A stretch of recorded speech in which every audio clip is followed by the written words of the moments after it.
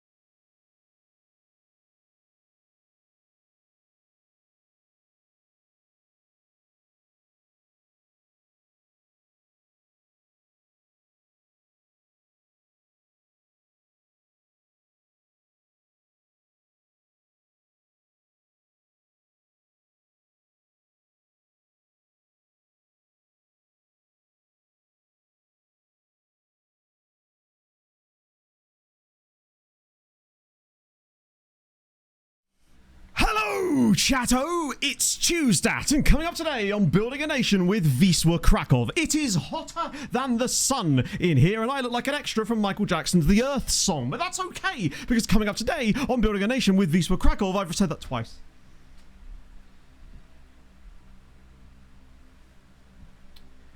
We were on a good run as well. Like, it had gone reasonably lately, to a point. Well, we can click that one off. Days since our last mess up. Sad times. We were on a... I mean, I think I actually had 2 successful intros in a row. It's very hot. It's... it's actually come down a bit in this room now, thankfully, because I've brought in Mr. Swizzles with me, hence the impromptu wind machine I've got going on here. So I do apologise, Voddies, if there is a slight droning in the background, other than my voice, of course. But it's too hot. War chart's still there, of course. I just do the opposite of what you want. I don't know. I'll tell you what it was. It was the Earth song what threw me. Because once again, I decided to add something to the intro during the intro. It worked perfectly for the Tranmere thing, but not Good today. morning. No. Cheese God, thank you for the 6 months. My favourite flavour of cheese is the godly kind. I appreciate that, friend. And Aaron as well. Thank you very much for the 69 months. Things you'd love to see during the intro as well. Oh, I can breathe. I am thirsty. I'm going to spit so many bars, but not much spit because I barely have any saliva left, apparently. Good God. Today, I made the stupid and very stupid decision to try to do some tempo running. Because I thought, oh yeah, looks a bit grey outside. No problem, I'll get out there. Stepped outside the house and it was like this wall of heat because it was already like 24 degrees or some bollocks. And obviously now it's way hotter than that. Yeah, the cloudiness I think makes it worse. I always feel like when it's cloudy and hot, it feels hotter because you just get this, like, I think the humidity rises when it's like that too because you get this kind of trapped moisture, and I think that's even worse, to be honest. I'd much rather it just be blazing sunshine. At least then it looks nice. Yeah, it just makes it humid.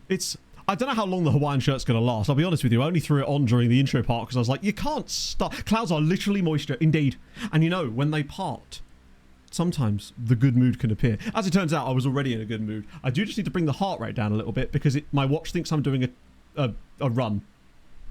That's a little bit concerning. It's like, hey, do you want to log your run? I'm like, I'm not. I'm standing still. I'm standing in a spot. It's just my heart rate is 139. That's too much. It's a combination of many things, but unfortunately, I'm just, it'll be fine. It'll calm down in a minute, hopefully. It's all the intro tension and whatnot, right? Let me just pay out the points for that as well. Actually, before I do that, opening day. Obviously not a lot to say about this yet because it's only just begun. Shout out to Almaz, who gets onto the leaderboard despite having 0 points just on account of, I'm assuming, alphabetical order probably on this one. But nevertheless, that's the situation for that right now. I do need a bit of hope. Does that even still work? I don't know if that even still works. Hope you settle Garcia. Maybe. I mean, I think Palacios is a good young player as well. It's just obviously Garcia is the one that's catching all the headlines. Rightly so. He's a good player. He could be a good player anyway. Well. Mushroom I'm Man. trying to think of something funny for Stream Nana to say. Let's see how she does with Irish names. Saoirse, Roisin, Quiver, Aflaith, Judith. I know she got the first couple right. Don't know about the last few. Thoughts? Is this to get me to stop talking for a minute? Fucking hell. Sharek, thank you very much for the 5 gifted subs. That is very, very kind of you, my friend. And on the day I messed up the intro, no less, as well. That's super, super nice of you. The last 2 felt like they were definitely a stretch. I knew how the first couple were pronounced, because Saoirse, obviously, there's a famous actress with that name, and Roisin, isn't there a comedian called Roisin? Roisin something or other as well. It's basically just names I've heard out loud. Oh, Stream Nana. I wonder what she thinks about Eon McLaughlin. Is it Quifa? Kiefer? That one's the one that always sort of catches me out a little bit. Yes, it reset after, because we went into August, so we decided to reset things up. Rob was the eventual winner in the end of last month's one.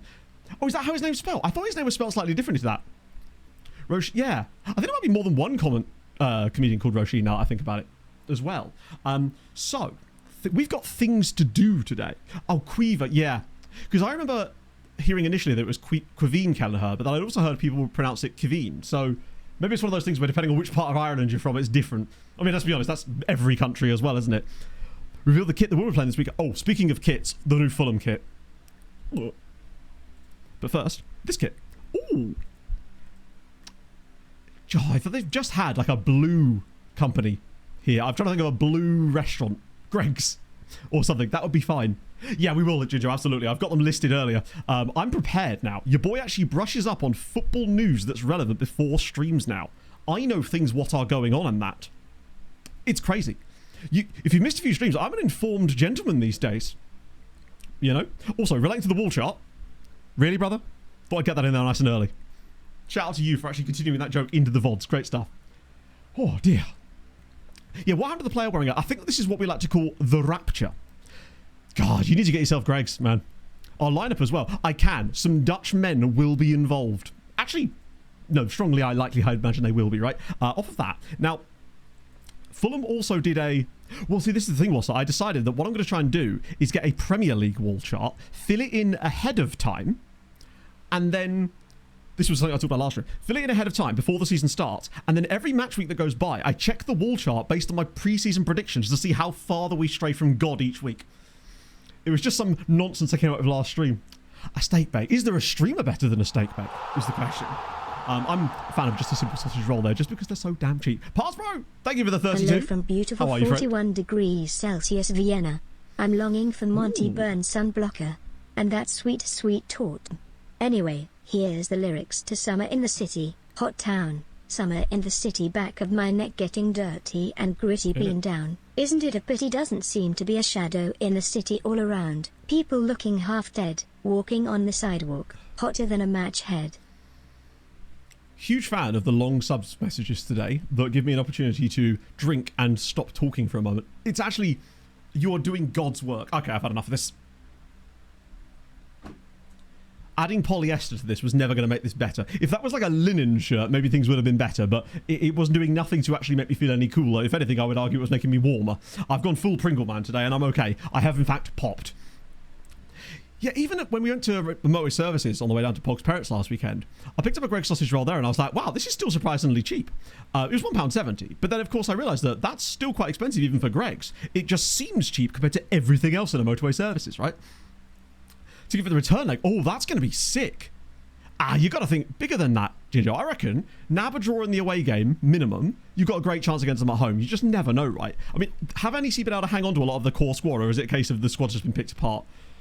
Oh, dear. You could leave your hat on. I mean, I would, but wearing a hat would just make me even warmer at this point. Close to Ryan King in the streets. Yeah, oh no, that would be, it's £1.20 at the Greg's that I go to in, well, the Greg's I went to down in Teignmouth, that was £1.20, which I think is usually the price, although I don't know if they do regional prices or whatever. But this was £1.70. But compared to everything else in motorway services, like, I'm sure this is a universal experience, but I'm going to say it anyway. Leaving a motorway services and seeing the fuel station on the way out and looking at the absolutely obscene price of petrol, regardless of what the actual price of petrol is in general, just being reminded that motorway services will bend you over and stick the nozzle in your arse because they are so... £1.19. I think... Yeah, it probably was £1.19 actually. I think I just rounded it up in my head to £1.20. Unless they're doing a 1p off, maybe. The price of sausage rolls may have fallen. Has the Strait of Hormuz affected the sausage roll pricing? Who could say? That's premium, Wills. If you want that high-octane fisting, then you're going to have... Whoa. That's a sentence. Then you got to pay extra for that. When I was going on the Pogs, I saw one garage. I can't remember what it was. Might have been Rugby. I think it was £2.5. £2.5 for a litre of unleaded. I mean, I know prices have gone up a little bit, but Christ, that's insane. Favourite service station? Fleet. Although, Rugby is actually quite a cool service station. I feel like they've redone it in the last couple of years, and it's really solid. But Fleet, for me, is just peak. Because it's just really nice, and the KFC there's good. Only ever stop there when I go to Viking's house. Oh, yes, I'll give you points. My apologies. I distracted myself with distractions as per a lot of yeses today in the intro, in fairness. So, you know what? You predicted well there. Oh, Rugby train station. Never been to Rugby train station. Only ever to the service station. Oh, I've only been to Rugby once. I did the half marathon there in 2019 with Foxy. And that's the only time I've ever actually been to Rugby at least. 5 different... I was going to say, luckily, if you're playing a back three, it matters a little bit less, I suppose, right? Tell us are coming back tomorrow. Oh, is it really? I'll be honest with you, I'm not that arsed. I liked the first 3 seasons. I thought that it fell off quite a bit in places in the third one anyway, but the second and especially the first one had some peak television in it that I will, like, unforgettably brilliant episodes. And I'm not sure I needed more of it, I guess. I know that it's so tempting with these things to bring it back because it is a big cash cow, and fair enough, you do you. But like, I don't know. I just kind of feel like it had kind of done its thing, I suppose. I'm not particularly bothered about it, I guess. I might watch it, I might not, honestly. To sabotage you, but thank you for the 49. 809 relented. It rained here yesterday for approximately 7 minutes, but I'll take it. I got fuel for £1.51 the other day and was so happy. It's the little things when you're 30 plus in it. Anyway, Stream Nana says here's 50p. Get some sweets. Don't tell your mum. Up the river, cows. Fun fact, actually. With Tesco's yesterday, with the big shop, we got a 5% off fuel voucher as part of it, which is something I remember Tesco's used to do that way back in the day. Valid to a maximum of £10, but like realistically, 5% off. If I'm getting £10 discount, I'll be buying a hell of a lot of petrol. That's actually pretty good. I'll absolutely take it. I mean, I think it's only going to knock off about 9p a litre, but that's something, right? They used to do those like 10p off a litre vouchers back in the day, if I remember correctly. So that was kind of fun. The Scott Mills Bridge. It definitely has a bridge. I didn't know the bridge had a name. I walked across it a couple of weeks ago when we were going to KFC. Would you believe it? Oh, Christ. Okay, are we calming down a little bit? We are. We've dropped in heart rate. Things you love to see. So, obviously we're back in January. No one's signed for us yet because obviously the window isn't open. I did think about the idea of whacking in a transfer room in to see if there was anything fancy going on. There has been an update to Saz's skin. I don't know exactly what. Ah, fuck. Sorry about that postcode. If you give me the song name, I can put it in myself because I accidentally accepted the points. Oh. Point being, we're kind of cooking, to be honest. Annandale. Ah, yeah. Ooh. With late swans and geese. Well, now I know where I need to go. I want to go to there. Take me to there, please. Today's plan. Oh, I did put a thing in the fancy thing that tells you about injuries. I figured that'd be an easier way to do it. But we are missing quite a lot of everyone. There was a spell where potentially we might actually have lost all of our strikers. Sharpak's only just come back from an injury himself, but he is fit again, thankfully. He keeps getting these like 3 to 4 day injuries. Minor fixing the day. Oh, I know exactly what you're referring to. Hang on. I want to see if I can... It was... Ah, no. Wait, no. It was on the team data hubs, wasn't it? Fuck, I can't remember how to get to the data hub. Is it match day? It is. Yes. So if I remember correctly, this was just displaying like a big wall of text or something, wasn't it?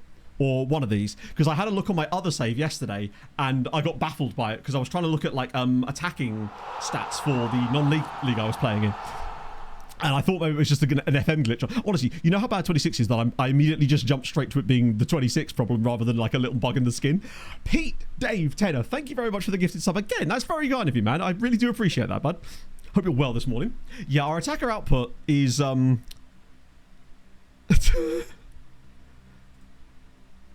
we got up here? Is that Shankiti? And then presumably Gomez, and then Sharpak's there, presumably. So he's still a little bit less than the other two, but still. Data Hub, can we look at my favourite stat ever? Yes, please. I love a favourite stat ever. Any goalkeeper off the graph. Oh, right. So which one do we want for that? How do we find it? Like, genuinely, I actually don't know how to use the Data Hub anymore because it seems to be player analytics. Oh, wait, how do I even get... Oh, player analytics. Here we go. Oh, yeah. Sorry. For some reason, that seems more difficult to get to than it used to be, but it's just because I've never used it. Right. Player analytics, goalkeepers. Is there a second one for keepers? Yeah. I don't know why we need 2 of them, but sure. So, goalkeepers. We've got... Oh, yeah, we've got our goalkeepers on here too, haven't we? So, in terms of... Wow. I think you have to have played a certain number of minutes to have got on here. So hopefully by the end of the season, the others will have all got onto this list as well. So Daiki Okimoto is very much in the top percentile. And then we've got Mamo Hansen up here, which was for what exactly? I guess his save percentage. Orlikovsky's down there, and I guess the others... Now, Hansen's probably only on here because he's played a lot of games as a striker, so the game has kind of gone, he's played enough matches, or something. Because I don't think he's... I think he's only played 2 games as an actual goalie. Probably should catch up on the goalkeeper situation as it is. I also made this other view that I've been using on my other save. It's been really, really useful. Really, really useful to keep track of things like form and player happiness in general. My player happiness on this save looks a lot worse, is what I would say. I have more players, so hold that in mind. Right, goalkeeper analysis. Let's just have a little gander. Wait, no. Right, so this is all of them thus far. Ignoring Hansen's appearances numbers, because obviously we're only counting his goalkeeping stats. The big stinny round thing. That is exactly correct, Rob, yes. The big stinny round thing is the wheel, which is from my other save, but we decided to use it for this one because it presented the perfect moment for it. But what it actually is deciding who's going in goal in each game. And so far, it's been working swimmingly. It's getting us the data that we've needed over the course of the year to decide who's actually going to be the winner of Glove Island. Now, so far, I would say a clear winner, but there isn't really a clear winner per se. Daiki Okimoto is definitely doing well. No, the winner will be announced at the end of the season, most likely. Unless we don't get enough data, then I'll run it into a second season, potentially, should we need to. Yeah, Kim has... he did okay in places against Manchester City, but in his defence, he was playing against Manchester City, so I have to give him a little bit of leeway there. Unfortunately, his expected save percentage is much higher than it... yeah. I mean, Daiki is kind of just hitting his marks. Manuel Hansen has actually got a higher save percentage than is expected, though, which is that. Imagine that it was just Daiki Okimoto that we needed all along, but as in, he is technically going to be the keeper we wanted the whole time. We just found him in the most bizarre manner. I want to see if anyone can get close to him over the course of the rest of the year, because he is getting extra game time as a result of the Champions League stuff, in fairness. Yeah, Ersin... we haven't seen him in a match yet, as in we haven't watched the game that he was in, but he did play absolutely appallingly in that one. I believe that was one of our defeats from last season. Hello, J-Tux! From last season? From this season. And Angolan in third, as in a domestic Angolan, because that's the best kind. Metro, I don't know. This is the thing, Rob. You can usually, if you like, say you miss a few streams, you rock up and there's something a little bit different for whatever reason. Usually, it's almost the opposite of Occam's razor. Well, the stupidest possible solution is almost certainly the correct one. So yeah, assuming that we were using it for some insane purpose is pretty much bang on. I might need to raise the height of the wheel, actually. I had it lowered yesterday for the other video, but still. And at some point, I will have to go through and rearrange and rewrite in the numbers because they're getting a bit rubbed out. Getting your braces fitted this week. You love to see it. That is a vast improvement, considering 5 years. 5 years! That's wild. My head got bigger in the time they were supposed to take me to get braces, and so I didn't need them anymore, but maybe I wish I had got... Now, my teeth are fairly straight these days, actually, so I'm kind of glad that they did hold off on that. I say fairly straight. My street are, like, perfectly straight. I just have other issues with them, unfortunately. Not the straightness. Ben Foster on board. Maybe. Maybe. I mean, to give you an idea, Grant Holt is still knocking about in the database for my other save. Much to my chagrin, but he is still there at 45 years old, I believe. It's one of my favourite things about lower league saves is that you find all of these, like, former Football League and even higher players just knocking about in the really, really low leagues and can't afford them. But boy, does it feel fun when you go up against them. Not really, because their technical and mental attributes are absolutely outrageous a lot of the time. Identifying Cornwall. Yeah, I think that's just kind of permeated the whole UK, though, isn't it? See you later, Jinjo. We will do predictions later on. Do a rather couple one. Yeah, I noticed that some of them at those clubs were on insane money. I was looking at, there's a team in the league that I started in with the other save. They have a player on £350 a week in the 9th tier. In the 9th tier of English football. Bearing in mind, the maximum wage I could offer is £20 a week. It's like bankruptable level. We have had the youth intake preview, yes. And our aim today is to get up to the intake itself. Spread bet on the first person to come in and ask how the youth intake was. I realise that we have it in the title, so there is that, but it tends to be at the very end of stream. What was I clicking? Oh, intake preview. Sorry, my bad. So it was... I get excited whenever I see that, and I remember that the thing about it is it's 1.5 stars, which is better than we normally get as far as star ratings.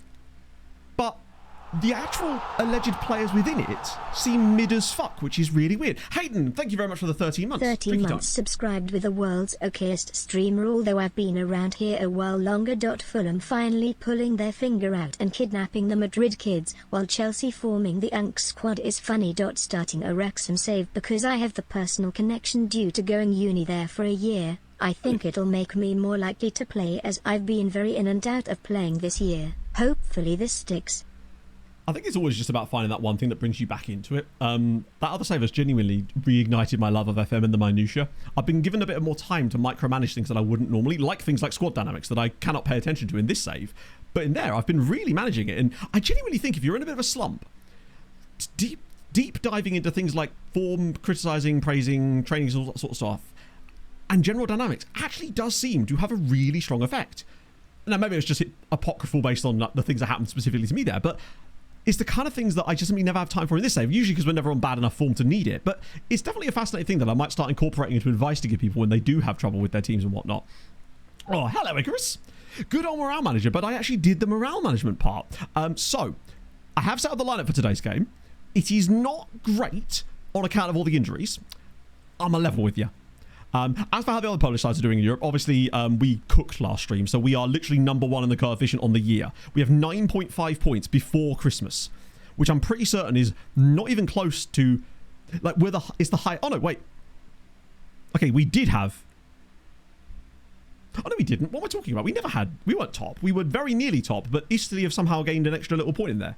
Yeah, Austria having a cooker of a year, in fairness, but we've got 9.5, which is easily our best ever at this stage. There's a realistic chance that we could, I think the most we've ever had after the group stage was nearly 15.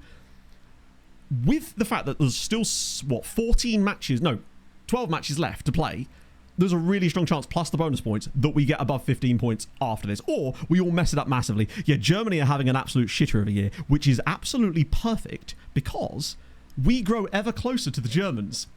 Now, we still have to outscore them by an absurd amount, but there is a realistic chance if we put down a monster year and Germany shat the bed that we could actually sneak into third again, which is kind of sick.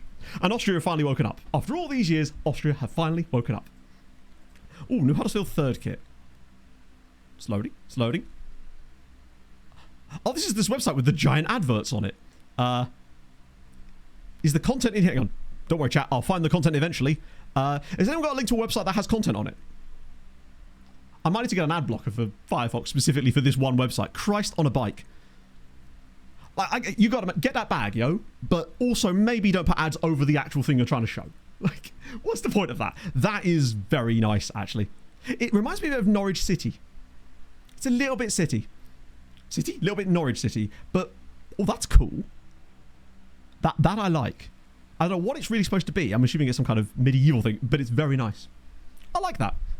Also, has anyone got a link to the new Fulham kit? Because I personally think the more I look at it, the more I absolutely love the Fulham kit. It is... When I saw the mock-ups, I was really worried about it because it looked kind of... Ugh. It had, like, modern badges and stuff on it. It had really weird checkerboard. Not that it's weird, not weird in the new one, but the newer version of the Fulham kit, see if I can find it, is absolutely goated. There's something about it that I just think it looks, I don't know, like, I kind of like that they didn't go with it. The short sleeve I think looks better than the long sleeve. I like that we've gone for the retro Adidas badge. And is this the same one? We get the away kit. Or is it not actually out yet? Here we go. I like the fact that we've gone for the 70s retro badge. The retro badge. The retro Adidas logo. Yeah, I don't like the long sleeve version, unfortunately, because of this, the bit where the sponsor has to be cut out. I really think that it sounds strange, but the women's cut looks better than the men's cut. I can't quite work out why, but it just looks really, it's a really nice shirt. I won't be paying £85 for it, but I may well pick one up at some point because it's kind of nice. It's just nice to do something a little bit different. I like that they've at least incorporated it so the badges go in where the splodges go here. It is a bit flamenco, actually, yeah. Oh, love that. Content. Oh, it's much. I mean, don't get me wrong. I can see that it's there, but like ultimately, if I'm going on a website to look at things and I want to see a proper kit thing, I'm expecting more than just like one little image at the top and then the rest of the screen covered in fucking adverts. Like at some point, to me, it's just like you got to make money, obviously, but you also want to be able to see the thing in the first place. Otherwise, what's the point in being there, right? I'll just go somewhere else. Oh dear. Thoughts on Gonzalo and Palacios? So I don't know much about them, and this is one of these things where obviously they're young players, so they haven't got like a huge repertoire yet to live up to, but Gonzalo has done enough to be valued at that sort of price, and I'm excited. It's one of these things where there's as much evidence to suggest that they'll be good as there is to suggest that they'll be bad. And do you know what? I'll take a coin flip on them. Certainly on Palacios. It's crazy, isn't it, Lavinia? I wonder why people buy shirts from other companies. But no, have you got any insight on them, Danny? Because like, I know very little, especially about Palacios, and I also know we're still being linked with more of them, because apparently that's just how Fulham want to be. This is what I decided to go with for the lineup today, because we are genuinely lacking. Got a steal? Really? That's interesting. Because a lot of the stuff I've heard was, like, Oh yeah, Fulham have overpaid. And I think when we were being linked with the original like 70 million, I thought, oh, that's a lot. But the actual fee that's coming out now suggests like going rate for a lot of relatively good players these days. So I'm fairly pleased with it, to be honest. It's nice to see Fulham doing business while we're still at the beginning of August. More than anything else. Let me just look up Thiago Motta for you, because he should be knocking about, right? Really? Oh. I mean, unfortunately he's not. But good news, enjoyers of managers from... or big name players becoming managers, because there's a new one in town. Some of you already know who he is, but he's been an assistant manager for a while, but now he stepped up to the big leagues to manage... Where's he managing? Śląsk. Ousmane Dembele has taken over as the full-time manager of Śląsk Wrocław in the second tier. I was very excited when I saw that. He's finally left his his sort of assistant manager role at Radomiak and has now stepped up to the big leagues. And by that I mean the second leagues. No, he's not a caretaker. He was Radomiak's assistant coach, but he has now been officially appointed as the full manager of Śląsk, which I think is really, really sick. Because he has been caretaker a couple of times at Radomiak, but now he's an official full-time coach, which I think is dope. Particularly as he thinks he's an assistant manager too. So, yeah. Never got a chance in the first team. That's the thing with Real Madrid. You just never know how many talents they've got hiding in the back rooms that simply can't get a game. I mean, they've been quite good at what they've been doing with the sort of selling players with buybacks. I don't know if there is buybacks in these two. I imagine Fulham would have been quite against that. So it's funny you say that, Hadrian. We noticed something really weird with the Patreon regens that are turned managers. Some of them have kept their playing history where we can see it. Some of them, and by that I mean almost all of them, have not. So I don't know if there's any new ones. So obviously we had Damon Weir, who was at Varta Poznan. Nikolai Citrin did have a job, but has now left it, unfortunately. Then more of them are further down here. Manager. None yet. But yeah, the weird thing is, so for example, when you go onto one of their profiles, like for example Damon Weir, who's currently employed, excuse me, it shows their staff history like this, but you can no longer see their playing stats. Yet, if I go to Nikolai Citrin, where is he? His one, oh, now his one's not showing it either. For God's sake. Was it the Citrin? No, it was, wasn't it? So now his one's not showing it either. Yeah, it's frustrating as all hell. Because it now means that when players retire, you can't... And also, when you click this, you see the teams in here, but then you click it, and... Typical FM, innit?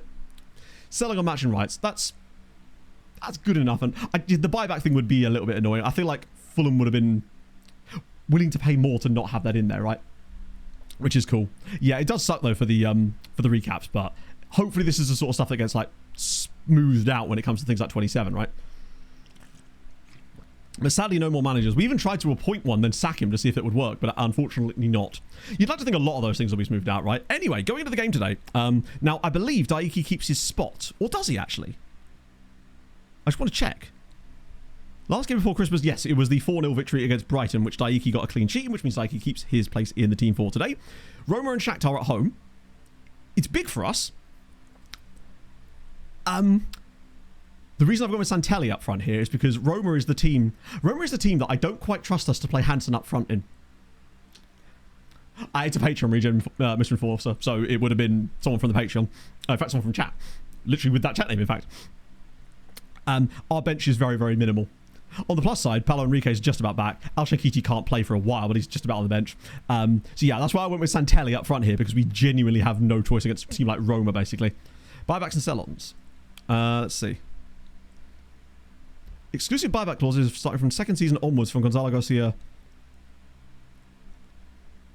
I just don't know what the point of that is then. I mean, do they say what the buybacks are?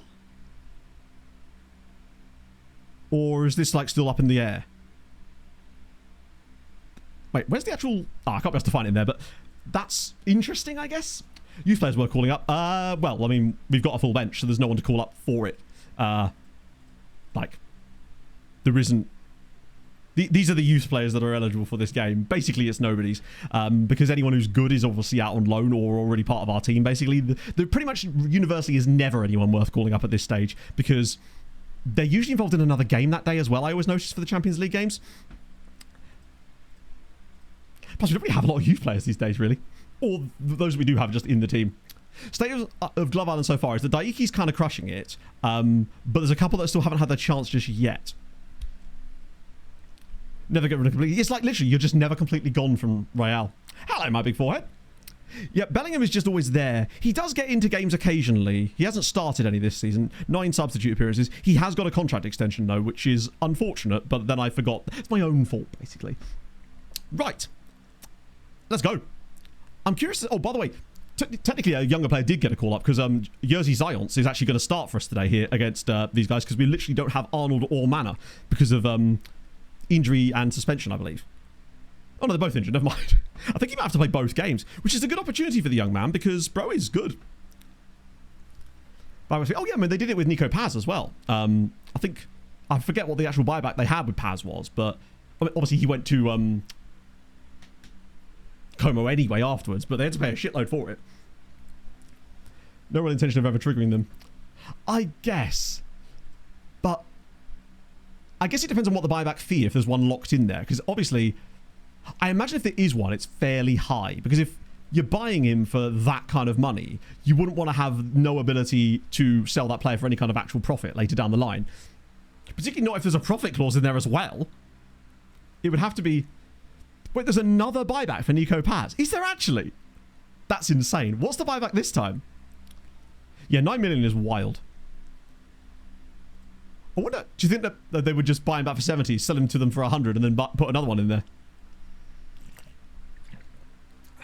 Still annoying, but to be fair, if there's ever a situation where Fulham have a player that's good enough that Real Madrid want to buy him off of us, I think that's usually a sign that we've probably done the right thing as far as business anyway.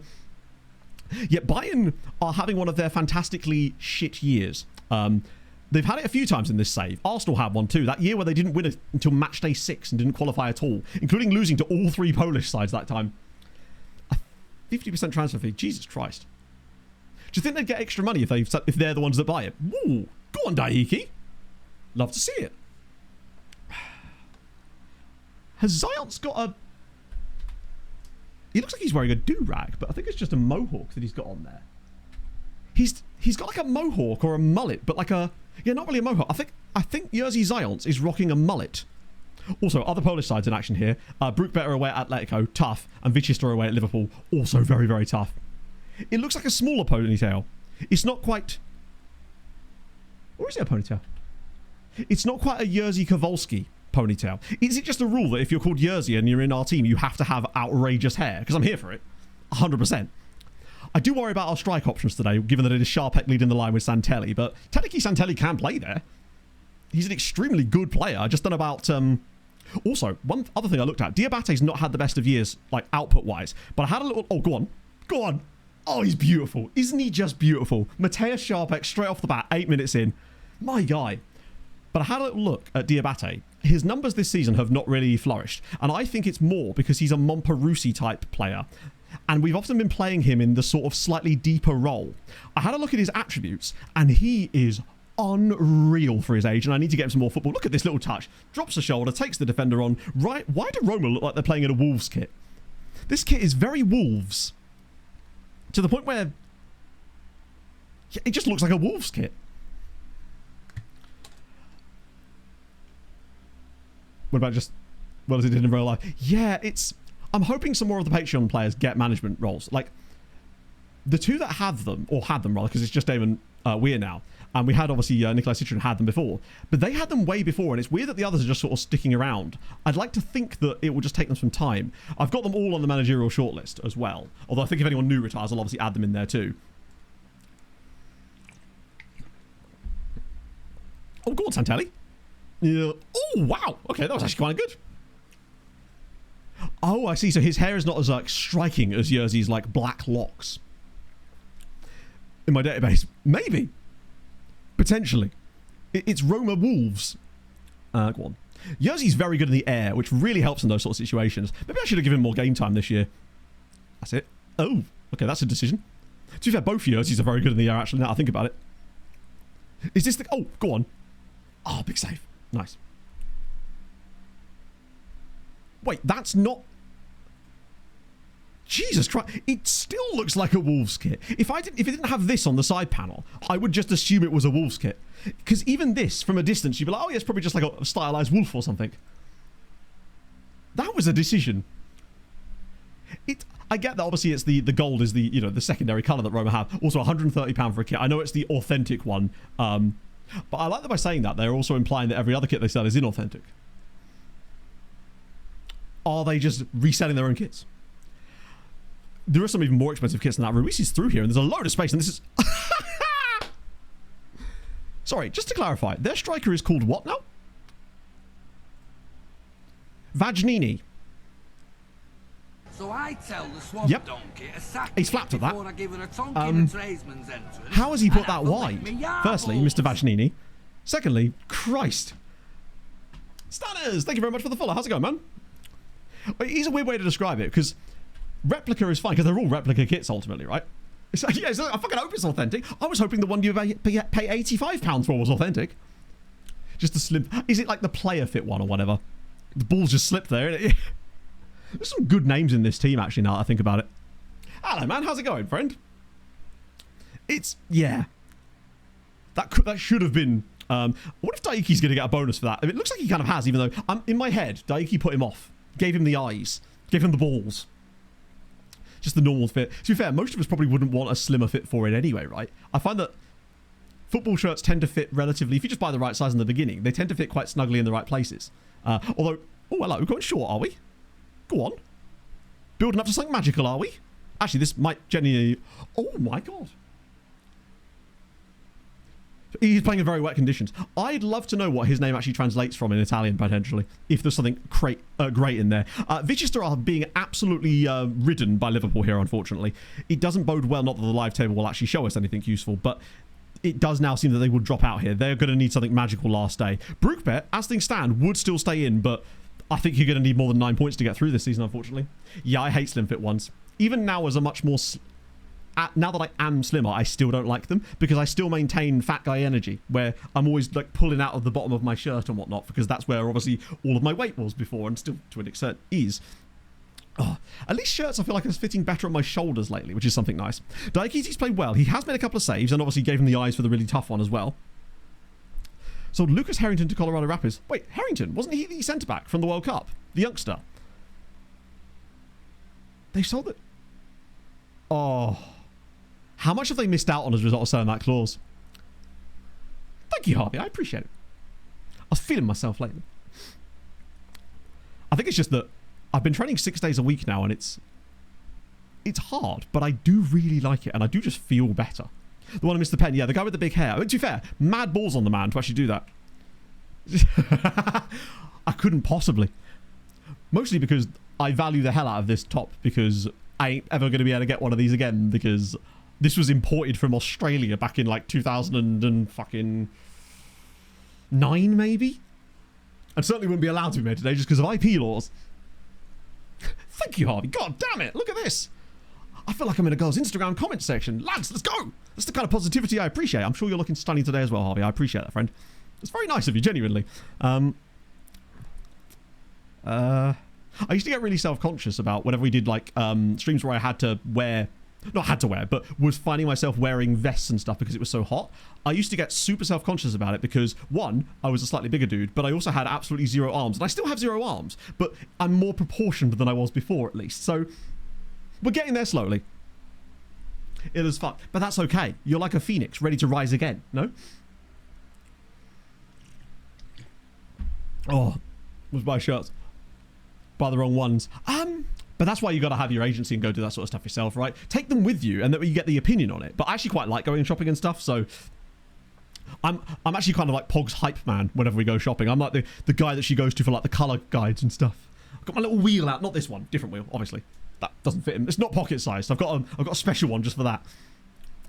Oh, probably not, honestly, Stu. I've been watching other stuff, and I'm just not that bothered by it anymore. I guess I feel like we were talking about this earlier, but I feel like it had its moment, and it was brilliant, and it feels a little bit like those boy bands that make a comeback, and it might do well and sell tickets, but yeah.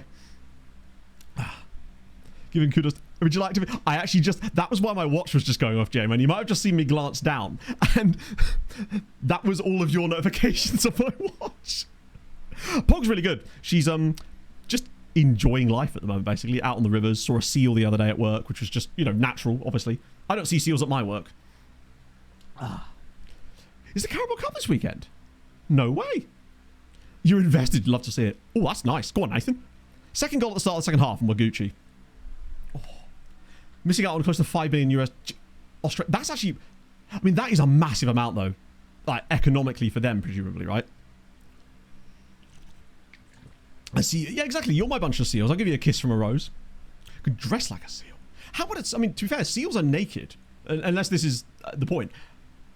I feel like if seals were to wear like clothes, it's too early to be discussing what seals would wear if they were to wear clothes. But I feel like I'm actually kind of here for this discussion.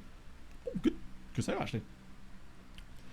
Leicester are in. Oh, of course. I forget Leicester are League One this year. That feels weird to say.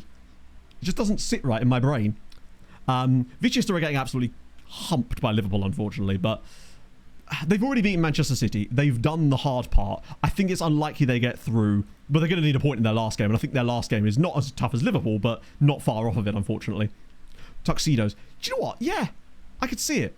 Like a wet look tuxedo, of course. Oh, go on. Oh, Kowalski, baby. I love him in that spot. We've had Nigel's office. I feel like Kowalski's office is just around the D now. This little spot here. He lives there. It's brilliant. Gigas Katowice. Ooh. Okay. Wait, GKS are in Europe this year. Bloody hell. That makes that opening day victory for Wisła look even better. That's a really unnecessarily good finish from Kowalski there. Just twat it. He's like, no. Would they wear navy? They probably would have to. Would they just wear wetsuits? Or would they just get too warm in a wetsuit? 6 in the first... Oh, no. Didn't score in that friendly by any chance, did he? I'm holding out hope. 6-0. Okay, their goal difference is going to be the biggest issue, I think. Sod's Law, they'll actually get a point in their last game, and they'll lose out on goal difference. Oh, calls it. Hey, a guy can dream, okay? I've got to check in on Thromez occasionally. Let's see. Santelli's actually... I mean, he's not been great, but he's not done badly as a striker. But now that we're 2-0 up, though, I think the changes will probably be to bring on... Oh, did he just...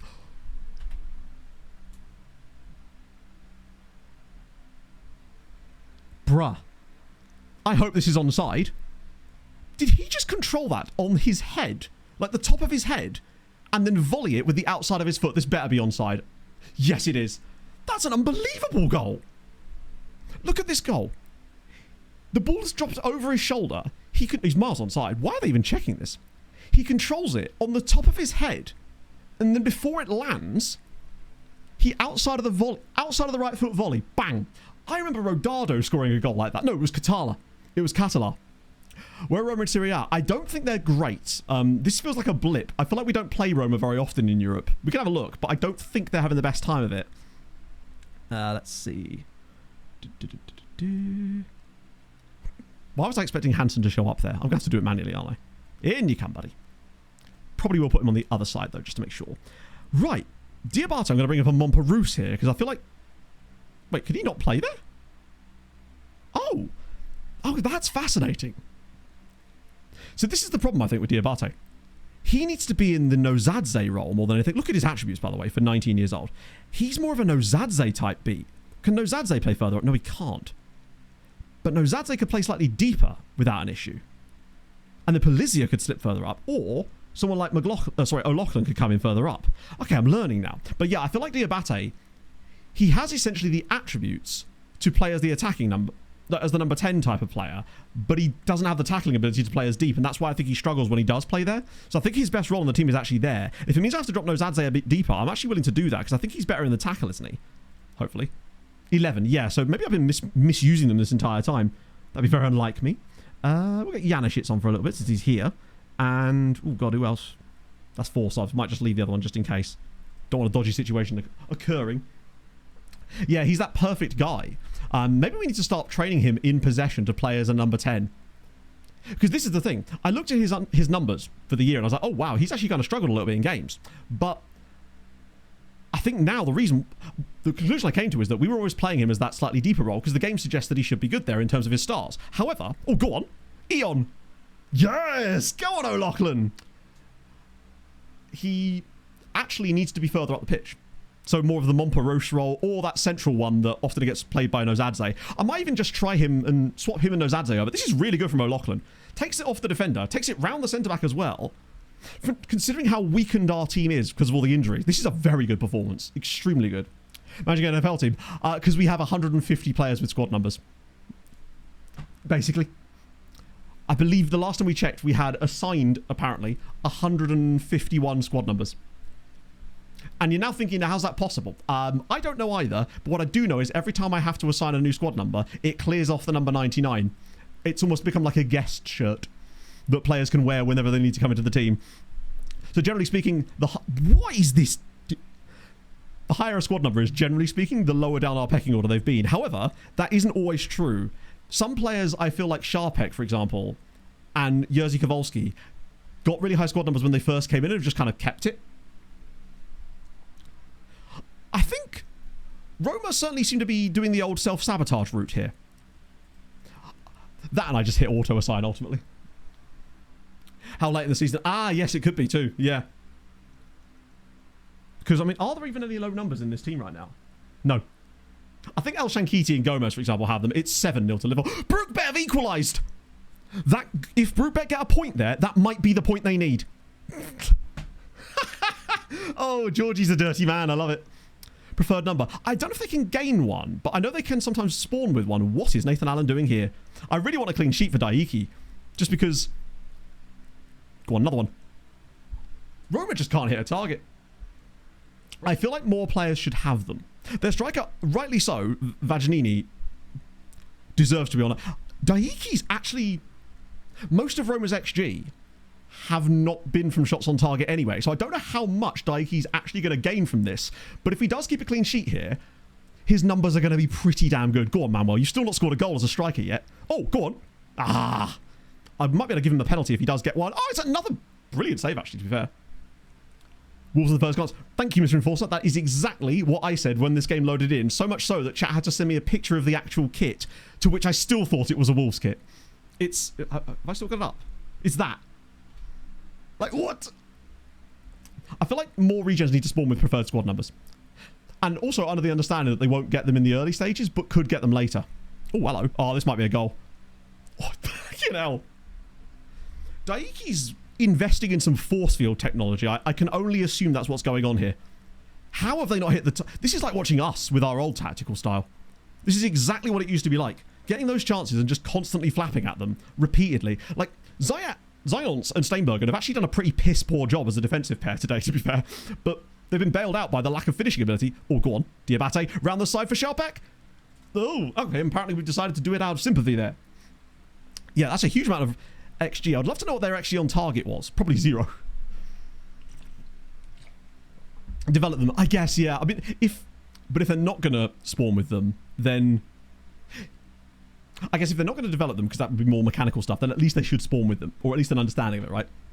That's insane. Vichester just lost 7-1, but Brookbet got a 1-1 draw at Atletico, and that point is almost certainly going to qualify them for the next round. They needed probably one more to be sure of it, and they've actually gone and got it away at Atleti. That is some performance from Daiki. I don't know how much the game's actually going to let him get away with as far as... Like, he made 2 saves, actually only faced 4 shots, but he did the things he needed to do, and that's what I'm on about. We need a goalkeeper that's going to do the simple things. And apparently be big and scary to put off the nasty striker. I'm not sure how their centre-back did that, particularly as... Wait, did their centre-back get a... Yeah, that is weird. Hang on, I want to have a look at that now. That's bizarre. In a game where you conceded 4 goals and not scored. Maybe, after all this, potentially, we could end up with a goalkeeper out of it that just happened to be the best one of the bunch anyway, but he has been fairly reliable this year. Yeah, I suppose they could have been worse. There's always that. We'll have man of the match and clean sheet award there as well. Lots and lots of points being handed out for lots of Jerzy Kowalski as well. Late sub. Oh, maybe. Or he... I'll tell you what it was. If it was their right back, it's almost certainly key passes.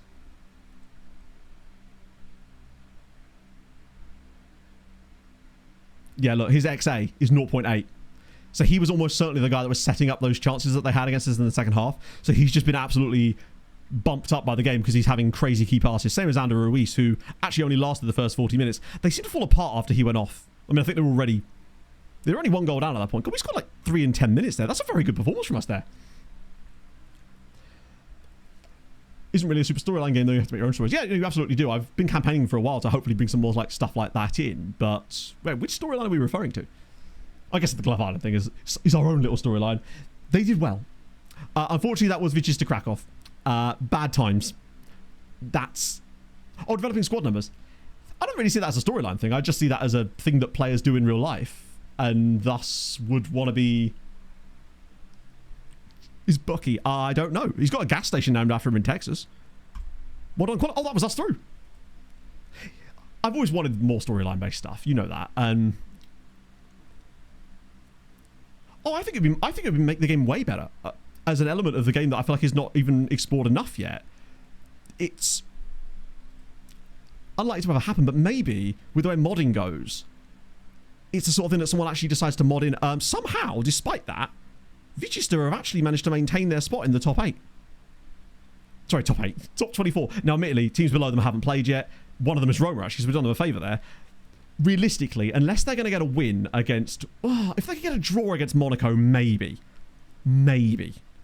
But it's pretty unlikely. On the plus side, though, Brookbet now on to 10. Very unlikely they fall out. Minutes played per position. That used to be a thing. Or you at least used to be able to see the number of games a player had played in a position. But that seems to have been gone into the ether, unfortunately. And I do really miss that, especially in games where, where we're playing players around a lot. So what was that Roma guy called? Bucky?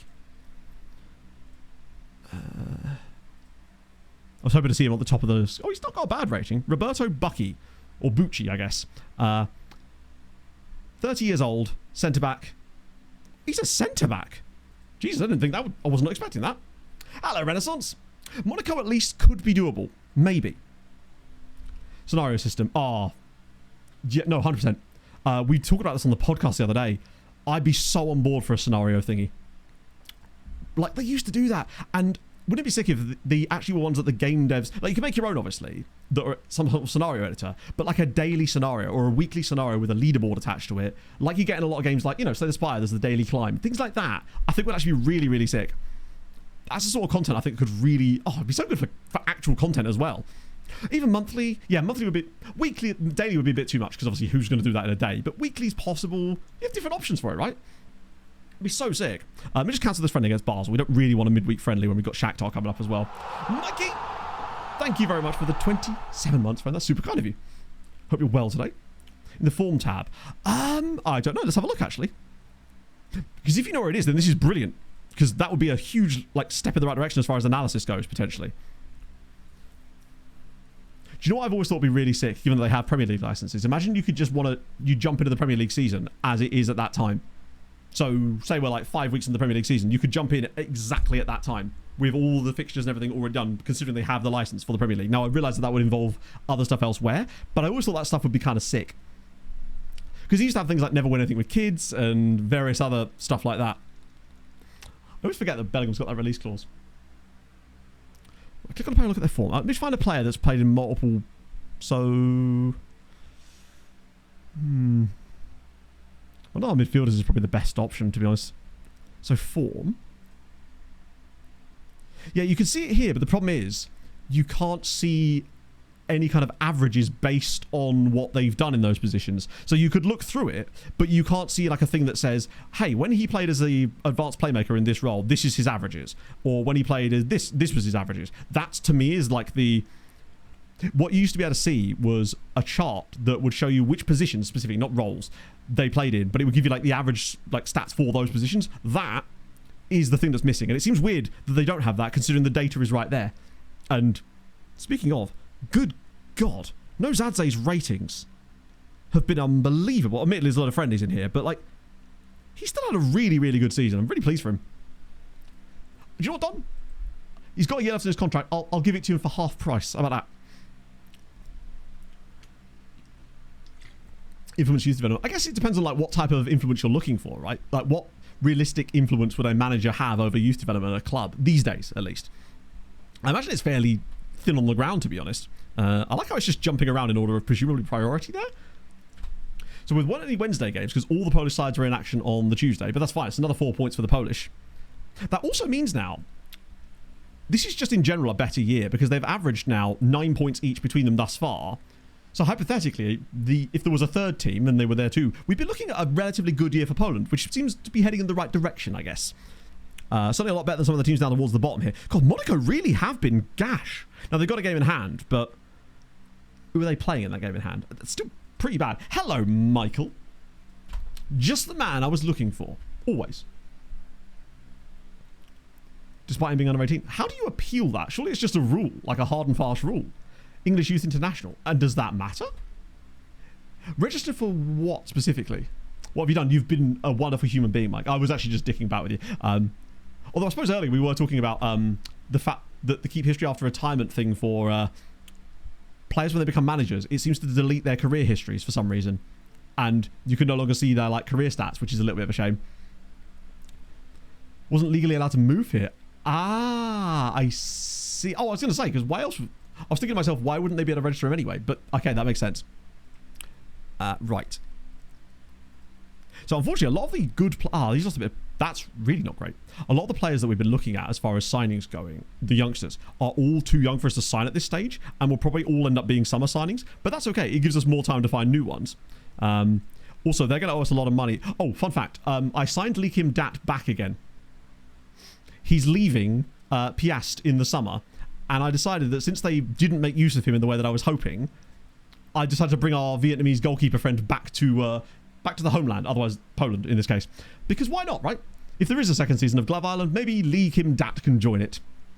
He'll get on board. All these guys are still fairly low knowledge. Anyone older in here? Just other than Lee. Wait, this all extensive. Oh no, not quite. Nearly all though. Cheers for them. I don't know why it does that. Like, why is it? Wait, what did that even... Oh, it's because of that, right? Mariska Luxembourg team. Really? Oh, yes. No, I remember this guy now. I specifically remember us talking about him because of the Luxembourg connection to Mariska. Yes. Sorry, now all of a sudden it makes a lot of sense. Is if on it. I mean, ultimately, as always with these things, if it's an article... I'm sure the information is in there, but as always with these things, I don't have time to actually go and read them all. I'll take the TLDR from chat, which I understand and agree, or something. He's worth too much money now, unfortunately. You are quite fun, but still probably too young to sign for us, unfortunately. This for loan. You... wait, minimal knowledge? How did you sneak through with minimal knowledge? Oh, I didn't hit keep report. There we go. Now we're back. Matthew Jar, that was the... Wait, wasn't he at Man United before? Nope, different guy. We take that. 3 Luxembourg caps. Oh, you should have carried on playing for Luxembourg. I know that, like, obviously you want to try the big... Actually, speaking of, holy Christ. So Kevin's already joining us, which is good. Juve dude is crazy. Who's this? Yuri Chuklov. Hello, Yuri. Yuri, quite a good footballer. Resolute personality, low consistency, shocker. Good on both feet to a certain extent. Passy boy, crossy boy, finishy boy. Yuri's a bit of alright, isn't he? Bit expensive. Open the scope for head of youth development, challenge save. We act as the head of youth development, staff to other stuff. I mean, totally, but I suppose more what I was asking is that what influence would the manager have on things like the scope of youth recruitment? Because obviously this is after all football manager and not head of youth development manager. As much as I would like to see those things brought into the game potentially as options, that would be sick. But I think realistically that's unlikely to be anytime soon, given we're still missing basic functionality, as much as I love that. Disagreement stemmed from FIFA characterising the transfer as an international transfer, which couldn't do until 18, being outside of the EU due to Madrid's appearances for Luxembourg national team, whereas Aston Villa considered him English due to being born in London. I see. So they basically just come to an agreement and went, fine. He's very expensive, but also we have lots of money. Our budget is £136 million. Turns 18 in May. Would he join us yet? Yes, he would. Honestly, I think, why not, eh? Treat yourself. It's a lot of money, but I think these are the kind of guys that we can go after to really bolster up the loan farm. Because, like, he isn't going to play for us anytime soon yet, but our midfield is so stacked that he would be a phenomenal loan farmer for sure. 13 million. It's pretty much the low end. Would they go for that? Oh, they would. Shit, I probably got even less than that. But that's okay. We can afford him up front. Saves us FFP holes later, I guess. I do like him a lot. This guy as well looks quite decent. More of a winger, though. But frankly, I say more of a winger. He's basically just a striker in by any other name. That injury is a little concerning, though. Oh, that's really concerning. It's a broken leg. Okay, maybe come back to him. I thought it was Marko Arnautovic there. No, it's Mikoš Adamovic, but he's at PSV, which is pricey. This guy at Juve. I mean, I know that it's Juve, and he's... Yari Quarta. Now then. I'm still not going to, but it has just made me think of a very specific player that I had in a previous save that I had an awful lot of love for, mostly because I enjoyed saying his name repeatedly every time he scored a goal. Marco Quarto, my guy. Sassuolo legend Marco Quarto. He's not quite him, but he's also not far off him. Another guy at Boca. He's very young, though. Facundo Juarez. Pacey. Actually, I'll tell you what, his tackling's not bad. Santa Baby for you for much later, because you are, I think he's like this year's intake for Boca. I think we managed to get their report through right as they did that. These are all youth. Oh, Phoenix. I do like Phoenix Hatfield. He's just really expensive. And I'm still kind of intrigued by Stevie Cairns. It's just he's a little bit low on techs. But I don't hate him either. Yeah, not only is it an Englishman called Phoenix, he's on loan from Newcastle. His name is Phoenix Hatfield, and he's from Sudbury. Just the idea of a guy being called Phoenix as a first name. He's the only reason he's on my shortlist is because he's called Phoenix. I mean, how could you not be, right? What a guy. Cuarto scored 4 goals in the game. I don't know. I think Cuarto was like a number 10, so maybe? I don't think I was at Sassuolo long enough to have the dominance for that. An astronaut. Yes, I know who you're thinking of. Because is it Steve? Is it Steve Hatfield? I know the astronaut you're thinking of. I can't remember his name. Maybe it's not Steve. James? No, James. I'm thinking of James Hetfield now. Not quite the same guy. Filling in Paddington too. Maybe. Glad under 15s teams for have your manager kind of step in and play under 15 games. Use players in the system bring through. But bear in mind, I don't really think that's stuff that managers really have much involvement in. I mean, I personally agree that you should be able to see your underage squads from much lower than that. Even if you can't interact with them in any way, it'd be good to know the names, at least, of players that are in there, so you're not completely surprised by them when they arrive in your youth intake. I think it'd be cool to see players coming through the system. Chris Hadfield, that's the one. That I would really like to see. I think that would actually make a really nice difference. The FIFA Manager youth system actually had some really good stuff about it, other than the questionable graphics that was used when you built academies in certain African countries. That was a little odd. But for the most part, I actually really liked the way that you could do those academies and stuff. Anyone fun in here? Another Japanese fella. Martin Rodriguez. Striker. Vito Zek. Good name. They're all just a bit eeh. And at this point, we really are, thankfully, in a situation where quality over quantity. Hello, Marlon Neves Balaguer. He's basically head on a stick. And I don't hate the idea of head on a stick here. Portuguese head on a stick. Cheap as well. Or cheapish. Oh, is he... Former team. Atletico... So he's a youth intake player from Moreirense. But his original side here is Atletico de Alagoinhas of Brazil. Ooh, so he's a poachy boy. I love that addition to the skin. Saz, that might be my favourite thing that you've done with the skin over all the other things you've done, which are really awesome. This was something I wasn't even expecting to be in there, and I just really, really like it. 3.9 is a bit much, actually. Nah, he's got good attributes. I think for the loan farm, he'll be quite a good asset, to be fair. I don't hate that. I need to start picking up those kind of guys again. Because he's expensive as hell. He's... What's his name? Spahiu. Oh, okay. His name did not sound Albanian. Fuck. Off we move. Yeah, when you see Atletico, I guess you immediately assume Scourge. God, I hate the idea of another Spanish Scourge. Actually, that reminds me, we should probably try a transfer room in to see if there is any Scourges left. Because there shouldn't be any showing up in here at all now, considering we're this far into the future. Let me just do a dummy requirement. Just put that like that. Hopefully, I can still...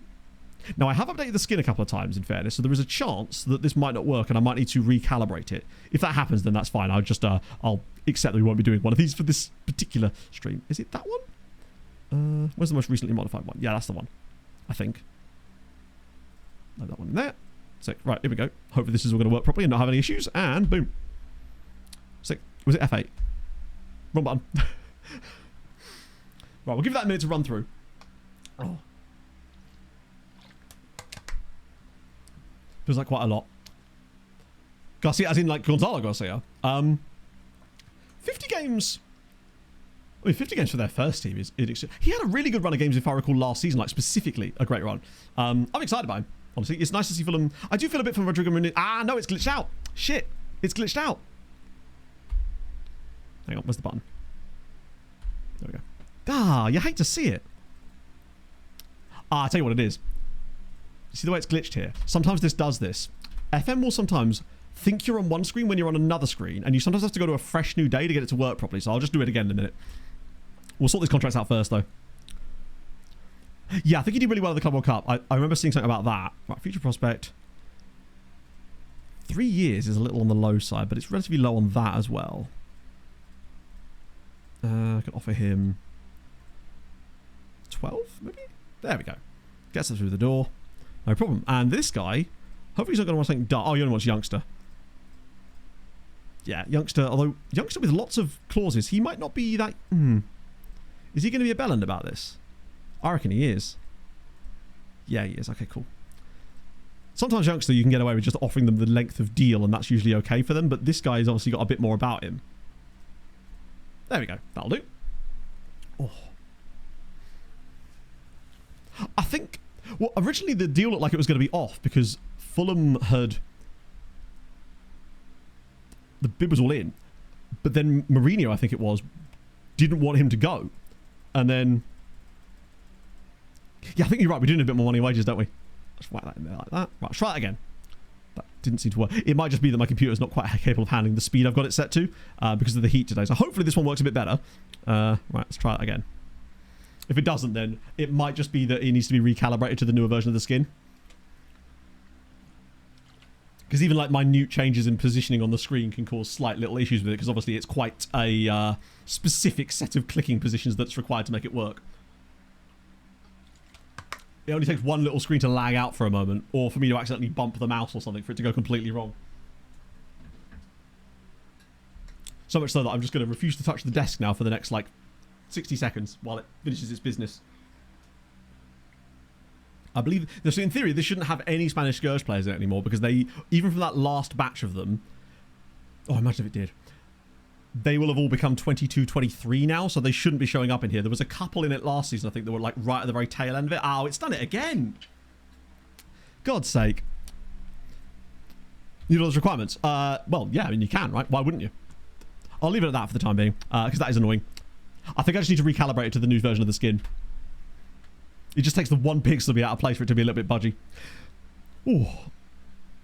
Right. Get that in as well. When did it stop? So there was two of them. There was the first wave is the wave that the likes of Naeem, for example, are a part of. So, like, they're all around 31 to 33 now. Then there was another wave of them, none of which we actually have in our first team squad. We do have a couple that were at the club for the loan farm specifically. I'll see if I can find one. And that was the most recent one. You'll know because they have an S next to their name in here. The mark of the devil. Ivan, this guy here. So they're all about 23 to 24 now. So we shouldn't have any in that list. I'll have a little look in there anyway. I mostly just want to see if... I'm mostly just worried about seeing more in there.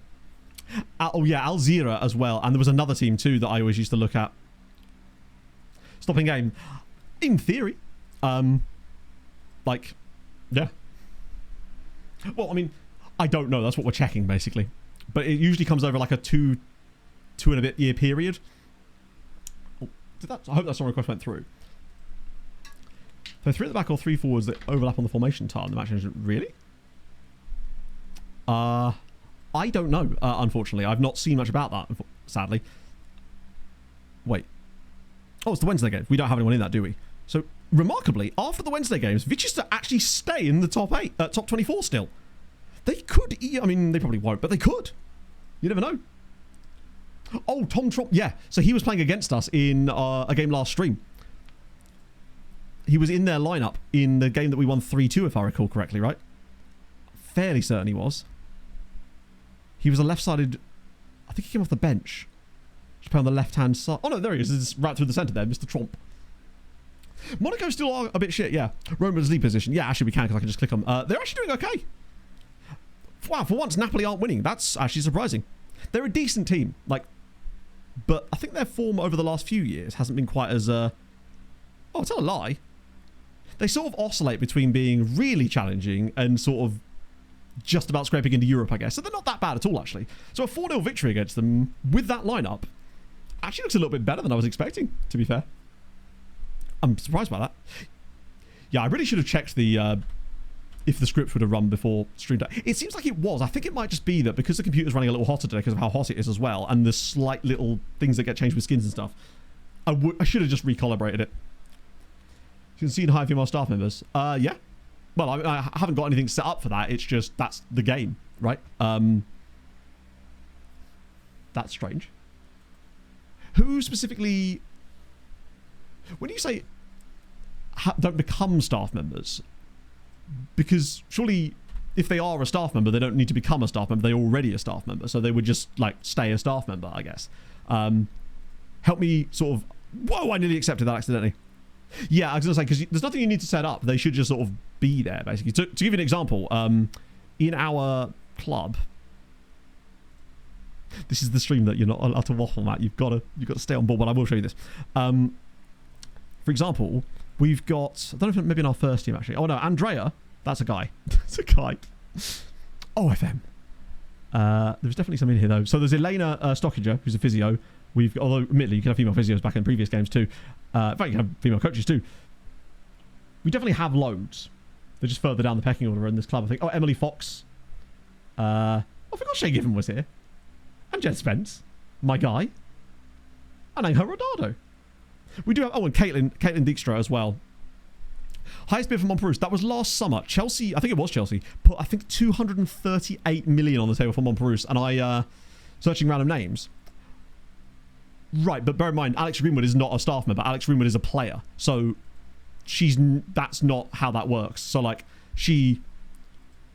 Alex Greenwood is just a footballer. So, she won't be a staff member in your save unless she chooses to be a staff member when she retires, which she may do or she may not do. It depends on how her staff preferences are set up. I just noticed Jagiellonia took a draw against Maccabi Tel Aviv or Maccabi Haifa.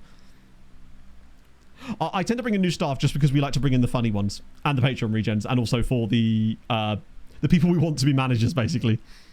Right, let me just check on the Europa League, because that was a good big day for us, hopefully. Oh, maybe not. No, that's still points. Jagiellonia just keep drawing games. There's so many 0-0s. So last round of fixtures. What do they get up to? Lechia just put 3 past Rangers like it's nothing. Jagiellonia get a draw away at Maccabi Tel Aviv. They are going to scrape through most likely, but not in the most emphatic style. PS just beat Como 3-0. They're both very likely going to get top 8 here, which is amazing for points. So yeah, in our save... Alex Greenwood became a staff member, but then ultimately she might not. Yeah, sorry, my apologies. I think we misunderstood. So basically, players will have like a preference for going into staff or certain types of management that will vary.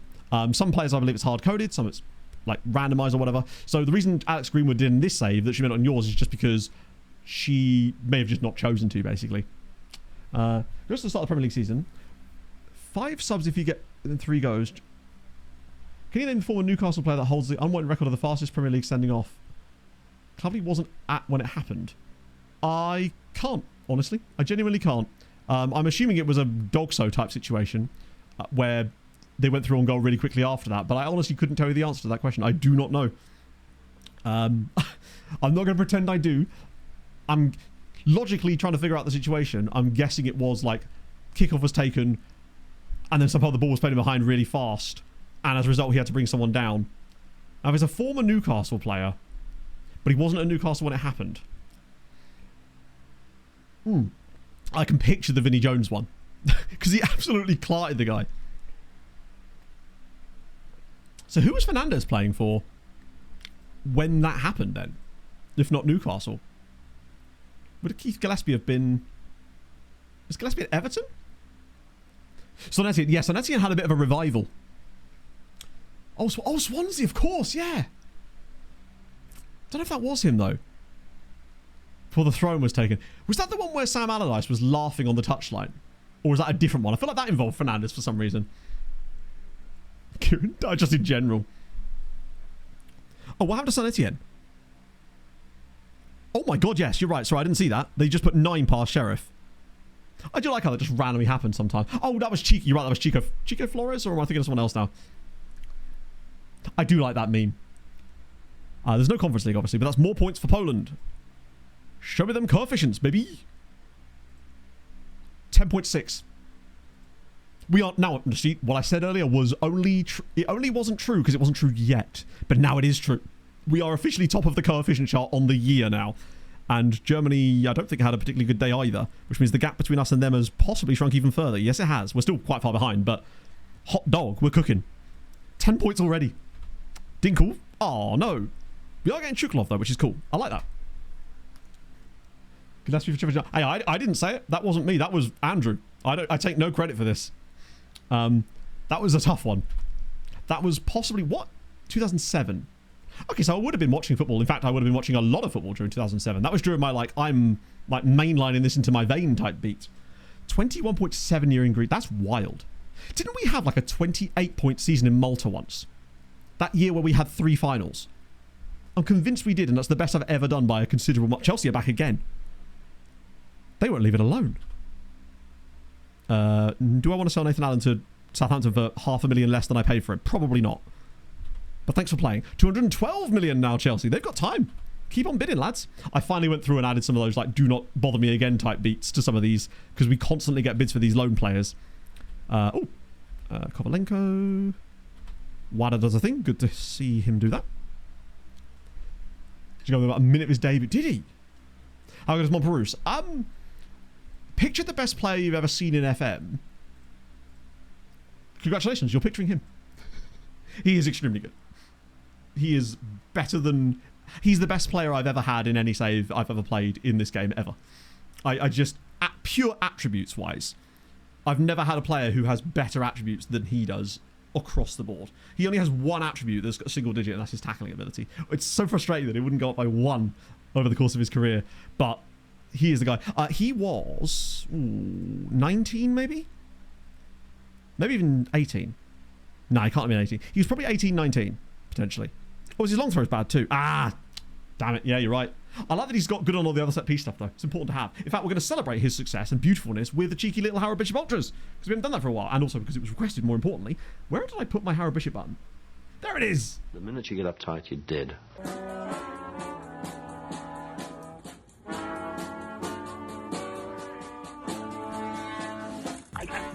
And I'm in the house where the coffee's green and the food is grouse, with sandwiches and lasagna too. Ice cream sundaes for me and you. I am Drew Harrell and I'm in the house where the coffee's green and the food is grouse, with sandwiches and lasagna too. Ice cream sundaes for me and you. I try not to lose my temper with myself. Oh, goodness sake, and shit and balls. The minute you get uptight, you're dead. It is 100% the best 4.7 million I've ever spent. Like, we've had some players that are free that are probably, you could argue, bigger bargains, but when you're only paying just under 5 mil for him, he's everything, really, isn't he? He really, really is. He's fabulous. And the longer it is, the longer I can keep him around, the better. He has only got 1 year left in his deal, which makes me wonder if now might be a good time after the window actually shuts. Because that's still... Actually, it's a year and a half. Ooh, wait. No, now probably would be a good time, actually, to talk to him about a new contract. Because otherwise he might do some bollocks with the FRTing. Star player is fair. I want to get the wage down a little bit if I can do, rather than the star player thing. Although it is a bit of a problem to have that. It's not the biggest wage. Actually, you know what? No, I might get the playing time down. Oh, cheers. Thanks for that, Radislav. I should have just gone for the lower wage. I can still lower it, I suppose. Fine. I will just check our wage budget quickly to make sure that we've not got anyone... Ah, it's not the right one. I want contracts, not wages. How silly of me. Radislav, he might be... Oh, so actually... Oh, that's basically just his current contract, but longer. And he's already a star player. So actually, yeah, that's fine. No, that's fair. That's actually a good egg thing from him. I take that back, Stefani. You very much will... I mean, we will win a domestic cup, obviously. Well... He basically just wants his current deal. Although, I would like to extend it, though. To, like, much longer than it currently is. Otherwise, what's the point? Oh, yeah, there we go. Wow, I probably could have got a lower wage out of that, actually. Bless him. Oh. Love to see it. So that will extend his contract till he's about 34. Which is possibly... No, he's got a good natural fitness. Probably, maybe his last deal. But I still think he'll be usable at that point, honestly. Best player in the save. I think it's hard to say, obviously, because we can't see what the other players look like specifically. I don't know about PA-wise. I feel like in order to have the level of attributes that he does have, he's got to be in the 90s, the 190s as far as PA goes, right? He's not going to kick off about me not selling him to Southampton, is he? Are you joking? Why would I ask Emily Fox to deal with it? No disrespect to Emily, but why is this her remit? Why is he pissed about not moving to Southampton? He wants to leave a Premier... I'm going to ask Ems. Screw it. Go on, Ems. Have a word. Watch out that she's actually the winger whisperer. Ah, you never know. In that case, let's see what he says. Big chance for me to test myself in a better division. Lad, Do you mean the Europa League? You just really want to play in the Europa League, do you? Screw the Champions League. Screw any winning anything. I do like that they seem to value the Premier League part and not the Champions League bit. I'm obviously not going to sell him because we don't have enough players there, but that's very frustrating. He's a highly influential player. Let's see if I can just get him. Wow, he's a bellend, isn't he? Huh. What a whopper. Sign the other. Oh, I'm still tempted on the other Norwich guy, in fairness. I mean, I get they value the rep of that thing, but it is funny that they don't take into account the fact that you're not going to be playing in the Champions League. Like, would you rather win the Champions League or would you rather play in the Europa League sometimes for Southampton? I think they have been in the Champions League before, in fairness, but it is just funny. It's like, if he was so desperate to sign for the Premier League, why didn't he do it from Norwich City then?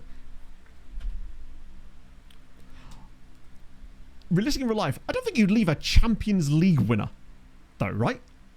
Just because it's in a slightly smaller league. Like, for example, obviously, because in real life there isn't a Wisła example where there is a club from a slightly smaller league that is a Champions League winner that has that kind of pull, right? Norwich are in the Championship, yeah. And also remember, he starts for us in the team, in the Champions League. So it's like, PSG, I guess so, yeah. People do go there as well. Oh, of course the window's open now, isn't it?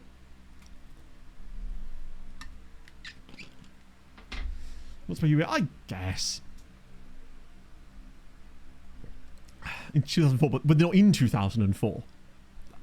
Like, and also that was a one-off thing. They weren't like regularly, they weren't challenging for the Champions League every single year, were they? I think we're probably clutching at straws here. Point is, I'm bitter and he needs to get in his lane. Let's try language courses and whether you're any good or not. Ooh, it'll be fine. Get you out on loan. You'll be grand. And then this guy, he'll get over it, exactly.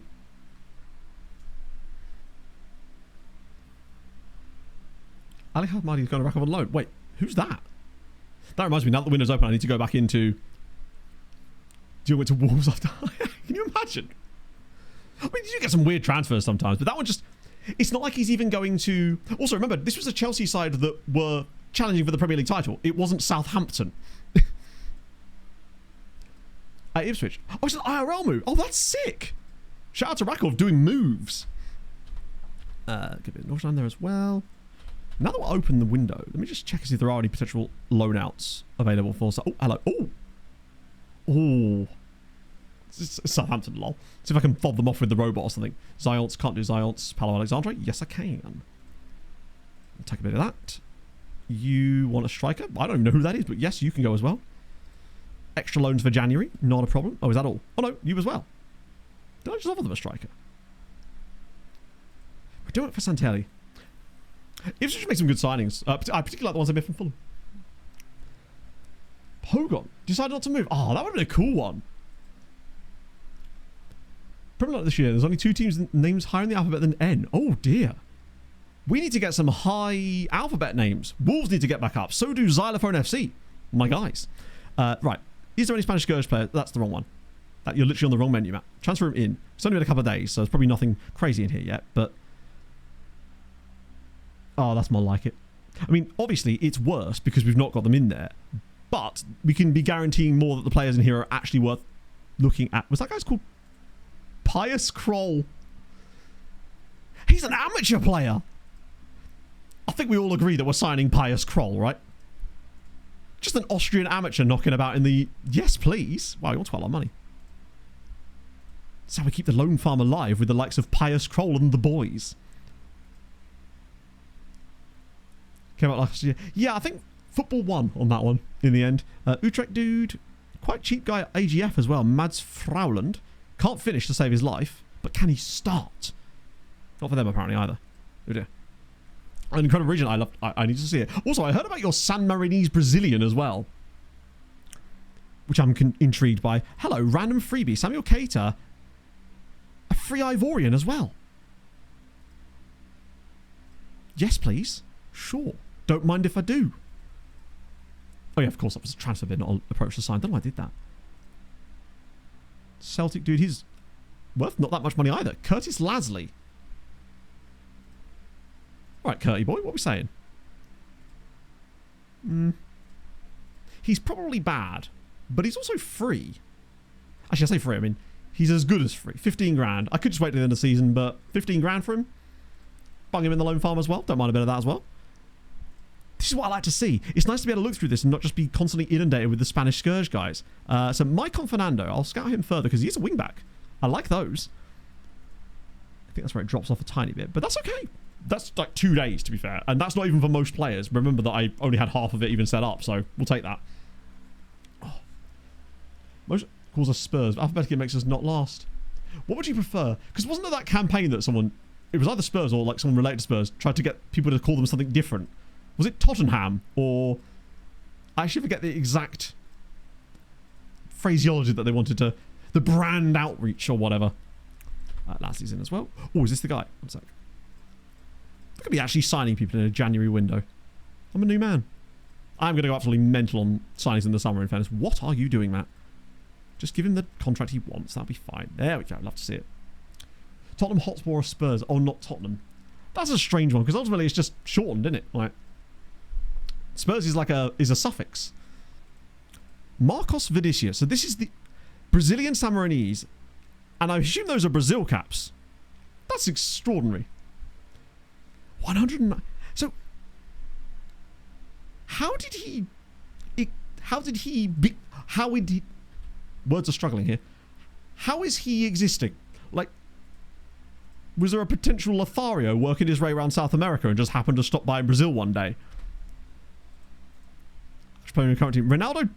Is his name Ronaldo Chillin? Personality fickle. Makes sense. That is Ronaldo Chillin. Every, like, profile picture is just... Yeah. Because that's the thing people say. And Guian St. Martin is cool. Particularly with Montparnasse having St. Martin's second nationality. That's going to be really good for next year's save. Because it's going to give us potential youth intake players with that as a nationality. And I like that. Ooh. Wait. Extra classer. Now then. I need to check the goalkeeper situation here. So you don't need to be registered. You're not registered. And that's fine. Is there anyone new that I could take out? Is my question. Because this was an absolute bowl ache trying to get these guys to be registered properly for the league. Now then. So we haven't sold anyone yet, but we could still do so. Do I drop Jude? I could probably drop Jude. I hate that for him, but I probably could. Because it would allow us to put in the other goalkeeper that I need. Oh, no, Zadze. Wait, what the... I don't know if that means he's... FM, does that mean he needs to be registered or not? I can't see.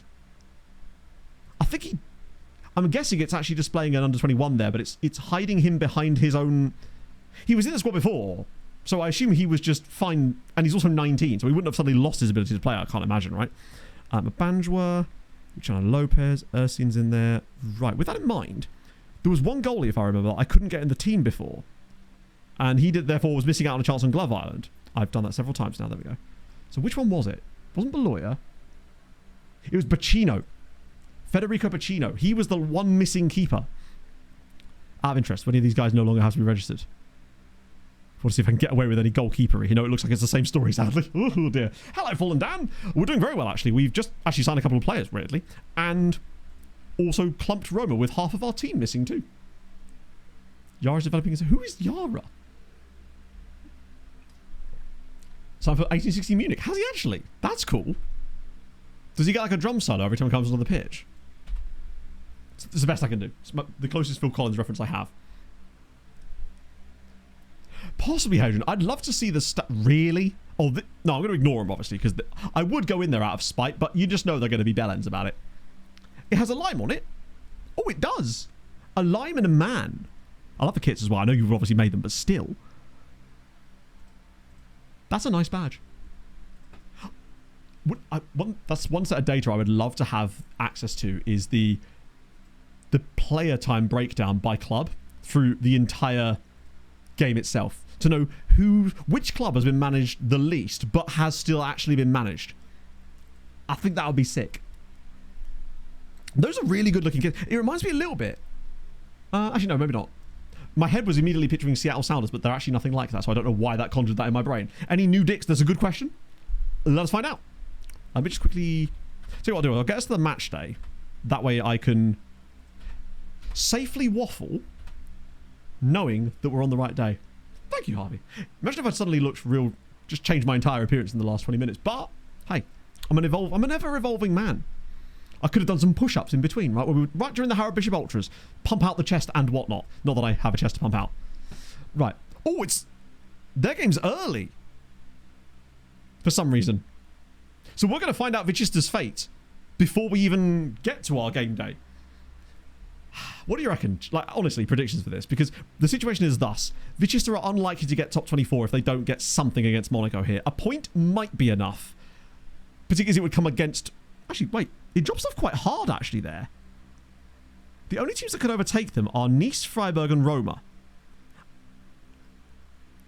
I didn't realise how much it dropped off. They might be okay.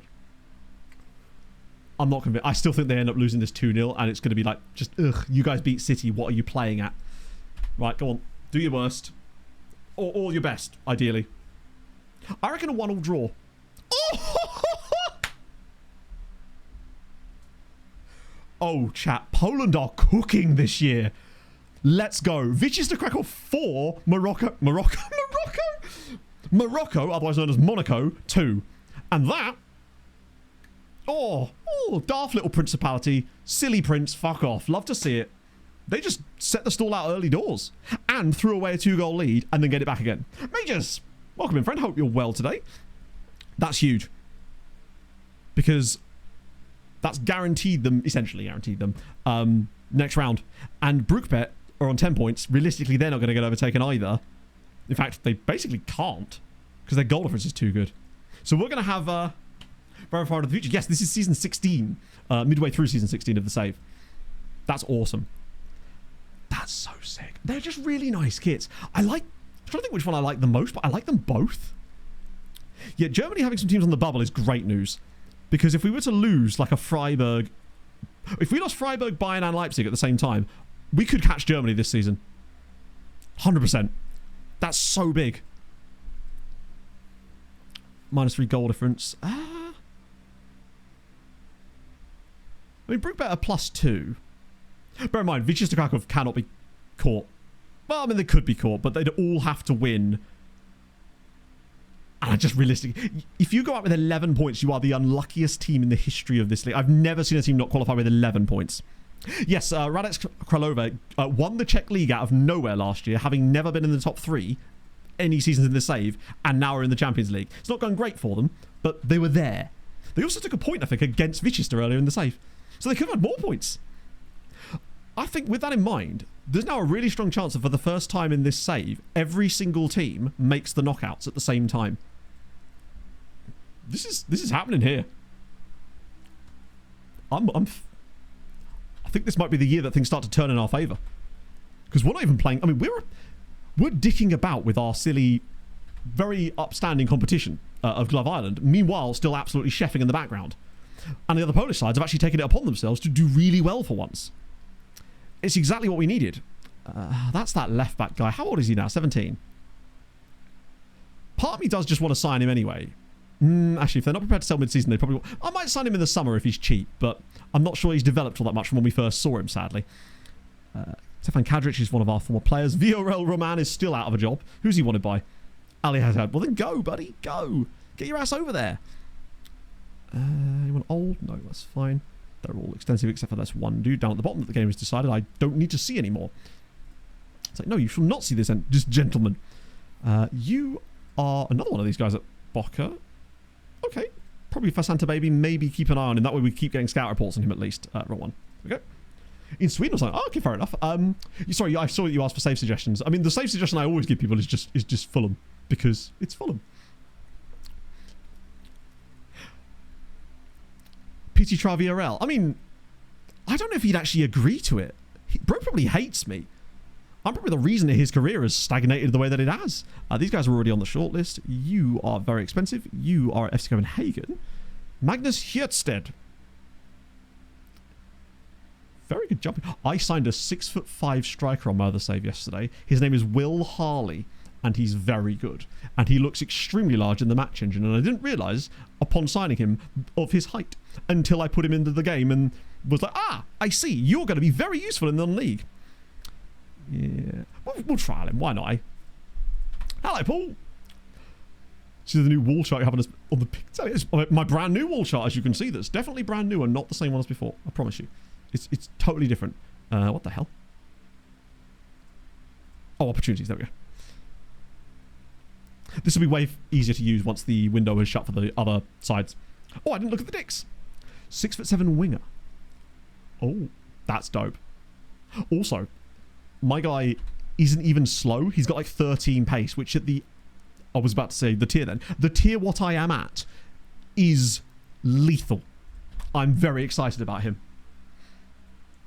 I also had a fun situation yesterday where I was playing a lower division side in the FA Cup and they were basically FMing me. I then had to make a lot of substitutions to protect myself from a potential ultramarathon bollocks. Then I got 2 injuries after that and finished the game, I think, with 9 men. It was a tough watch. That's why I like the lower league stuff, because attributes matter even more down there, because if you can find a guy that's got even okay numbers, they could be an absolute world beater. I got scared for a second that it was just all goalies.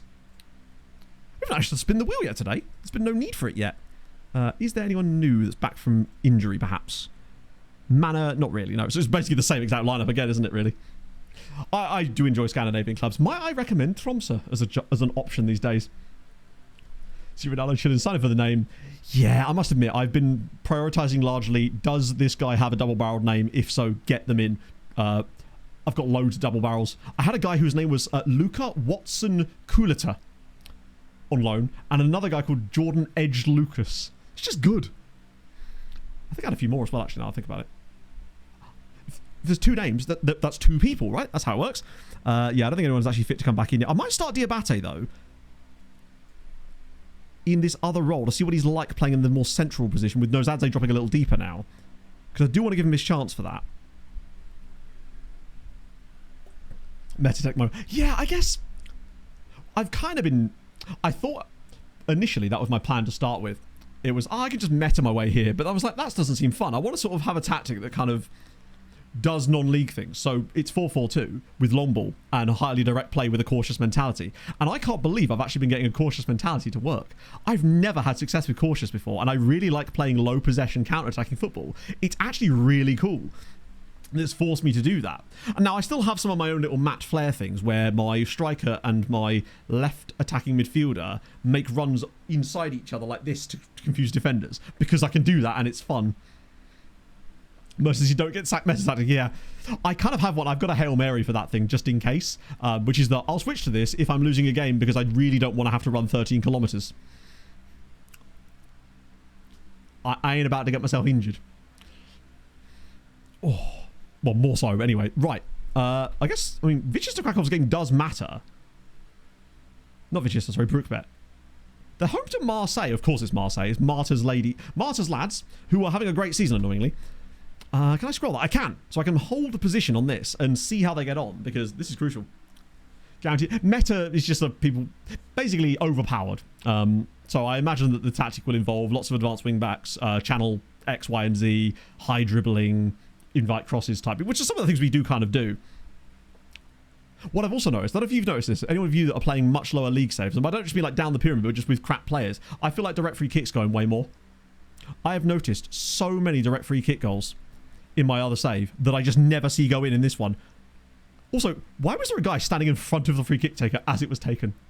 Avoid cramps from running the seat. Weirdly, it's not something it depends on how far you're running. But cramps are often caused by an electrolyte imbalance a lot of the time, right? It's like, if you're getting cramps, maybe you get a bit of salt, I guess. I'm not the right person to ask about this, because it isn't an issue I've personally run into, and thus I haven't done the research to find a solution for it yet. But hopefully someone in chat who maybe has either had that problem and has a solution, or is a more advanced and experienced runner than I am, might have an answer for you as well. That's a lovely goal. That's a very, very nice goal.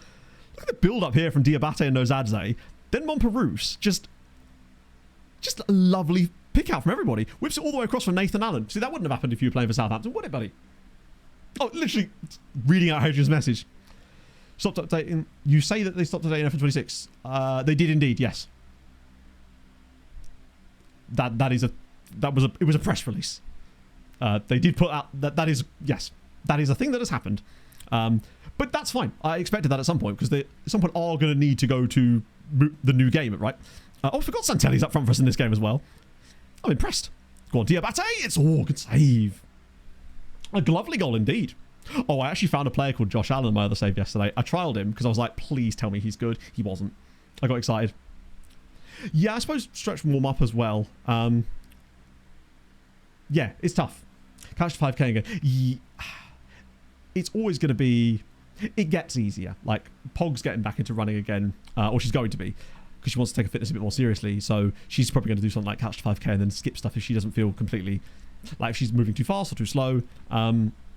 I must admit, I'm bad for not warming up properly. I'll do a few, like, calf raises while I'm brushing my teeth and then just basically head straight out a lot of the time. Now, lately, it's been almost exclusively easy running at the time for the timing while I figure out exactly where my fitness levels are. He's got another one! Oh, it's a Naeem.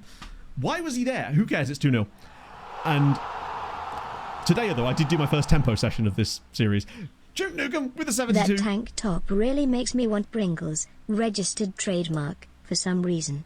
I should totally get some Pringles, registered trademark, at my local shop as soon as I can. Hashtag not sponsored. Or maybe it is. I mean, Pringles, if you're out there, hit me up. Your boy will pop until he can't stop. You never can stop. I'll certainly yap until I can't stap. And I'm thinking of Yap Stam. Okay, cool. That's in my head. Brook better losing. It's bad, but it's not catastrophic just yet. At least. Your perfect tactic. I don't think I have. I think I've just found what works for me. Like, generally speaking, the way that I build... Oh, dear. Oh, go on, Daiki. I have, like, an idea of what I want to kind of do. And then I'll decide to do my... The best tactics are the ones that you build around the players you have, right? So I'll pick a load of players that are my best players and I'll try to figure out what their strengths are and then try to find little tactical options that work for them. How has that not gone in the net? Shows that there can get an FM27 to how it was there. Forgive me, Matt. I'm not sure I completely understand the point. But yeah, it's good that they've kind of drawn a cutoff and said, like, hey, we're going to move to the next thing now, which they always do, but they're being more open about it, which is never a bad thing. Hands against the wall at head height. Arms fully extended. Put one leg forward and bend it. Yeah. I also like doing, for the Achilles occasionally, like the lower calf part, is the curb one, where you stand on the curb and you hang your heels off the curb. And then you let them drop down, then you just come back up, and it just gives you a little stretch there as well. But you've got to be careful. I found that I stopped doing those calf stretches before runs, because that was when I kept getting my calf irritated. And since I stopped doing it, it actually feels better. I think it helps that I've been doing strength training, so that's also kind of just helping my entire like lower body as well, making me my legs just stronger, I guess. Yap until you can't stand. Exactly. Setting off too fast. Setting off too fast will haunt every runner imaginable. It happens to all of us. I do it constantly. Because you want to it's holding it back because you want to run as fast as you feel is comfortable, but it's always going to feel more comfortable at first running faster, right? I thought my run was going really good today, and then I got like to the higher parts of the tempo runs, and I realized I still had 3k to go, and I was absolutely drenched. The humidity out there today was wild. That's an interesting approach there, Hayden, actually. The reason I haven't done that, excuse me, I just dropped my lid. Right on Inferno's head, no less, is that I don't think I have the patience to work on 3. I usually just end up like branching off the one tactic I am building into like 3 slight variations, perhaps. Inferno is a Bundesliga. Really? Yeah, 1860 was always one of those save suggestions that you would get quite a lot. In fact, there you go. If you're after a save suggestion, what the hell is this? Then 1860 is an interesting one. Now it actually kind of is. I've not seen our goalkeeper get onto the pass map before. I look at these pass maps at half time in almost every game I actually play. I've not seen a goalkeeper actually get onto one of these before. Go on, Daiki. He's just solely giving the ball to Steinbergen every single time. Big fan of that. The partnership we never knew we needed. God, I wish there was a way to apply all advice and copy it over to the all positions one. Because having to change players when they come off the bench is really annoying. Move to Belgium. Ooh. You didn't get hit potentially by the old negative transfer budget bollocks, did you? Or whatever the fuck it was called. That horrible nonsense that absolutely killed that Belgium save. Happy with the pass? No, we're winning the game, lads. Go on. Do your best. I didn't look at the dicks. I'm so sorry, Hayden. Remind me about the dicks after the match. Oh, it's absolutely a playable game now. I mean, it has been for a while, and the mods have really helped. I'm genuinely really optimistic about what 26 has... Well, 26, about what 27 could bring. I really hope that they've learned a lot about what not to do, I guess, based on the things that have happened in 26, and can take that into that game. And, I mean, you hear things, but we haven't heard anything properly. I do think we'll hear stuff sooner this year than we did ever before, though. Because usually you don't start hearing even the murmurs of stuff until, like, mid-September. I wouldn't be surprised if we hear things about it potentially even this month, given that it is now August, which is crazy. My registered time to basically say thank you for sticking with me with this rather weird game cycle, and the other one as well, which was also rather weird. I'm surprised you're still here. Oh, that might be offside, but I don't think it is. And Daiki hasn't done a lot wrong there, but it's tough. I would like to have seen him do something there, particularly as we've now just kind of given up a random goal for no reason. Like, what is Naeem doing here? It's really lazy from a really good player. Oh, with Eupen. Yeah, I enjoyed the part of... Basically, when I was managing in Belgium at the end of FN24, we were managing Seraing. And we got done basically by the negative transfer model. So I would save up loads of money, and then the board would just steal it. Constant. Oh, please no. Are we about to throw away points against Shakhtar? Oh, Jesus Christ. Toby, we do need to win this game, because if we don't win this game, there's a chance we don't win the Champions League group, and points are available for that. I'll come back to Seraing in a minute. Jesus. You can see that he does still need that more senior player alongside with him. He gets away with a warning, which he shouldn't do really in that situation. We need to keep it and maybe make a penalty save. I genuinely can't think of the last time we had one make one save, and he's done it! Oh, could Daiki be the guy? Just as I say that, literally we've not had a penalty save by a goalkeeper in about a decade in this save. That's... I mean, that is a huge score for Daiki in Glove Island. Right, maybe I'll make some changes here, actually, just because they're looking a bit fucky. Naeem's been bad. I'm going to go with Coffee. Going to get Palicio on. How's Diabate done? 7.52. He seems to be flourishing now, and Nozadze doesn't look that much worse off either, which is good. In fact, with that in mind, I'm probably putting Palicio on there instead. And I do like bringing on O'Loughlin in this position now. Keep one more sub. Actually, we'll get the robot on for Kowalski. Why not? Love to see it. But yeah, we were managing Seraing, and then in the it was the third tier, obviously. We battered the league, essentially. But in the end, we lost promotion on games 1. We had the best goal difference, best goal scored, best defence. We lost out on games 1. It was infuriating. Next year, we went and won the league by like 27 points, I think, and got promoted. But at that point, I'd saved up like $4,500 a week in wage budget to use the following year. The board took every penny of it. And at that point, I threw my toys out of the pram. Go on, square it. Oh, how have we... Wow. This does feel like a 2-all incoming. I hate to say it, but we're missing a lot of big chances in this game and doing some rather strange decisions. And Brookbet are 2 goals down. Now, are they still qualifying? They currently are, but teams are missing out with 9 points as things stand, unfortunately. Bayern going out, that would be even better. I didn't actually check on the German side. Freiburg heading through. Yeah, I saw that Bourne Wood were being linked with a... Sorry, no, they weren't being linked. They were the linky, I suppose. With that guy... Was it Djurgårdens? The Swedish side. Oh, shit. Oh my god, it's gone wide. Fucking hell. They're losing to Trabzonspor. Oh, this is beautiful. Bayern, Freiburg. So that'll be 2 German sides out in the group stage. Unfortunately, Leipzig appear to be winning their game, so that one's probably unlikely. Who are they playing? I'm playing Karabag, never mind. As long as Brookbet get through, we are sailing. And, whoa, if we lose, I say we lose, if they lose 2 sides at the group stage here, that means they're only going to have a maximum of 4 teams left. And they might have lost one from the Europa League for all we know. This is brilliant news. There's a chance that we could actually overtake Germany this year. With us getting all 7 teams through, as things stand at least, and them already being down to 4. Oh, that was his office. Impressive from Boromir to hold out for that, though. But this guy clearly must be very highly rated. But why is Djurgården? Like, why are they the team that's after this guy? Has he got connections to Sweden? It was fun, though. The Belgian lower league was really, really fun. I did enjoy it, because some of the players you could get in there were actually kind of sick. Oh, go on. Go on, just smash it. Oh, good save again. Hello, Barry. How are you, friend? I need to do the VOD comments. I've been trying to schedule the VOD comments slightly earlier in streams now, because I always feel like I end up leaving them far too late. That and, you know, the fact that this is always... How has that not gone in? This is always the one that I end up yapping and we end up overrunning on. But we've got through the Champions League...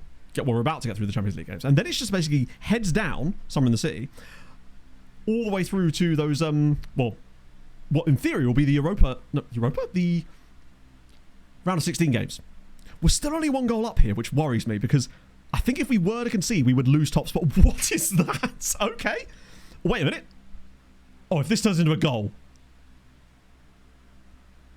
It's still not a goal. Wait, Redondo got a takeover. Did they? In this save or in real life? Because they're kind of finally doing something good again now. I don't know how we've not scored more goals in this match here. I guess this is what happens when you don't have... When you've got one striker available. And you'll say, oh, sick. Was it a proper takeover or just one of the silly ones? Go on, Nathan. Do you know what? Fair fucking play to Nathan Allen here. He's put the Southampton menace behind him and has now grabbed a brace here in a very important match for us. Lovely stuff. I can't imagine he was in a lot of your fantasy teams either, which makes it even funnier for me. Still keeping an eye on it. Brookvet slipped to... No, they're looking cooked, those guys, at the moment, which is good news. Fulham, some more players than Forest. It's true. And we're being linked with more as well. Rangers could potentially be Northern Irish League champions Larne in the Europa... Really? Because Larne are playing tonight, aren't they? I had a little look on SofaScore this morning. Hey, another one! At some of the fixtures for tonight, because I always forgot that sometimes there are a few Wednesday games for even the Europa and the Confo as well. Hello, Viva. Allen's... One of these... Wait, what? No, he's on side, surely? Yeah, we'll take that. Suddenly, it's like, what were we even worried about this whole time? XG through the wazoo, still underperformed it slightly, but it is what it is. Daiki saves a penalty. I mean, what more could you want? Their goalkeeper's had an absolute blind... He saves a penalty, but their goalkeeper's actually... No, he's not going to win man of the match, because Nathan Allen is. Deservedly so as well. Great from Daiki. That's going to be... That's looking quite good. Like, he's consistently now, certainly in Europe at least, now that he's had a little run of games, putting up some good numbers for us here. He's going to be tough to dislodge. But obviously, he's not the incumbent in the league matches as far as I know, which means he's going to have to get back in there anyway. Relegated from League 3 last season. Were they really? Jesus. Because they're a massive team with a massive stadium, right? 1860. I remember them being a perennial second-tier side in Germany, like back in the days when I was managing in the German second tier with St. Pauli, I think. They got female manager in your save as well. They've had 2, I think, in my save. I think they were the ones that had Nissen too. But now they've got... oh, who is it? She's doing a brilliant job. Get those points for Nathan Allen assigned? Actually, can't remember who it was. I'll have to check. Because she's crushing it. Chelsea's recent signings. Which one? I like what they're doing for far as experience goes. And obviously being, like, pilloried for it. But I think it's actually quite... Yeah, good. Palace shit. I mean... I forget which... They are top flight these days, aren't they? St. Pauli. I enjoyed my save there, but I did get sacked. I wasn't very good at the game back then, and I'm still not now, but I certainly wasn't back then. Oh, did they get relegated last season? Shit. 1860 for the beta. Ooh. No, they wouldn't be in the base game. If they're in the 4th tier now, they wouldn't be in the base game, because the German league only goes down to the 3 tiers for the base game, right? I think. So I actually don't think I could even have wanted to. It has been a very weird window, hasn't it? So, ultimately, there's your results. Bayern, Freiburg, gone. Germany lose 2 more teams. Brookbet and Wisła Kraków qualify. So they're averaging 10.5 points each. So that's actually about up there, like, points-wise, if you average it out, to when we had 3 teams in there. That's great. Like, maybe... I think we're back. Fallen Giant, Sleeping Giant saves. Ooh. Yeah, Leicester are pretty low down. Also, Milan just lost 6-1 to Real Madrid. I guess it depends, because some people have very different definitions of what a sort of sleeping giant is in many saves. Karabag did indeed. Yeah, we only beat them 3-0, actually. Right, any new ones? So look for the... I guess the younger of the age, because in theory that means that they're a newer regen. There's Dick Patik, which is just a good name. Dick Vuti, Sasha Dick, Dick Leo, Dick Alik. We've seen him before. Great name. Garrett... he's new, probably. Ella Dickov, she's possibly new. Richard Dickinson. Dick Dickinson is just solid. Evan Dicker. Musa Dicko. Close. Dixon Alley. Thomas Dixon. Marlin Dickerman. It should be Morlin, wouldn't it? It'd be Morlin Dickerman. Actually, no, she's Swiss. Who knows? Dixon Kafela. Dickens Onyango is good. Abraham Dixon. He just sounds wise. Ryan Dixon. Lots of Dixons, actually. Yakuba Dicko.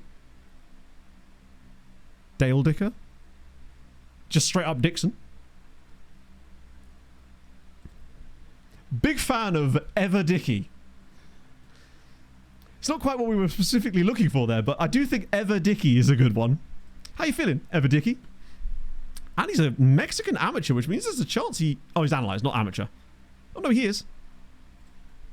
Get him in. Mike, I know what you need to do. You need to revisit Kaiserslautern. I remember your Kaiserslautern save on stream. You also need to stream again. Those two things together, if you could. If you'd be so kind. Yeah, the fact that Ever is in there as a first name is kind of good to know. For future reference. Dickie Cray is solid too. Benedict... Okay, we might have a winner. Could I interest you in Benedict Benedict?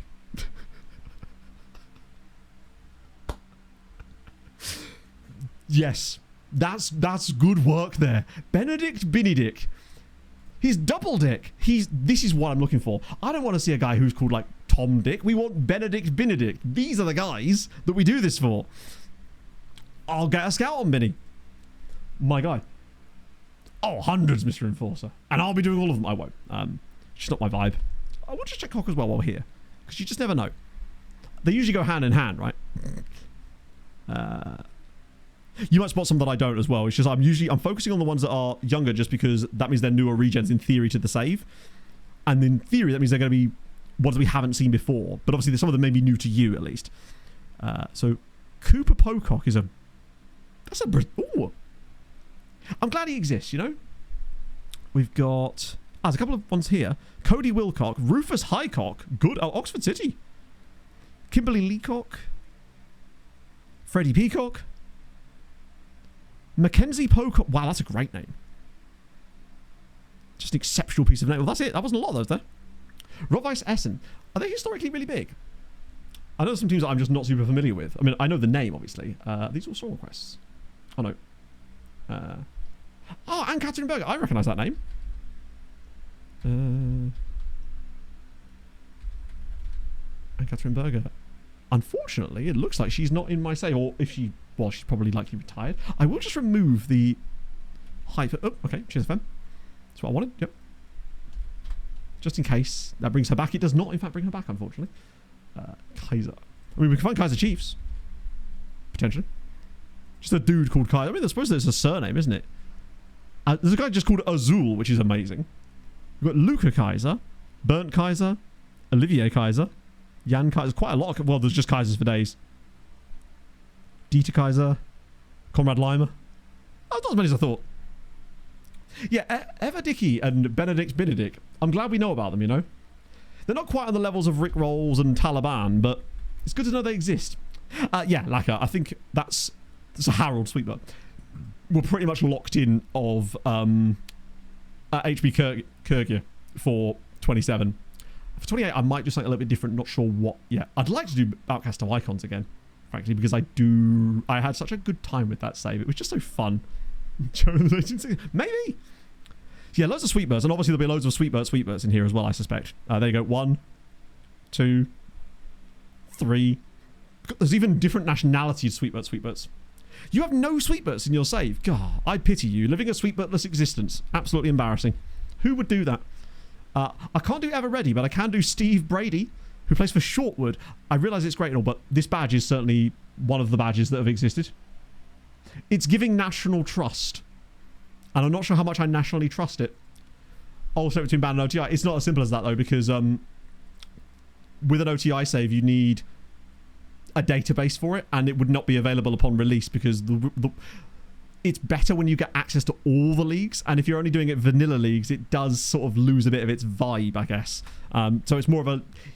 It worked perfectly for the extended cycle because we obviously had already had a game cycle and we could do a full another year of it and it worked out perfectly, but that's where it sort of struggles a little bit. Outcast to Icons is basically a European journeyman save where you work your way up to try and win the Champions League as you do, start with no badges, with everything turned on basically, but the rules are that if you reach a European final with a team and you lose, you have to leave your job basically, and you're not allowed to manage any team that's ever been in a European final as well. So it kind of limits you can't just min-max your way to the top base. I mean, you can, but it's not as fun to do that, is it?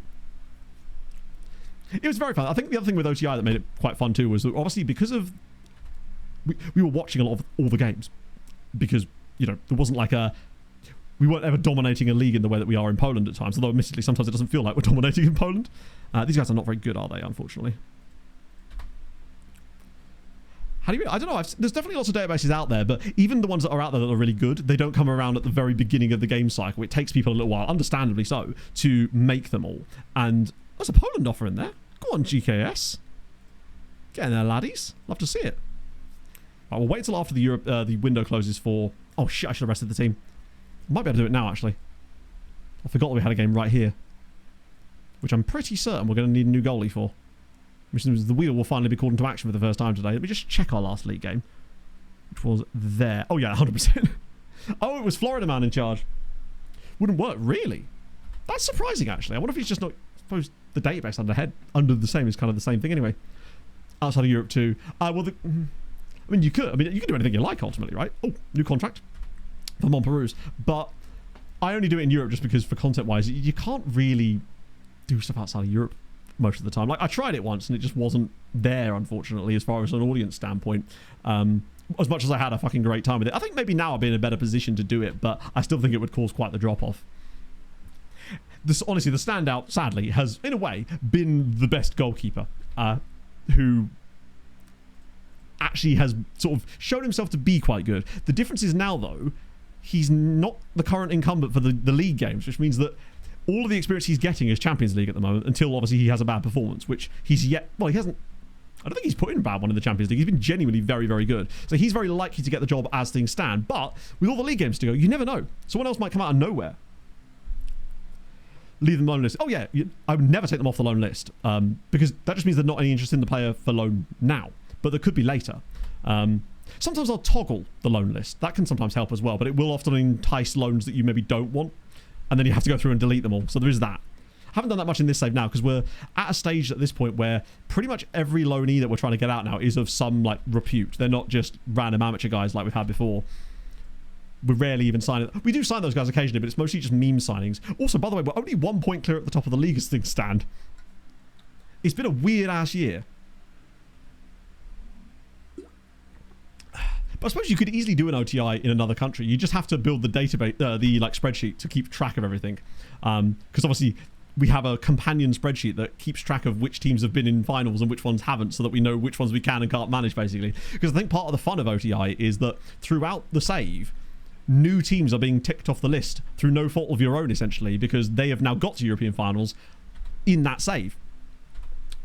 I believe it was OTI, like exclamation mark OTI might actually have an explanation for it, potentially, because I did just explain it. But long story short, European journeyman save, can't manage a team that's ever been in a European final. Start from nothing, work your way up. If you do get to a European final and you lose it, you have to leave your job.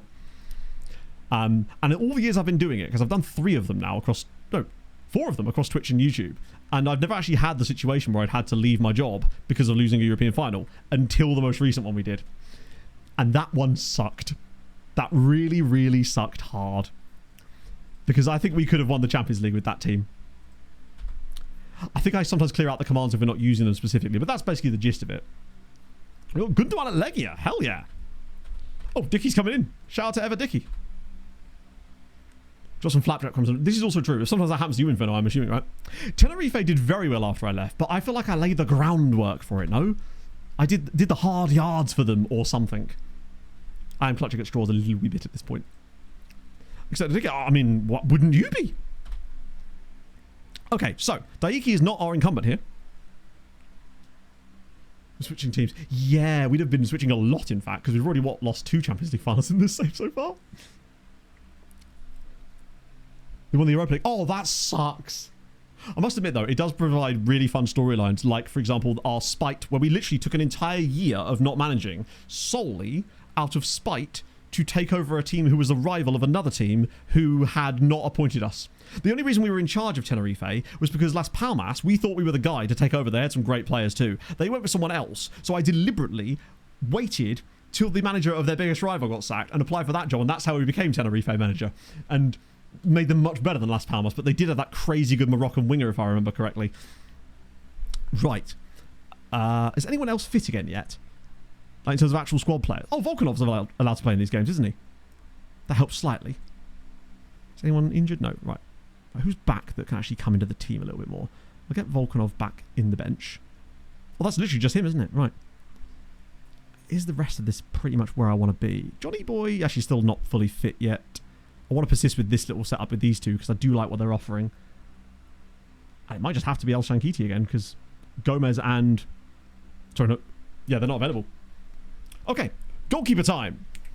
So, the incumbent was... Who was the incumbent? Pineda. So it can't be number 5 for Florida Man, but all the goalkeepers are now registered. I've managed to register Bacino, so he's actually going to get a chance here potentially. So, Mawil. Does Wheel go higher than this? I feel like Wheel needs to go a bit higher.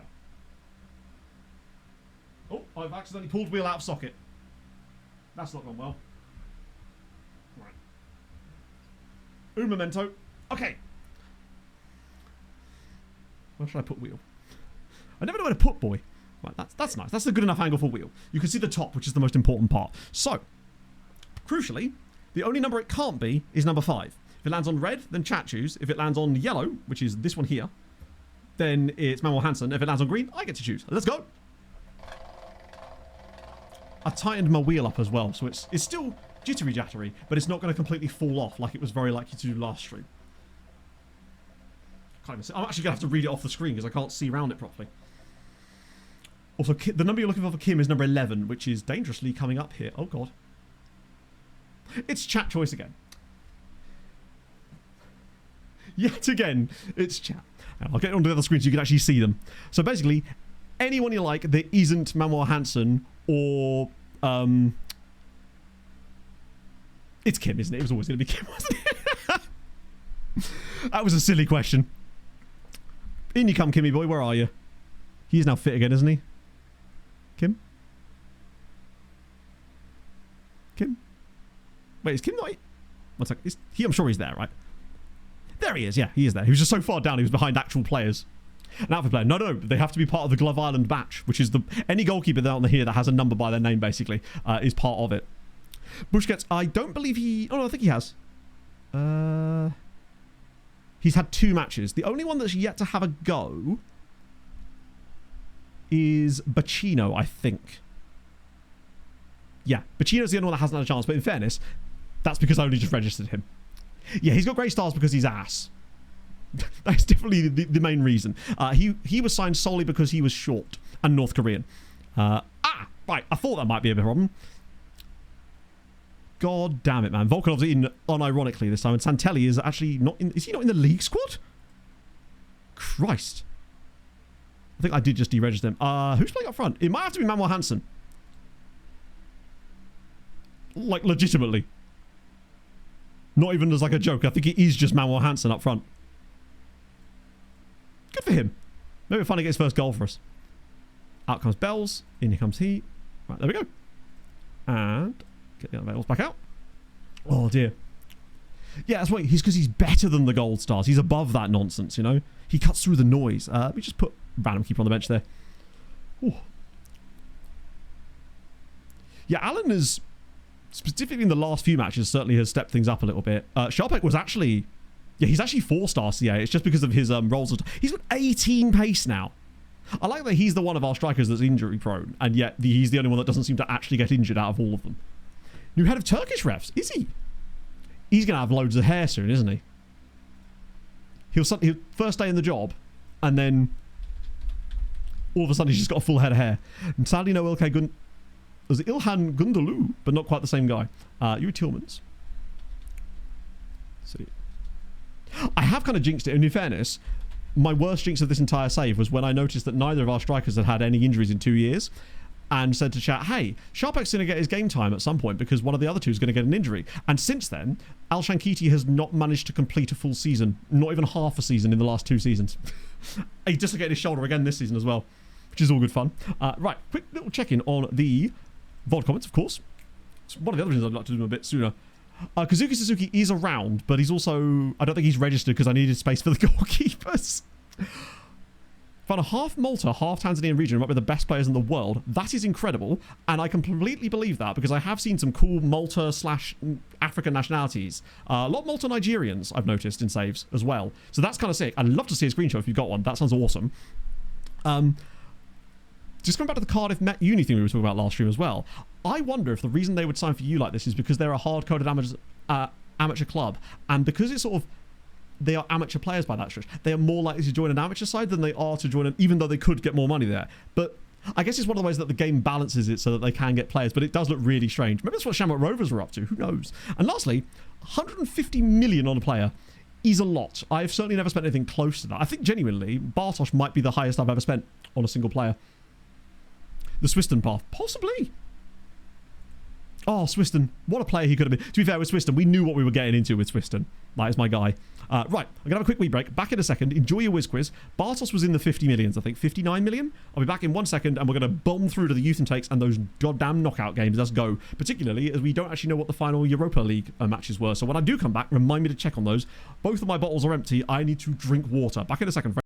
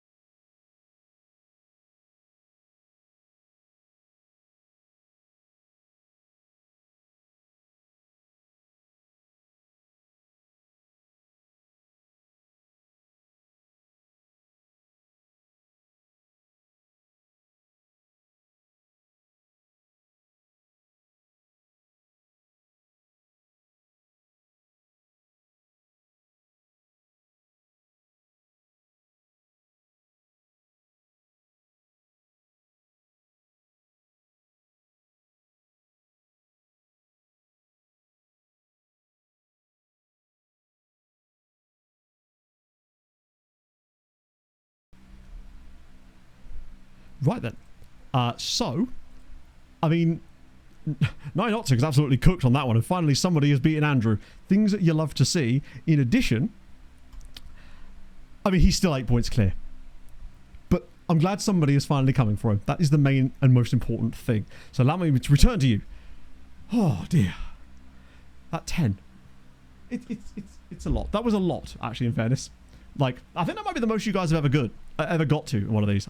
Now, I did give you a little bit longer, mostly just because that was a long-ass piss. But in addition, I had to refill both of my water bottles and a flask as well because I got through 2 litres of water in the first 2 hours of stream. So I am at least drinking a good amount, and I still feel like I've sweated out more than that. My calorie burn today is going to be absolutely absurd. Just casual resting heart rate of 120. Ricky Alvarez. I don't know who that is, honestly. Record purchase. Yeah, I saw right before I left that it was actually Mr. Salamander, was it not? My guy from Milan, right? Salamander Silva. £80 million. He was good, but... I mean, he was very good, wasn't he? Like, he's just good. He was just a good player. Oh, Christ. Right, before I get into this game, I do want to... I've remembered, incredibly. Same time, I could have done, but I don't know if I'd have got that much out of it, honestly. Not quite in a Bear Grylls type way, you know? Let me just check now, Europa League. Show me the goodies.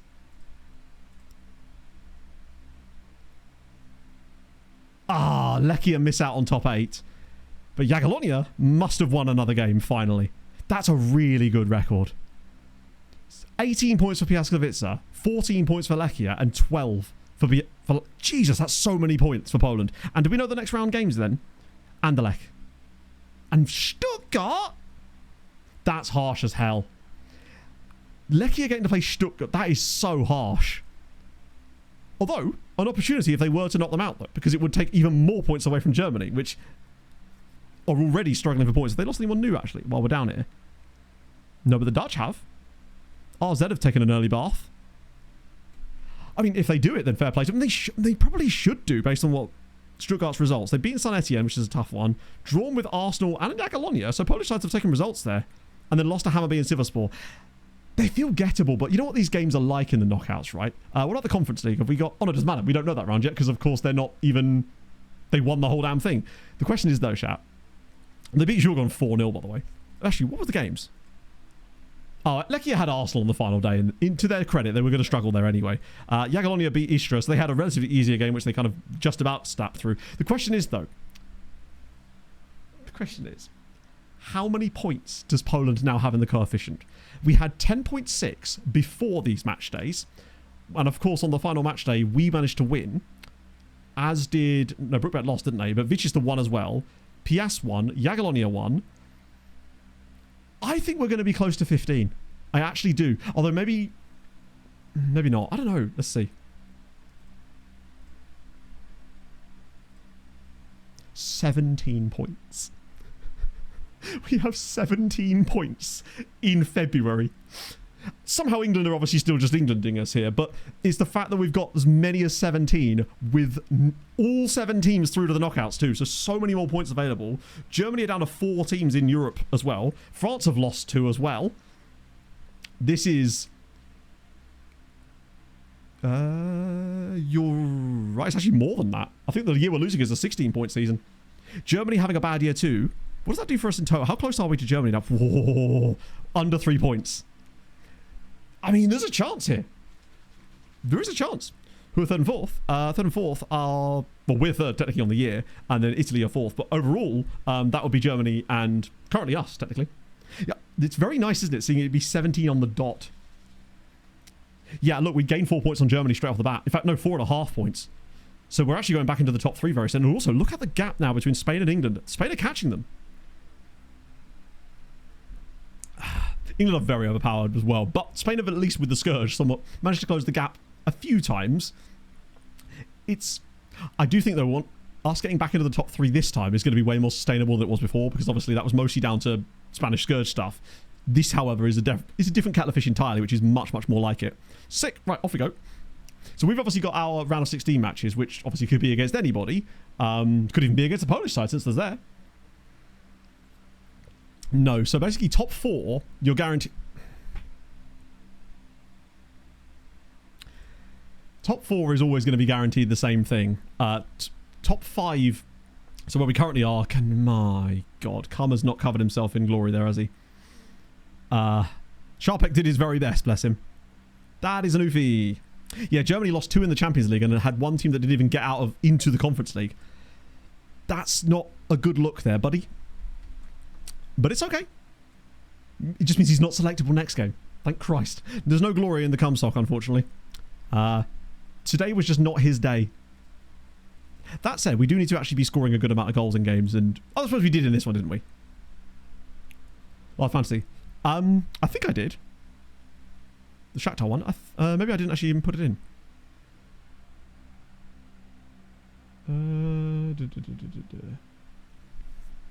I don't know. Sorry, it can be a bit panicky. I think I did put them in. I don't know, but the problem is I can't really go back and change it if I didn't or it didn't work. Because Nathan Allen's got loads of bonus points here. I think I did. Yeah, I'm not sure why it hasn't... I mean, I can add him a goal. That probably wouldn't actually take too much, to be fair. No player of the match. Oh, did he get player of the match that? 9.4. He presumably did, right? Yeah, he did. Right, sick. So I don't have a lot of control over certain things with it. I'll do that, and then I'll apply those points. A goalkeeper. It's actually made it a lot easier not having to worry about goalkeeper performances in there, I guess. Right, manual scoring. Let me just add Naeem as his goalie. Oh, you're right. Yeah, he definitely did, didn't he? Doesn't get a lot of points for it, but he does get a goal. Right, so I'll actually change that slightly. No one tell Hadrian he's top. He doesn't need to know that information. That's for another time. That's bad though, because the league title is it's not great from us there. We do need to not be losing yet more league games. I mean, I do blame the goalkeeper on that one, because I can. He had such a good start as well, did Brim, but it has not gone well for him since then. At least we've got a little bit of a... Oh, we've got a full week off now, actually. Only goalies. I'm not sure anyone would have any points at that stage. What was the actual... I didn't see what our XG was like for this one. Was this another one of these ones where we batter a team? I mean, we were the better side, but ultimately, we pretty much banged on our XG here. It's just goalkeeping let us down in this one. I think he's now firmly rooted to the bottom. It would be interesting if, at the end of it, we look at the pure stats, and it's literally just in order of the goalkeepers by ability stars. And I say interesting, what I mean by that is extremely boring, because it would imply that there is simply no intrinsic things to look for other than just, are they good or not? And ultimately, that's what we've been looking for. That would actually be more of an annoying conclusion than anything else, because then it'd be like, well, that's what we were looking for the entire time, and yet for some reason couldn't find it. They want Winston Karoma. I say no to that. Hello, Mika. How's it going, friend? Right, O'Loughlin's training well, I think. No, he's progressing well in training. Good. He does seem like a potential... Not a Mompa replacement by any means, but I'm excited about him. I like what I'm seeing. So Kroll's off. It would be nice... Oh, that would be brilliant. Well, I mean, Daiki technically is number 1, so... And Kim is number 11. So currently, at least the bottom 2 are probably correct, because I've got to be honest, Daiki Okimoto has actually started to look really, really good. That penalty save might be weighing him... Might be overweighting him slightly, but... I bet you if we look on the goalkeeper analysis now, he's like head and shoulders above everybody else. I mean, he is one of 2 players that have a positive rating for a start, but in addition, his XG prevented per 90 is double that of anyone else, and he's actually now prevented 3.47. Whereas Kim... Wait, where is Kim? Yeah, 3.82. He has got 2 clean sheets to his name, to give him his credit, but... Actually, let me just expand this so we can see what the order actually is. So Daiki, and then followed by number 2. But then there's a 6 in there for Orlikovsky. Like, I would like to believe that Mr... Where is he? Ali Urshin Akbashi should be higher up this list. Then again, I don't know if that was actually sorted by ability. I might have to add that in later. Because he's not had the best time of it. Not as bad as Mabanjwa, though. Mabanjwa truly is generationally bad, it would seem. Oh. Carl Rushworth has drawn Coventry in a long-term deal on his fees. 30 million. Was he the goalkeeper? If I recall, Rushworth. Points about that.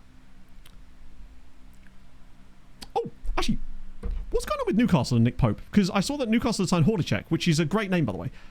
Is that as a backup, or is that to replace Pope, or what's going on with that? Only picked as the short term. I mean, you say that, but he did well in the first couple of games, and we are officially no longer top of the league. Cool. It's fine. He won't be in for the next game anyway. Also, Southampton are about to pay us £13 million, which is going to be lovely. I've actually forgotten that we'd sold Alvarez to them. I'm disappointed we've had no bids on the players I do want to sell this summer. Is he really? What's happened with that? Like, is it just because of managerials? Like, has he been that bad? What did you miss? Poland are cooking. The headlines are Poland are cooking. We got 17 points in the coefficients after the group stages. Every single Polish side got through to the knockouts of every single competition. It's looking very good. Very, very good indeed. Hello, Drew. I'm very happy with all of that, really. It's just nice to see us doing something interesting. I think the data we have on these players is not a huge amount, but Gonzalo's played good enough games. I think they're just as likely to do well as they are to not do well, and I'm happy to take those odds, I guess, at this stage.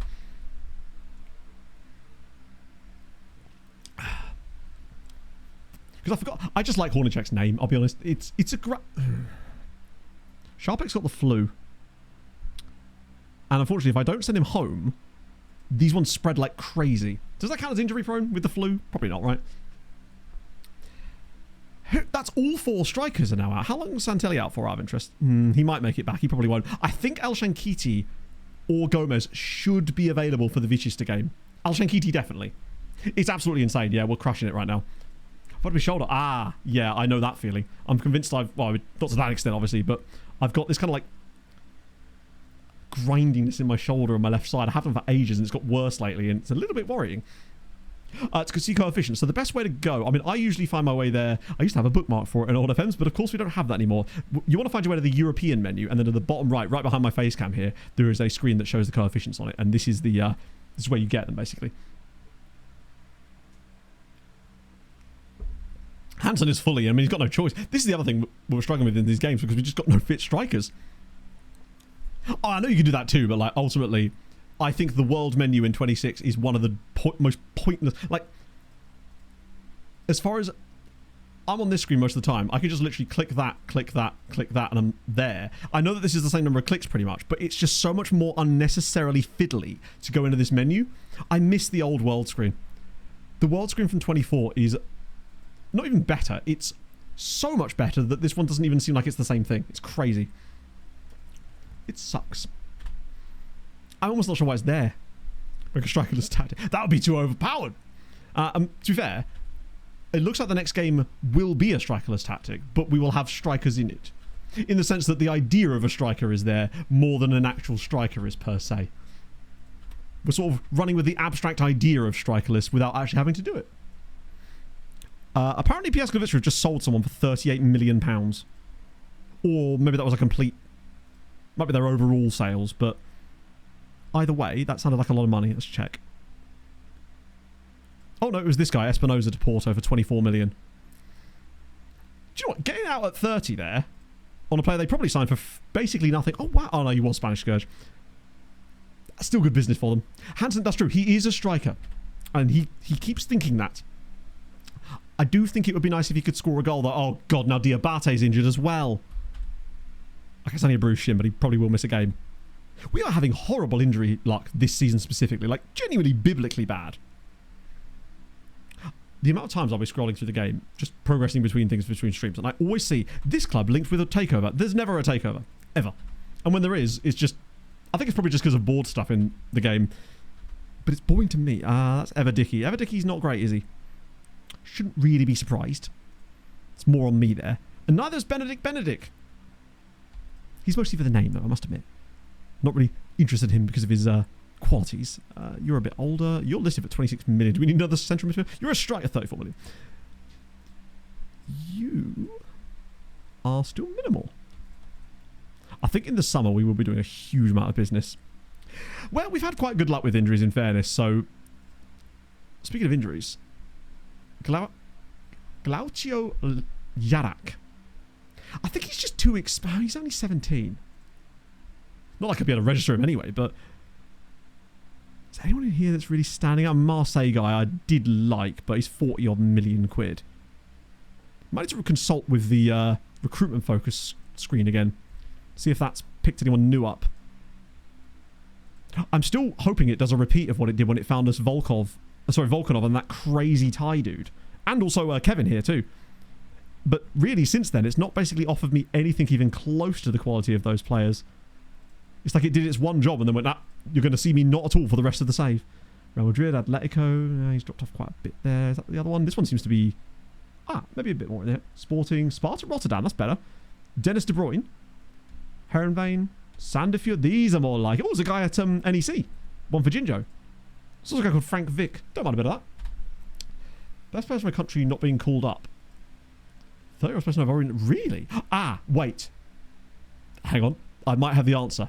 If they're all based on Ivorian leagues, it might be that it's Chan. So there is an African international competition that happens. We used to call it fake AFCON.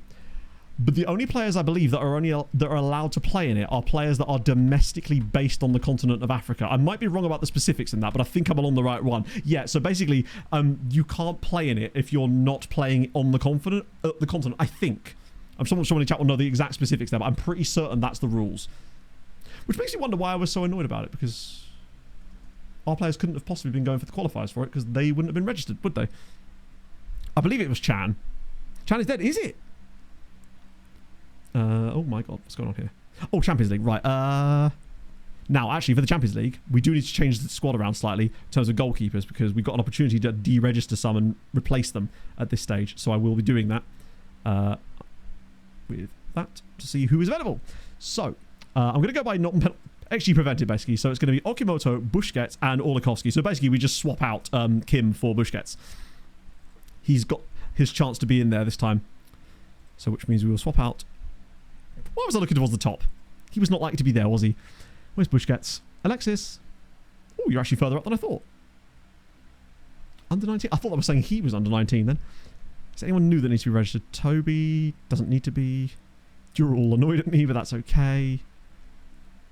And you don't need to be registered anyway. Okay, sick. AFCON registered country. Yeah. You guys see, speaking of AFCON, or in this case, WAFCON, did you guys see that? Was it Burkina? No. It was either Burkina Faso, or was it? No, it wasn't Burkina Faso. Was it Burundi? Malawi, I think it was, beat the Nigerians? And yeah. Oh, Hansen doesn't have to be registered, so he is technically in the squad as well, I believe, right? Yeah, he counts as under 21 right now, so I don't actually have to put him in, which is brilliant. Which is just as well. So not that we have to register that there, but we haven't signed anyone new that could come into the squad anyway, so yeah. But yeah, hell of a result for Malawi, I believe it was.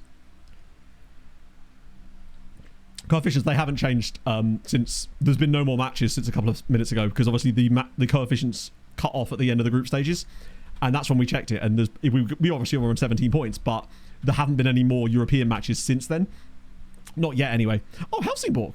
That's Henrik Larsson was Helsingborg at one point, right? I don't know why I associate him with Helsingborg in my head. I might be wrong about that.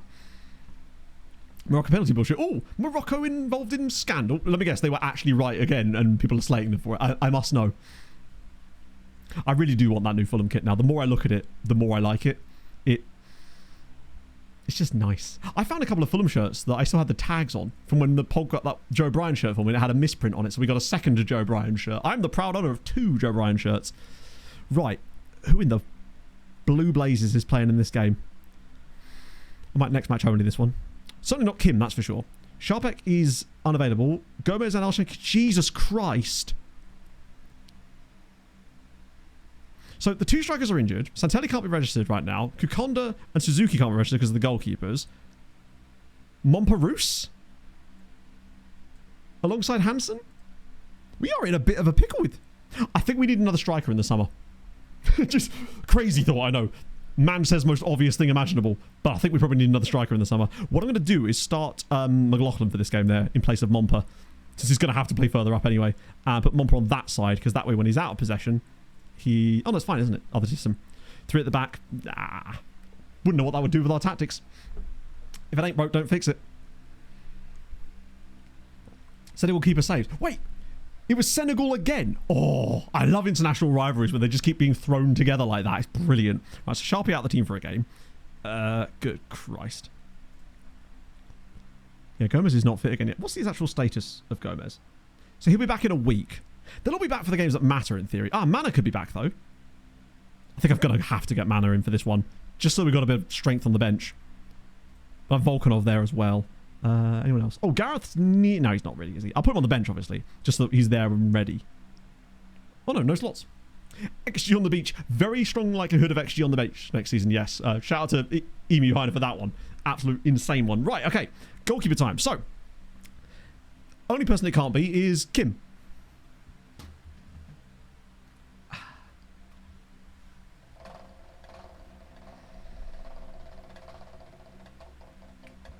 Part of me is kind of secretly hoping it does just land on Busquets or Okimoto for a little while so they can play a few matches and just get us back up the league a little bit before things go horribly wrong. Especially with... Wait, what's going on here? Oh, please. Wait. Oh, is it me choices? It is on technically... I realise you can't properly see that there, but it is technically on the green side of that. The little flippity-floppity bit is there on the green side. I mean, regardless, it's either my choice or number one, but it is actually on my choice. Either way, I was going to pick number one anyway, so it changes nothing. I was going to put Okimoto in anyway, just to make sure we get a win here. Oh, do I put in the guy that hasn't played? So we've got completionists. I'm going to put in the guy that hasn't played. He's the only one that's not had a chance yet in Glove Island. It'd be rude not to give him his opportunity. He's going to be up against it today. I'm going to use my choice to give it to Bacchino. Sorry, Bacchino. You better let me down. Imagine this is the making of him. He ends up being the guy all along. He's going to have to do goalkeeping in this game because Momperus and oh, bugger. That's fine. We'll just take Florida man off the bench. Let me glove you. That just sounds bad. It seemed like he had a bit of potential. Like, we liked what we... Imagine he loses. I mean, if he loses, then he loses, right? Never in doubt. Although it does make me wonder if he's had a particularly good game in there. I suspect he's probably still dropped an absolute shitter. Probably not enough to stay in, but he's certainly not embarrassed himself, and we've been really good here. Fair play to the lads. Shame about... Come on, Peru's absolutely cooked as a striker. I guess it's because he is the greatest footballer in the world right now, so you can kind of do anything with Momper, right? I'm pretty certain I could tell that man to cook me a lasagna and he'd know how to... That is not a particularly complicated meal. Why did I choose that? In my head I was like, yes, complicated cooking, such as lasagna. Maybe that's his biggest foible. Maybe. Maybe he's the new Sven Smates. Can he do everything? I would love to know what his goalkeeping attributes are, given how good the rest of his attributes are. Watch him have like crazy reflexes under there as well, potentially. Yeah, it's fine. It's probably not quite good enough to stay in. If it was a 6.8, I'd be tempted. You could juggle all around about. Oh, yeah, and it'd be a unicycle too. Oh, here's a fun one for you. I forgot the word for a... No, it's gone again. Bike with two people on it. Why have I... There was a split second. I was talking to Pog the other day and I'd forgotten the word tandem. I was convinced for multiple seconds that a bicycle that had two people was called a badminton. And I was like, that can't be right, obviously. But, oh, they won again. We're actually in a title race here, which is slightly concerning, but at least we won our game. Goodness, a Mandem bike? Maybe. After it will go every 4 years and odds in between. Fair enough. I mean, AFCON, I love AFCON. It is a fabulous tournament, but I think, honestly, it being slightly less frequent will probably just make it better because you can sometimes have a little bit too much of a good thing. Gift that keeps on giving, yeah. The fact that it happened again there, where I struggled to remember the word once again, shows me exactly why I struggled to remember it the first time. Pretty much. Now, I don't know when the first round of knockout matches are for the Europa League or the Champions League. Oh, well, no, because we'll literally be told about it because the Champions League games will show up for us. I ever thought about badminton being bad mint on? I haven't, but that's possibly because I've never had a bad mint. I'm not really a big fan of mint in general, so maybe all mints are bad to me. I don't mind an after eight. PS gives want Yonezawa. Okay, I'll entertain it as an option. Actually, wait, who's he play for at the moment? Corona Kielce. And, well, you are better than them. Do you know what? Screw it. For 5 million quid, why not? Don't think we need to be helping out Corona at this stage because they've suffered enough. And also, I don't really want them in the Champions League next year if I can avoid it. So by selling a player to them, from them, it would be quite nice. I mean, they're realistically, are they going to get back into Europe? League's actually looking okay. It's Legia that are the real disappointments as of late. I mean, they have sacked their manager as well. I forget who they replaced him with, but there have been quite a few sackings and changes around the Polish leagues this time around. Now Polizia's ill. Good God. Gomez unhappy with the spell at the Agalon. Who's Gomez? Which? Oh, Sergio Gomez. He's that really tall centre-back.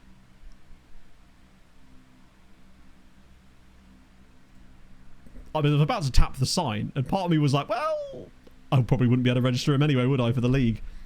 Oh, great, now he's got a virus. Yeah, send you home. The last thing we need is a virus spreading through the club as well. Not when there's eventually going to be a Champions League match coming up.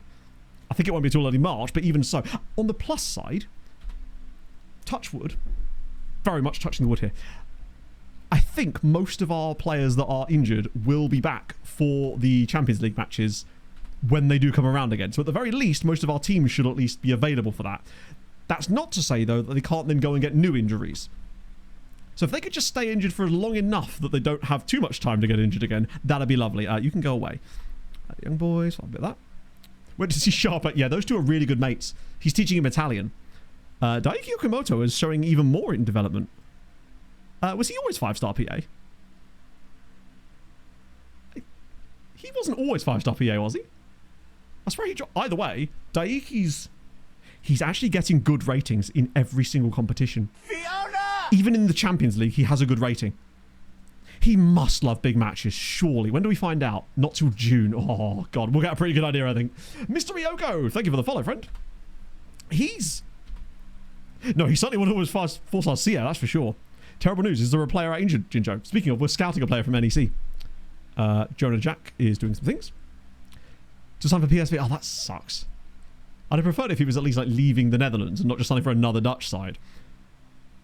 We know that some of them have their... Well, they do. They should all have their opponents, yeah. So, for example, Vichester are playing... Oh, wait. You're right. We didn't know that. We only looked at the Europa League ones.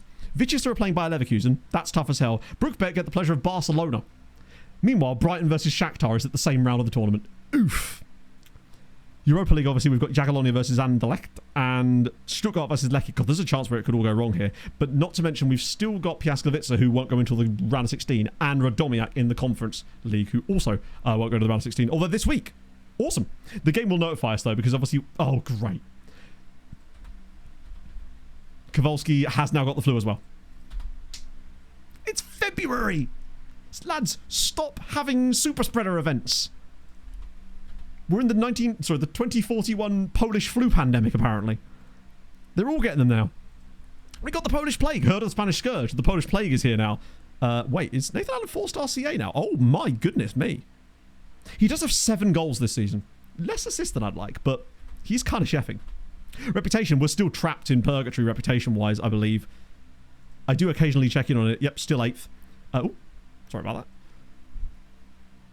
Up to excellent now. But I think it's... We might be catching up with the likes of the Eredivisie, Liga Portugal, and these guys here, because we're at least now listed as excellent, but I feel like we've been 8th for about a decade now. I don't know what they're doing. So, do they not realise they can, like, game online or something? The Paraguayan. Maybe. There was... Oh, it could be. I'm also starting to wonder if it was him, because I think there was another guy that we signed that might not have actually signed for us yet. Maybe that was him, but I don't remember seeing anything about a promise being fulfilled, which does make me wonder if that actually worked properly. They've built their own little flu network, it would seem. Oh, here we go. Right. Brookbeck Nicosia hosting Barcelona. What could possibly go wrong there? Honestly, lads, I realise you're almost certainly going to go out here. That's fine. But if you just take a draw in one of the legs, you've done your part. You've got to this stage. There's more than we can say normally. Just get something. Yeah, I mean, they'll get absolutely clubbed, I assume. I think I just saw that it was 2-0. I think I said 2-0. Yeah, Porto being Atletico, though. And annoyingly, a win for a German side. Bar Brighton struggling to beat Shakhtar. Oh, FM, why can't you click them out of here? It's so annoying. And then you can't click it out of this menu either, but you can click the other ones. So you have to go into the schedule page, then you can click it. It's so stupid. I think it's because you're on the game day, but like, why does that matter? Yeah, they were just better than them, unfortunately. It's not awful, but they're at home. They're not going to win at the Bernabeu. They're not going to win at the Bernabeu. Just shout, they're not going to win at the Bernabeu. Do you know, I think that's actually a fair statement. They are indeed not going to win at the Bernabeu. Yeah, you heard. Yeah, a lot of the buttons just seem... And I don't think that's to do with skins or anything. That's just the default, isn't it? They're definitely not going to win at the Bernabeu. You heard it here first. This is my prediction for the day. They're unlikely to win at the Bernabeu. Now we've just got loads of Barcelona players in our scouting reports. Was I at the game? How is my... It doesn't look too bad, actually, but no potential. Oh, no, there's Gurgly. That's disappointing. But is there anyone in here that's actually... On the plus side now, it means if we do find a player, we'll get scouting knowledge super fast, because there's basically just nobody on our scouting shortlist for that, for the time being. They're all just... Oh, hang on. Oh, no, we know about him already. No one knew. Although, hang on, this guy. Maximiliano Paniagua. Okay. A bit expensive, but at 16, to have those attributes, He's quite good. M4, as far as I know, M4 didn't have... Shankanti's he's back. I don't think he had much potential, but I'm still going to sign him because I think that he's too good attribute-wise, at least for the loan farm, to care about his... Why am I looking up there? He's going to be right around here, isn't he? Oh, he's literally the bottom of the list. I just think that these attributes are too good to be this bad, even if he doesn't have any potential. Let's just see if he'll sign for us now. I imagine not, but it can't hurt to try. Like, I'm not expecting anything great, but I feel like he could at least be a good loan farm goalkeeper with some of the basic attributes that he's got, particularly at 17. It's most likely that he's just not got a ceiling on him. Anyone else down here? I did tell you guys I was re-signing Jens, didn't I? On a free transfer. I think most of these guys... I need to clear this list up, in fact. Because we've got a few guys towards the very top, but they're all still too young for us to sign them. Currently, at least. But my god, the future is bright. That's for sure. You found the same guy? Wait, so his surname was Mamadou Mustafa, or was his full name Matar Musa Mahamadou Mustafa? You got an M2. Ah, you got PDM2. It's not the same as the M4. My traffic is chock-a-block. Right, Vichista, go on. Do him. Do him. I feel it. I'm feeling a win for them. Did they accept it? I don't think they actually... I imagine he probably didn't, right? Wait. Oh my god, he's agreed to it. I mean, why am I excited? He's a 1-star player. I'm just following my curiosities, alright? He won't join us straight away anyway. But hey, get it locked in. Has he got to Hull? Really? I did not see that. I know he was very heavily linked with Rangers, and I believe Leeds for a little while as well, but I didn't know he got to Hull.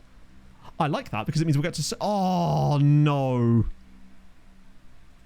That's going to be great because that means we get to see him more regularly. I mean, to be fair, they've done... Oh, they came from 2-0 down as well. That's... I mean, they didn't deserve anything, let's be honest. Also, shout out to Freddie Clements. This man has had... He basically gets a different loan spell every single season. He never ever wants to extend his loan, but he always goes back out again. It's very strange. So as soon as he came in, Brookbet for a year, then Piaskowicza for a year, then Górnik Zabrze for a year, then Motor Lublin for a year, now at Wisła Kraków. He's done a Polish tour. That's annoying. Particularly as those were both home games for them as well. God damn it, man. Love Island Season 2. Maybe we'll get him on XG on the beach. Has been... Oh, so he still hasn't moved to Hull, or has he actually moved to Hull? Or is he still just being linked? Because, I mean, it looked like the Arsenal Bruno thing was going to go through, and then it just didn't. It's... Because...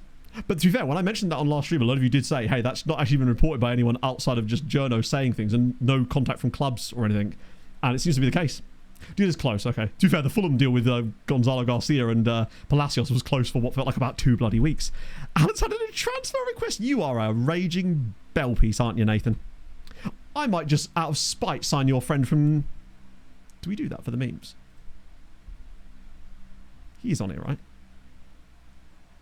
That's the Patreon shortlist, Matt. He's unlikely to be on the Patreon shortlist. Was it Matthew Murphy? Oh dear, his PA's dropped a little bit. Maybe in the summer. I might sign him in the summer, particularly as we'll be able to register him for the squad, because my worry is we won't actually be able to put him in the squad for anything because there are too many goalkeepers. That CA does concern me slightly, particularly for 38 million. Not that it stopped me spending 33 on our boy Nathan, in fairness, so I can hardly talk. It looks like M4 probably will sign for us, but he won't join till the summer, likely. Yeah, he's going on a Polish tour that the rest of us couldn't dream about. I like to believe that he drives an open-top bus as his main mode of transport, and who could blame him? I bet it's lovely in Poland this time of year. I imagine it's hot as fuck, though. That was the one thing I didn't... One thing I really liked about Poland, just Poland and Austria, but I wasn't in Austria really long enough to get that vibe, but I imagine it's very similar, is that it got so cold in the night, and then it got so hot during the day so fucking fast. We're just not used to that kind of change here. January 42. Oh, so it's so like a full year away, nearly. Champions League predictions. No, in fact, that's the perfect time for it. Let me get up my... I'm going to be sensible this time and not be... just load SofaScore. Just that way I can see it in front of me. It's just way easier. I'm not going to predict all of them, obviously. I'll predict the ones that pertain to us, which is realistically... Dynamo should probably be winning that. But this is the one we really care about right now.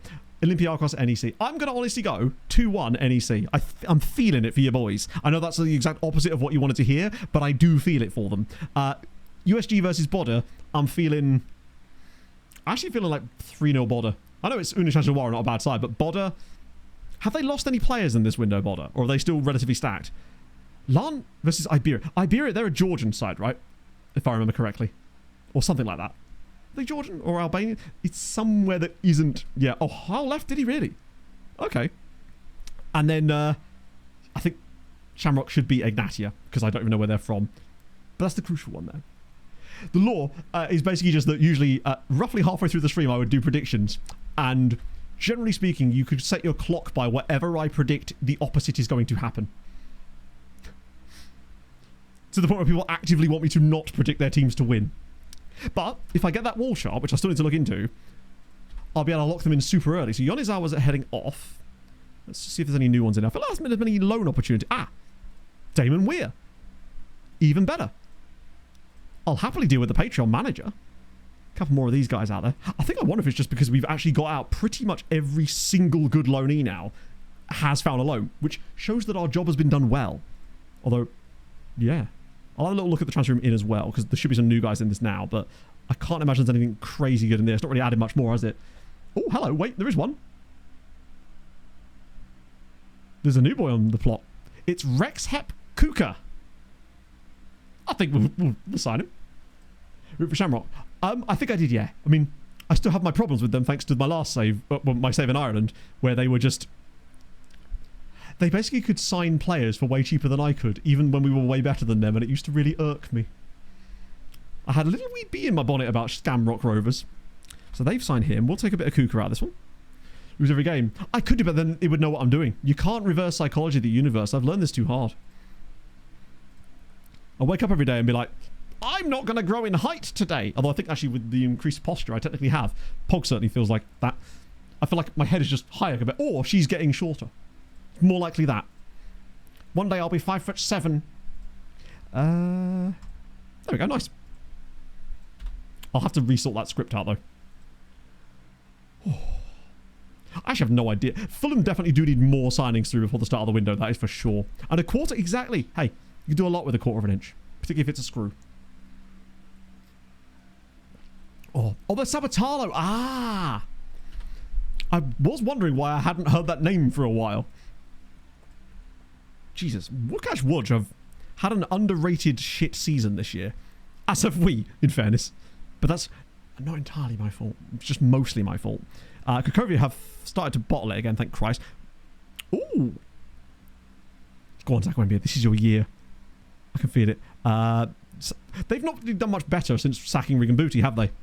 If anything, they've actually got worse since getting rid of the Booty man. He may have been the only thing holding that team together. Corona Kielce win their game as well. That's the last thing we bloody needed.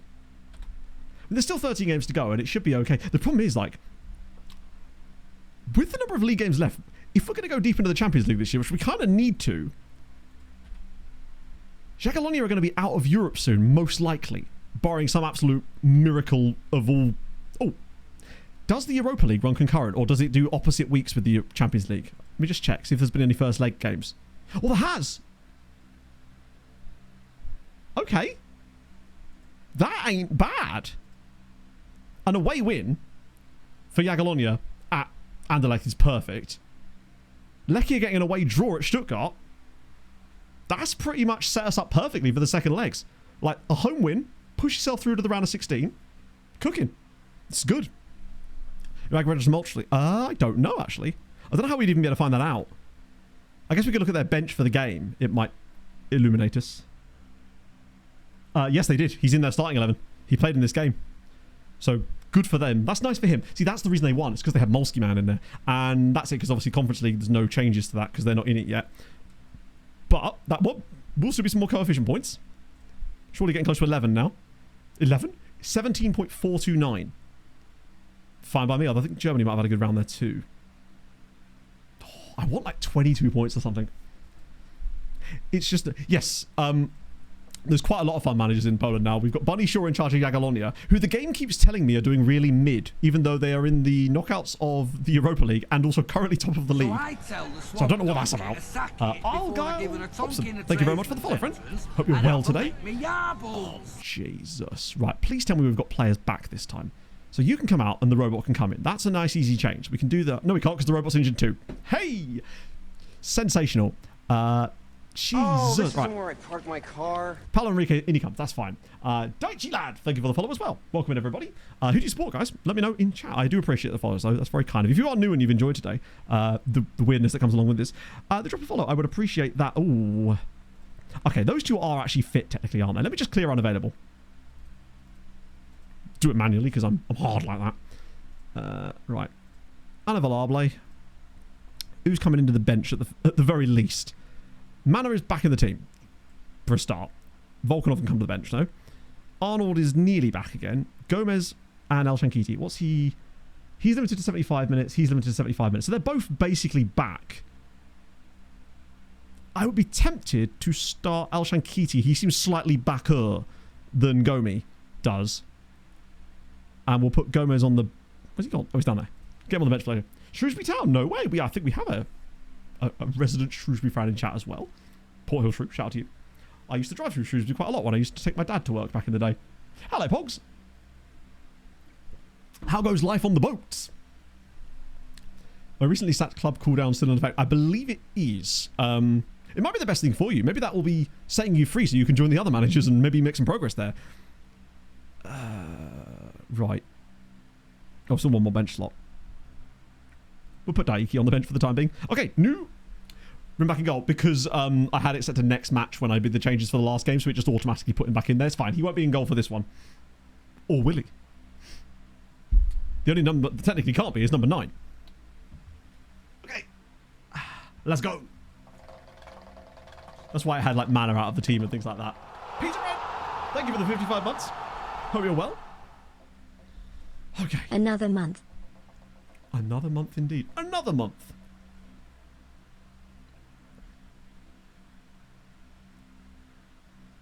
That is 2, which is Busquets. Okay, we take that. That's fine. Don't hate that. He didn't exactly cover himself in glory last time, but he is one of our better options at least. Chance for Alexis to do a little bit of something. He could get a run here, I think. If he plays a couple of games now, maybe, there's a chance for him. It's very hot outside, yeah. I mean, it's... What temperature is in here? 30.3 currently in this room. But it'd be a lot worse if I didn't have the fan pointed at my legs. I've got it really pointed towards me now because it was unbearable at the start of stream. Still, the heart rate drop, should be pleased to know. We're down to nearly 100. Oh, God, the calorie burn today is ridiculous. Bim Saki, thank you, or Sachki. Thank you for the follow, friend. I hope you're well today. Right, let's actually go and win this game, please. Don't do any silly bollocks. Win match, please. Oh, it's not going to do that thing, is it? Nope, we're good. I want to see a good performance from Busquets here. I want a nice clean sheet or a 1-0, like a, you know, 1 goal is fine if it's not too bad. Okay, that's another 3-2. Jesus, we nearly lost this one as well. Jagiellonia did lose, though. Back to the top. Good stuff. Although this title race is way tighter than it needs to be. It was, wasn't it? It was just like, another month. I hope you're good, Peter. Stream Nana sounded sad on your behalf. It's like, why am I still here? Right. Oh, 6.3. Yeah, he's got to be doing better than that. He's only made 1 save in the entire game, and they got a red card. Montperu scored 2 penalties in this game. He's stat padding, but we like that for our striker come every other position on the pitch queen. Momper might be our top scorer this season now that I think about it, because the strikers are not playing enough because of all the injuries for him to not be the top scorer. But we won. We love a 3-2, but whether be it win it or lose. Yeah, it does, doesn't it? I find that I just get so tired so quickly in this kind of heat. Like after stream, I'll just be like a puddle on the floor of pure mess, which is tough. PBB, who is PBB? Oh, Podskidsia. Is that the lot? Bielska Bwawa? I can never remember to say that name properly. No clean sheet, but we did get man of the match, presumably. Yep, Diabate. I'm liking the Diabate move. I think I did the right thing by moving him to that other position. He seems to have really stepped up now since he's moved to there. That's why I said PBB. What, you didn't want to type it? Lazy. That's my guys. And that's just, maybe he can move further up. Yeah, I don't know. The word defense is still in the title, so he'd probably struggle there as well. They're second tier, right? Hang on, I'm going to take a run up at their name when I can actually read it. It's one of those ones I don't have to say as often, so I tend not to be able to say it correctly. Like, the ones that are quite difficult to say, but I say them quite frequently, I got used to, like Puszczyny Płomice and teams like that, and Jagiellonia Białystok. But these guys, because I don't see their name as often, Popiskidzia Bielsko-Biała. Possibly? Popiskidzia Bielsko-Biała. Either way, new manager, and that manager is Dario van den Bos! Or is he? Wait, is he actually the full manager, or is he just the caretaker? Ah, he's just the caretaker! One day, Dario, your time will come. Or he'll do an Ousmane Dembele and just move to someone else. No shots on target. How could he get higher than a 6.3? I'm not sure I understand what you mean. They had 3 shots on target, and 2 of them were goals. So the way that he could have got higher than a 6.3 would be to have saved 2 of the shots on target that he didn't, unfortunately. A keeper wouldn't be punished for not saving. Like, he was punished because he didn't save the shots he should save, basically. That's kind of what we... This is my problem with keepers in 26, is they just don't seem to save the shots they should save. And it seems to be, like, almost universal. Although, as we're finding out, it's maybe not as universal as I thought it was. It very much seems that Daiki probably would have saved it. He still had his odd moments sometimes. I don't think he's entirely reliable, but he's also very young still. See you later, Smogfather. Hope you're well. I hope you continue to be well. That's the important thing. Sustained wellness and whatnot. He could have scored or assisted. True. I haven't had a goalie assist. Obviously not. That would be crazy. I guess long ball could make that happen. I want to see what Diabate's form has been like since I switched him around. Yeah, I think that's pretty telling, isn't it? As a midfield playmaker, he puts up okay numbers, but nothing crazy. It's relatively mid. But the second I move him to the advanced playmaker role, he starts dropping 8s. Frequently. In fact, 3 of his last 4 games have been an 8 or above. And I can see why. He's absolutely goated. He just can't really do the defensive side of the game, even though the game tells him he can. Oh, I love him so much. And Nozadze kind of can do the deeper role. So I like that for him as well. Who is actually our top scorer this year? Montpellier has 18 goals this season, and he's still underperforming. I feel like he always gets to about February and he's always on this amount of goals. But like, Gomez has 11, Sharpak has 11, Al-Shankiti has 5 goals this season. Ah, my guy. Reflexes. I mean, it's one of the ones I tend to look for, but we've just had so much trouble with going after the goalie temp polls that I've just never found them to be, E26 at least, that good. I probably should give John a run of games actually now that he's back from his injury. Very much for the... What?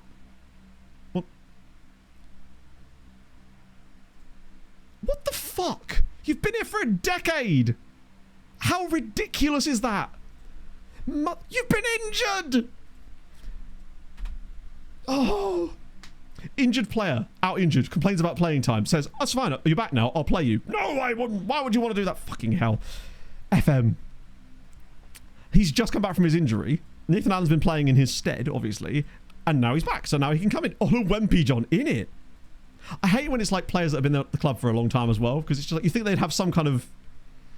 And then you get the whole water under the bridge bollocks because you didn't accidentally loan a youth player 25 years ago or some crap. It's worse in 24, admittedly. It doesn't feel like it's anywhere near as impactful in 26, at least. Because it used to be an absolutely horrendous situation. Yeah, we sold Alvarez because we couldn't really deal with 3 of them there, and Alvarez was just worth too much money. So they got... Oh, it's a consortium. It is a consortium for Popiskidzia Bielsko-Biała, so maybe they could be on the up now. Finally, a good takeover. A delicious one.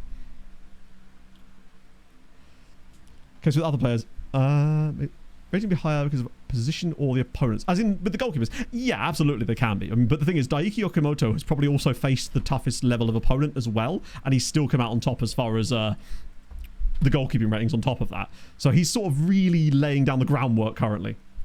I believe it was about 60 million, but Southampton actually owe us even more money in, or like, one more appearance. Not Alvarez, that's not how you spell his name. Oh, wow, he actually came up. 60 million, but I think it could rise, or it might have already risen. It was about 60 mil. Oh, did we already get it? Yeah. So they owed us another 13 million when he played 20 games, which of course he now literally just as of now has done. So he's coming in as well. So it's good money. Try this. Ah, you mean Hlanko Fuffinger or Hlank the Tecilio go go go? That's not how you say it, I realise, but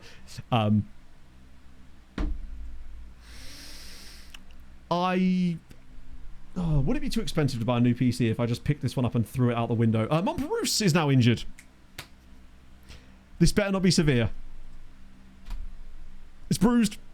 It's only a bruise. Don't scare me like that, Stefane.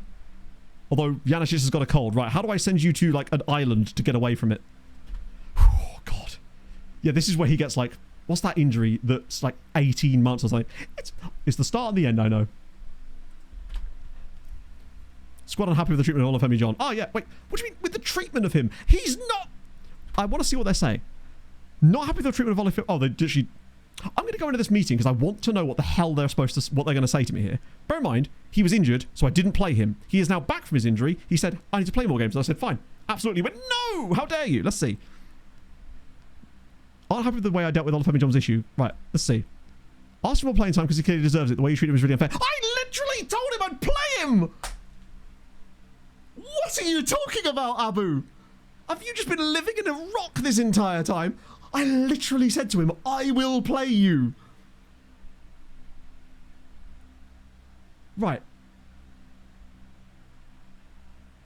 Where's the option that says, right, okay, I'm surprised this has been an issue for somebody. The easy thing would be to, for me to give him what he wants, so I'll try to do that. He wants to play, presumably, right? Thank you for listening. Hope we get to see more of him soon. You've got his number? You've got...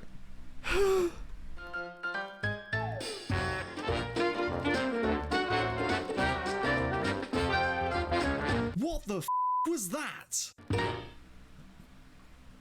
Ah, dear. Indeed. Squad roll. Firing squad. I mean, I think we've actually come out of this. Also, I like how it's just Coffee, Sharpek, and then the fucking mad Icelandic fellas in there as well. So what does that promise now mean? I just want to make sure that this promise is not to sell him now. It's a promise to play him. Because it's fine. He will play. Where do you find it? Is it in Dynamics? I'm guessing it is. Actually, that's a bold guess. Right. Where is promises? Captains, hierarchies, social groups. I'll tell you what I'll do. I'll use my Dynamics view, what I have built. On the squad. Oh, is it? Oh, yes. Cool. Nice.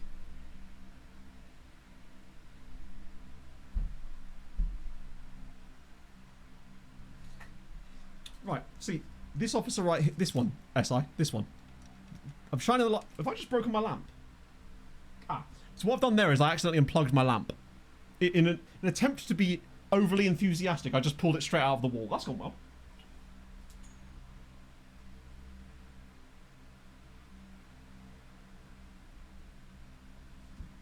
Power has returned. Ah, there's that petrol nozzle from earlier. Yeah, they didn't understand John's problem, so the only promise I have is for Coffee to go out on loan. Wouldn't it be amazing? I know that's not from that, but if the outcome of that meeting was me agreeing to loan Coffee out, that would have been peak Football Manager right there. Yeah, indeed. What I want to just check, though, in case there is another promise lurking about, because I built this view from my other save, so it does show promises on it. Oh, of course. It does have a promise! Bro literally has a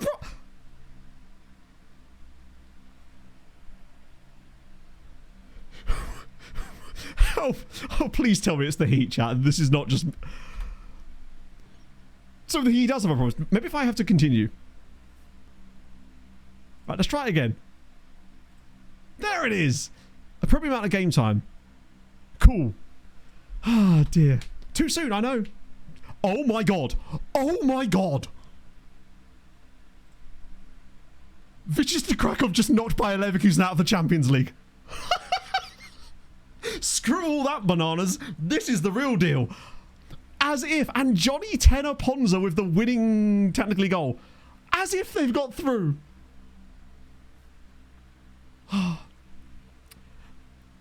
Should have option to say you were playing. To be fair, Wolf, was I did actually say that. That was an option. The problem was it then triggered this other metric the game has, where if you broke a promise to a youth player 25 years ago, that a random highly influential squad player can just be like, no, how dare you? And then it just sets off this annoying chain of reaction.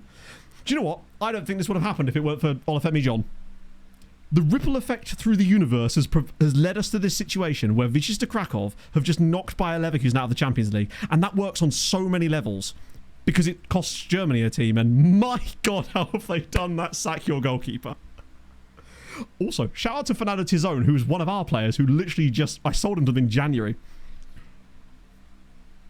They've been scammed so hard, and I don't care because of how often this happens the other way. Let's go. They're going to get rinsed in the next round, but who cares? Freddie Clements, again, the famous sex tourist, just... What? He's at it again. Fucking Germany this time. Nice. Incredible. Sack the keeper, never sign him. Custom squad view, what you do is you go to this page, and then if you go up to here, you go to import view from there. That's how you bring them in. That's a massive mugging off. Hello, nothing specific. Have you considered playing him in games that don't involve eSwap? I mean, to be fair, I wish he could have played against Bayer Leverkusen. Not like they needed him, apparently, but holy shit. Well played. That's huge. I just didn't expect that. And also, Brubeck can still get through. I mean, they won't, but they could. It's not beyond the realms of possibility, is my point. I think winning at the Bernabeu, TM, is probably a bit of an ask. Is that... Now that we're coming to a week before the end of the... Wow, there really isn't any interest, is there? Oh, God. I think the heat is getting to both me and FM today. Oh, Sharpek's injured. Cool. Crab Heat, thank you for the 26 months. This is about to be worse, isn't it? I hope you're all having a fat, low IQ, random due stat. Also, my striker's number are a bit mad for the last 5 games, although he slightly overperformed his XG. Why can't my Iranian striker do that? Because he's not fit. Pretty much. This bet, I'm going to check it first. Sabrushin, he gets so many of those tiny injuries. Like, every other week it feels like I'm dealing with a Sharpek knock. He feels like he's... I think he's just a bit dramatic, if I'm honest. He does just seem to overreact and get loads of these little injuries that always just keeps him out for a day or two here, day or two there, you know? Okay. You three we already know all about, which is fine. Barca, Osiek, hello. I can't tackle. Only 16 though. Fuck it. Santa Baby for the summer. God, we're going to have like a proper shopping list ready for the summer. Sandefjord dude. Fell off a little bit, but... Actually, does he have good... No, jumping range of 8. Cool. Good centre back that is. Anas Zahiri. Jumping range of 8. Is this like a new centre back thing? Dennis de Bro... Oh, that was the guy I liked from Sparta Rotterdam. Let me guess. Jumping range of 8. Hey, 10. Tallest man in the Netherlands. A famously tall group of people, in fact. Unessential Wild dude. Okay, that was... there's the... It's kind of fun, actually. Sherelle Meridine. No, I'm not that bothered about them, honestly. Dear. Oh, really? Is that because if it's a minor injury, the game forces you to respond to it because you have to pick, like, physio, specialist, injection, stuff like that? That's a good... I hadn't thought about it like that. That's a good thought. You can tell I hadn't thought about it because it's a good thought, and I don't have those sort of things. So I just thought it would be Whipping Boys. Yeah, honestly, Watford Wizard I was, and I would like to do a formal apology to them right now if you'd let me. I thought they would be terrible in Europe this year, and they have completely surprised me. I don't think anyone's really done better. They beat Manchester City. that was the beginning of this all. It's crazy. Oscar from Barcelona. I'm guessing we've got him scouted, so he should just appear on one of these, right? Let me check. Let me just switch to the team report one. Oscar from Barcelona. He might be in their youth team, in fairness. I'm assuming he is. Oh, hello. This guy here. He is good, but he's also £40 million, and it's in a position that, like, I wouldn't want to drop that kind of money on him, no matter how good he is, almost, because we have 3 or 4 other guys that I would argue are better than this guy already, who are nearly the same age as him. And I don't want to pay £40 million for a loan farmer off the bat unless I'm dead sure about it. Most of the guys I pay that kind of money for that end up in the loan farm end up there by accident almost, rather than on purpose, just because it is so expensive to pay that. This guy here is a bit cheaper though. Mohamed Ballo, although he's a right-sided winger. Yeah, that's annoying. Height distribution from different countries. I don't know, actually. Maybe? I never really thought about it. You'd like to think they would do, because obviously statistically, the Dutch, I believe, are the tallest on average nation in the world, right? And then some nations in presumably like Southeast Asia and that are probably statistically the shortest, I guess. Champions League predictions. I believe I did the predictions for the games tonight. Are there games tomorrow as well that I might have missed out on? They lost 3-1. It's to be expected. Brighton just lost to Shakhtar. That's great news, because England are now down a team for... That's weird. And Leipzig out as well. Oh, Germany have just been absolutely rinsed here. So that's Germany down to 2 teams. Is it Bolivia? The Vivi guy we were just looking at. Which guy? Vadim Vasilev. No, the guy we were looking at was... his first name was... It's Chulkov, I think his name is. Raul Carlos, did he? Did it help us in any manner? Did he? Rodrigo Moore is still playing that. And Duru missed his penalty. Oh, that's Alvisi, of course. I forgot his name's still Alvisi. I need to get rid of his nickname so we can remember who he is again now. Now that they're both back to being who they actually are. I still think we sold him at the right time. Like at 31, we got 50 odd million quid for him, and we've been able to bring these other guys through. I'm a fan. Sick. Right, Thursday. For the second legs of all the Conference League, the Europa League ones too. Then we can check the coefficients, because I'll tell you what, Poland is chefing here. We've still only lost one team from Europe so far this season. Germany are down to 2 teams in total. Who have Germany even got left? Because Leipzig are out, Freiburg are out, Bayer Leverkusen are out, Bayern are out. Is it just German sides in the Europa that they've got left? Because there's no one in the Conference League. It must just be... Oh, it's Nuremberg. Nuremberg are one of them. I don't know who the other one is. Unless Germany had a 5th team in the Champions League, which seems unlikely. Oh. Just getting to the stage where the other teams in your league aren't horrendous and letting you down every season is such a nice change. Not that we've really experienced it much. Oh, is it Dortmund? It might be Dortmund. Dortmund are so good or bad in this save that I lose track of whether they're in a good year or a bad year, pretty much. They're like Joey Logano. It's an even or an odd year. Poland have...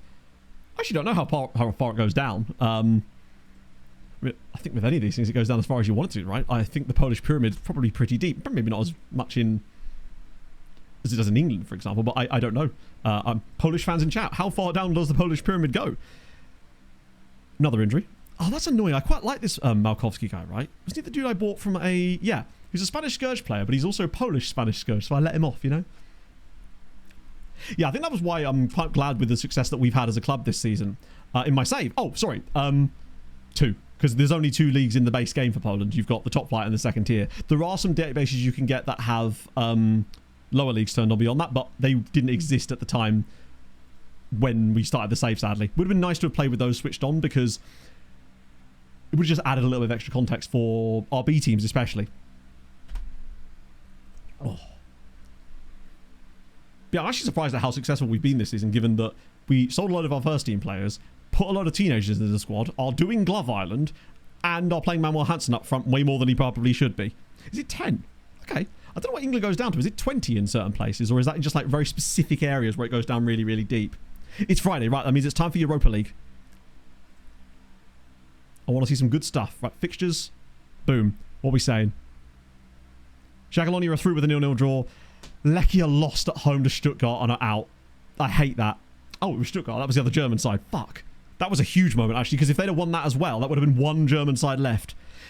That really does suck, actually, because Lechia are better than that and should be winning that game. Shout out to Dundee, though. Sorry, Dundee United, specifically.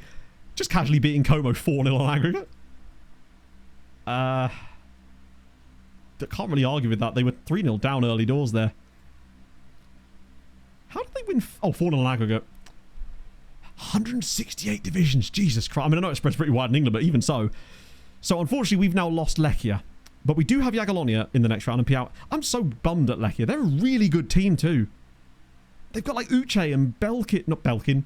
Blanco. I keep calling him Belkin. He's just got incredible reception. Okay. PSV are out. Rangers are through. Dundee United. Good year for Scotland as well. What else? We've got Ludogorets lose to Dynamo Kiev. Southampton get past Olympiacos narrowly. Polish Centre. Oh, for sure. When I did my Bologna save back in the day, I played with a lower league database, and it took forever to load for so. It's Belkin Lanko. It's my guy. So what are the fixtures for the next round then? Oh, do we not know that yet? Did Alvarez score? Of course he did. It sucks for Lechia because they were so much better than... It's weird how it goes. I guess they did get a very tough draw. Like Stuttgart might have been down here, but you know what it's like when you get to the knockouts. That should be all of them because we don't have...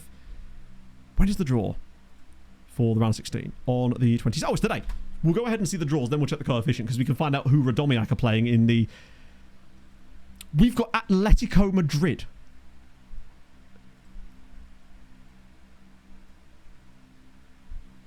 Manchester have got Manchester City again.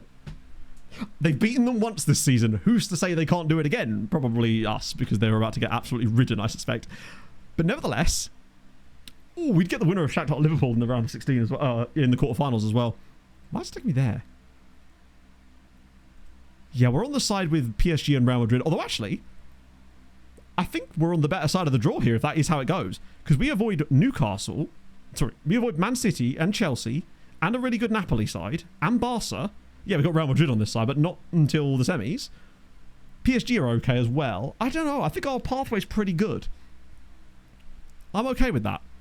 The question is, where did Atletico actually finish? They were quite good. The only defeat they had was to us, wasn't it? Right. We've lost to them before as well, which was a bit scary. Automotive for sure. Just like unbelievable, but true on Instagram. If it's on Instagram, I'm probably unlikely to see it on Discord, just because, I mean, but you can tell me what it is. I mean, you're happy to link it. If you could just link it to me, I can have a look. But what's it pertaining to? So, Europa League now.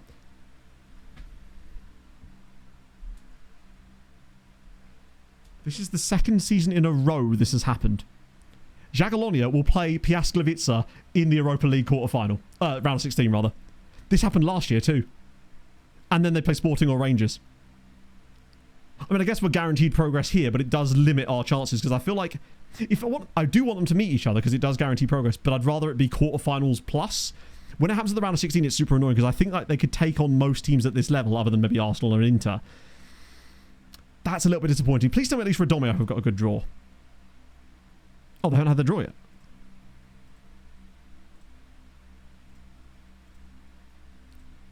I'll progress one more tick.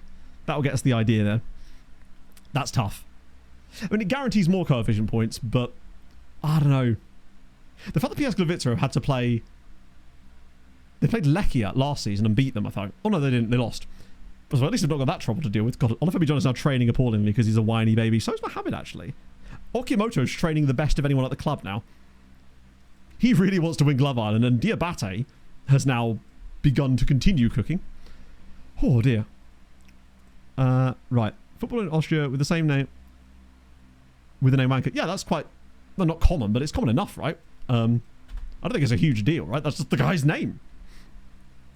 Patrick's been training well. I mean, he is my Nepo baby, bless him. Right, let's check the Conference League again to see who Radomiak got. I mean, they can't have someone too good, surely.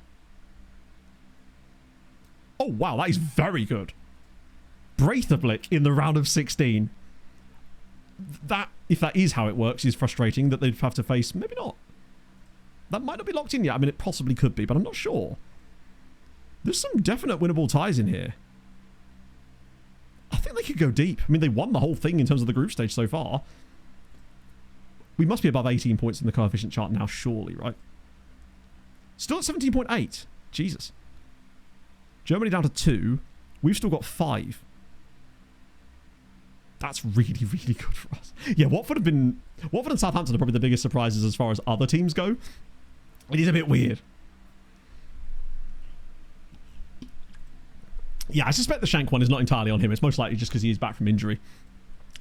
I would be willing to bet that Watford are still on the first manager of the save just because they get the non-playable league bump, so to speak. Let's see. Was that random... Oh, that was that random Andorran dude I found. He's pretty ass, but that's okay. I just noticed he scored a goal there. We take that. Oh. Didn't the town called fucking in Austria change its name or something? Or was that hell? I swear there was... Oh, that was in Norway, wasn't it? I think they changed their name, didn't they? Because people kept stealing their signs or some crap like that. Fugging, yes, of course, yeah. Okay, right. Let's go with... goodness me. Right. So with that now being the situation, Montperouge can't really be starting this game, but that's okay. Because we've got Eon. Not Eon. Eon. In he comes. Diabate is now suspended, so that's fine, because then Pulisic are going to come in and play a game. Or maybe Cabezas, although fitness levels maybe not. And then, is Kowalski fit again yet? He is. Nice. Oh, John has to start. I need to remember to do that. Alshankiti and Sharpek are in. Is Gomez fit again? Not quite. Glasgow is 6-1. Glasgow's at Forest, right? That, I guess, does make... 6-1 actually seems quite steep. Probably worth a fiver.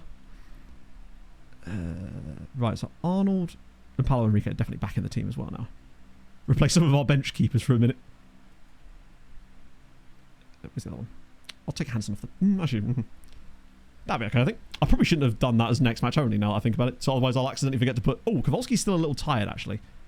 So I might continue with Paulo Enrique for one more game.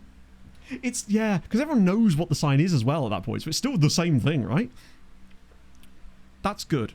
Busquets, did we decide that Busquets was keeping his spot in the team or not? Let me check. Oh, no, he didn't, did he? No, he played absolute ass. Right, no, Busquets is out again, so next goalkeeper up on the list. So it can't be number 2, because he played like number 2.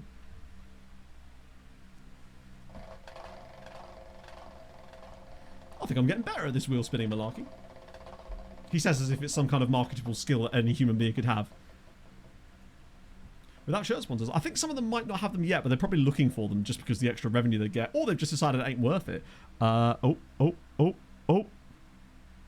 10. Who's 10? It's Goika. It's my man. He's the only other goalkeeper we've got that's actually got a positive rating thus far. Goiko with a chance to show a bit of goodness. I'm alright with that. Maybe this is his moment. It better be. It's just nice having actual strikers back.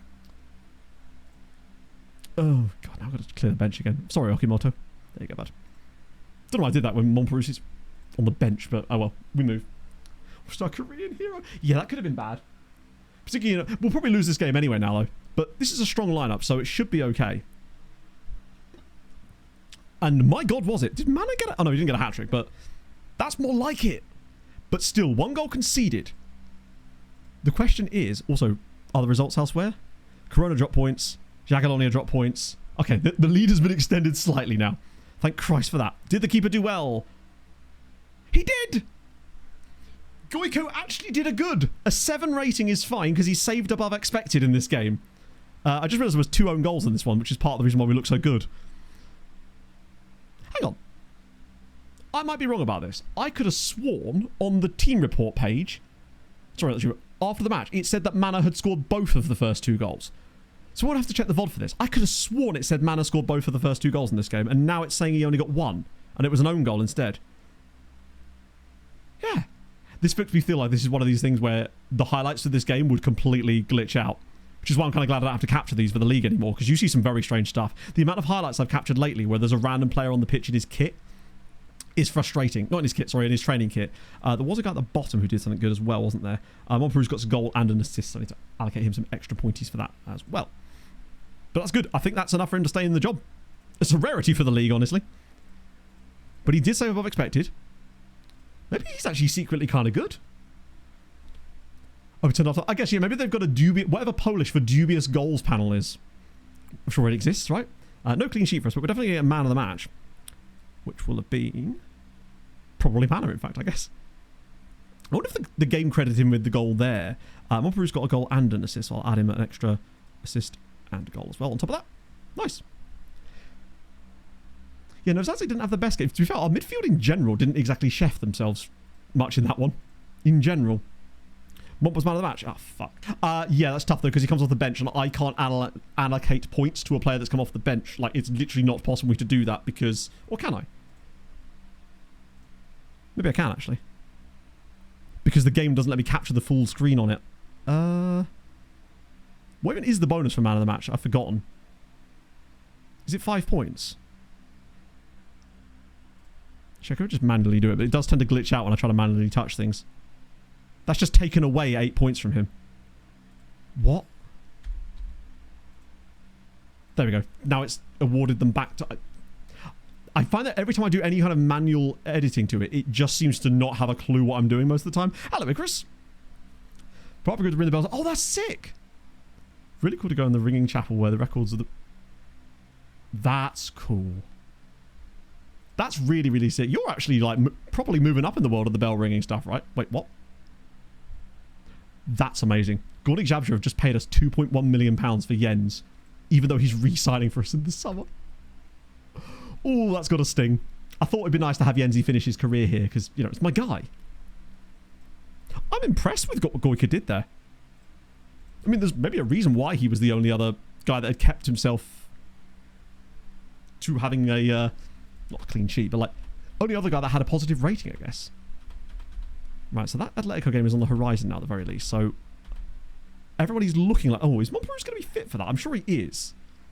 Jude is still around, but I had to deregister him from the league squad to make space for the other goalkeeper, the one I'd forgotten to register or say couldn't get in initially. So I decided that I'd probably for the benefit of Glove Island, I would drop Jude out of the league squad to allow Bacchino in. And the first thing he did was drop an absolute shitty performance, and we lost the game. So I'm paying for that decision immediately. Transfer deadline day. Here we are.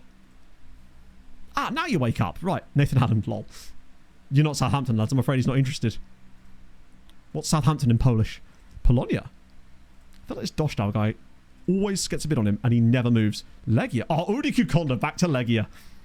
That would be sweet. They want a bit of Santelli. To be fair, Santelli isn't registered for the league. So that wouldn't be the worst idea if they could still register him for something. They want Marobot again. What did Bayer Leverkusen want at this stage? You're out, lads. Got nothing for you. Lots of Gareth Arnold. Zions. I kind of need Zions. This is better, though. Hello, Rich. How's it going, man? I'm trying to get myself ready and fit into firing shape for the Slough game. I can't imagine I'll be great, but I'll be there, and that's the main thing. I can't be worse than last time. I'd like to blame... get some excuses out early. I'd like to blame my hair was in my eyes and stuff, but that isn't an excuse I can use this time, of course. Oh, these guys. Have a bit of that. And loads more of these lads here who... Oh, we don't have anyone for them. Okay. Either way, that's still a nice little chunk if we could get a few guys out on the deadline day. They want some really good players, but they're players I don't really want to loan to them. That's the problem. Blame the rain. Yeah. It is definitely being live streamed this time, if I recall correctly. Law with the New Boy. Is there? There you go. Always knew he was a Fulham fan. He's about as much of a Fulham fan as Margot Robbie or Mauricio Pochettino, who... Did I just see that Pochettino had signed a new contract with the US national team? Yeah, I have comrade that boring wood, wasn't it? But fair enough, they obviously see that there's a reason for that. We're already happy with the squad, so that's fine. They've offered a contract to Garlovsky. Okay. Just going on. I'll just leave that for a moment there. Stream account channel, just like last year. Awesome. That's going to be dope. The match is the 29th of August down at Slough Town. Tickets, I believe, Rich will know the answer to this, are I think £10, and it gets you entry to the Slough, the charity match, and also the Slough game afterwards. The youth intake is usually the 17th of March.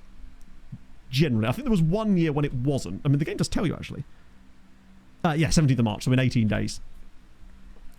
There was one random year when it was, for some reason, the 18th, and I think it was just because of a leap year. It's going to be great. I'm looking forward to it. I might have to, as far as working it into the Ely City thing, have to treat that as like a get-out day where, because I'm playing in a charity match, I get to skip a run or something. Because I'll be running about plenty. I think I've earned it because it'll be for charity. Hopefully I can save it for something crazy. You can have a bit of him. None of you. Really? Not one of you. It does feel like it's harder to get those guys out, sadly. Day earlier. Was it day early? Maybe. I swear I remember it being the 18th one. I will just check into the agent offers once we get a bit later in the day. That way they're already all there. All for the Alzheimer's Society. Yeah, and they are donating all the money to him as well. They're not taking any cut whatsoever, even to pay for things. They are literally donating 100% of the proceeds, which is awesome. There was quite a few injuries last time, I think, because Zims did his knee, if I recall. Not ideal. I'm hoping to avoid any injuries. I mean, I basically last time, after about 15 minutes, kind of thought, some people are taking this a little bit too seriously. I'm going to just dip here. Oh, and obviously Clayton's got his face bashed in. Which you don't like to see. Clayton's will be playing with like a Peter Cech style helmet, but with the front bit with the helmet on it as well. Basically like a motorcycle helmet. I'm looking forward to it. Pumas guy... 44... Wait, no. Hang on, I'm going to have to do the scroll here, otherwise it's not going to work. RZ, no. Oh, an NEC guy. Robin, we looked at him before. Besiktas dude. Overpriced. Palmeiras. Testing the waters. You test your own waters, buddy. Loads of Ajax guy. That guy we already have on the shortlist. Who's the Lungby? Oh, last resort. Cool. Suffocation and all sorts of no breathing. Just want to see a team pop up that I'm like, ooh, okay. Boca, C-rated. Racing Club, I think we know about that guy already. Willem Twey, Standard Liège, Motherwell, yes. Saw my mother on the weekend. Gamba Osaka, wow, he's earning a lot of money. Del Valle, D-rated. Maritimo, 50 million, Christ. Benfica, but very expensive. AK, but terrible. Slavia Prague, but terrible. Jack Alonga as well. God, this screen needs a complete overhaul. It actually baffles me how bad the agent screen actually is. Did Motor Lupin just sign a guy from... Oh, fair enough. They had to use that picture, right? It's right there. It's perfectly set up. Right. So this is... Yeah, I'm going to go all match on this one because otherwise I'll forget to put Johnny Boy back in the team. Wait, John?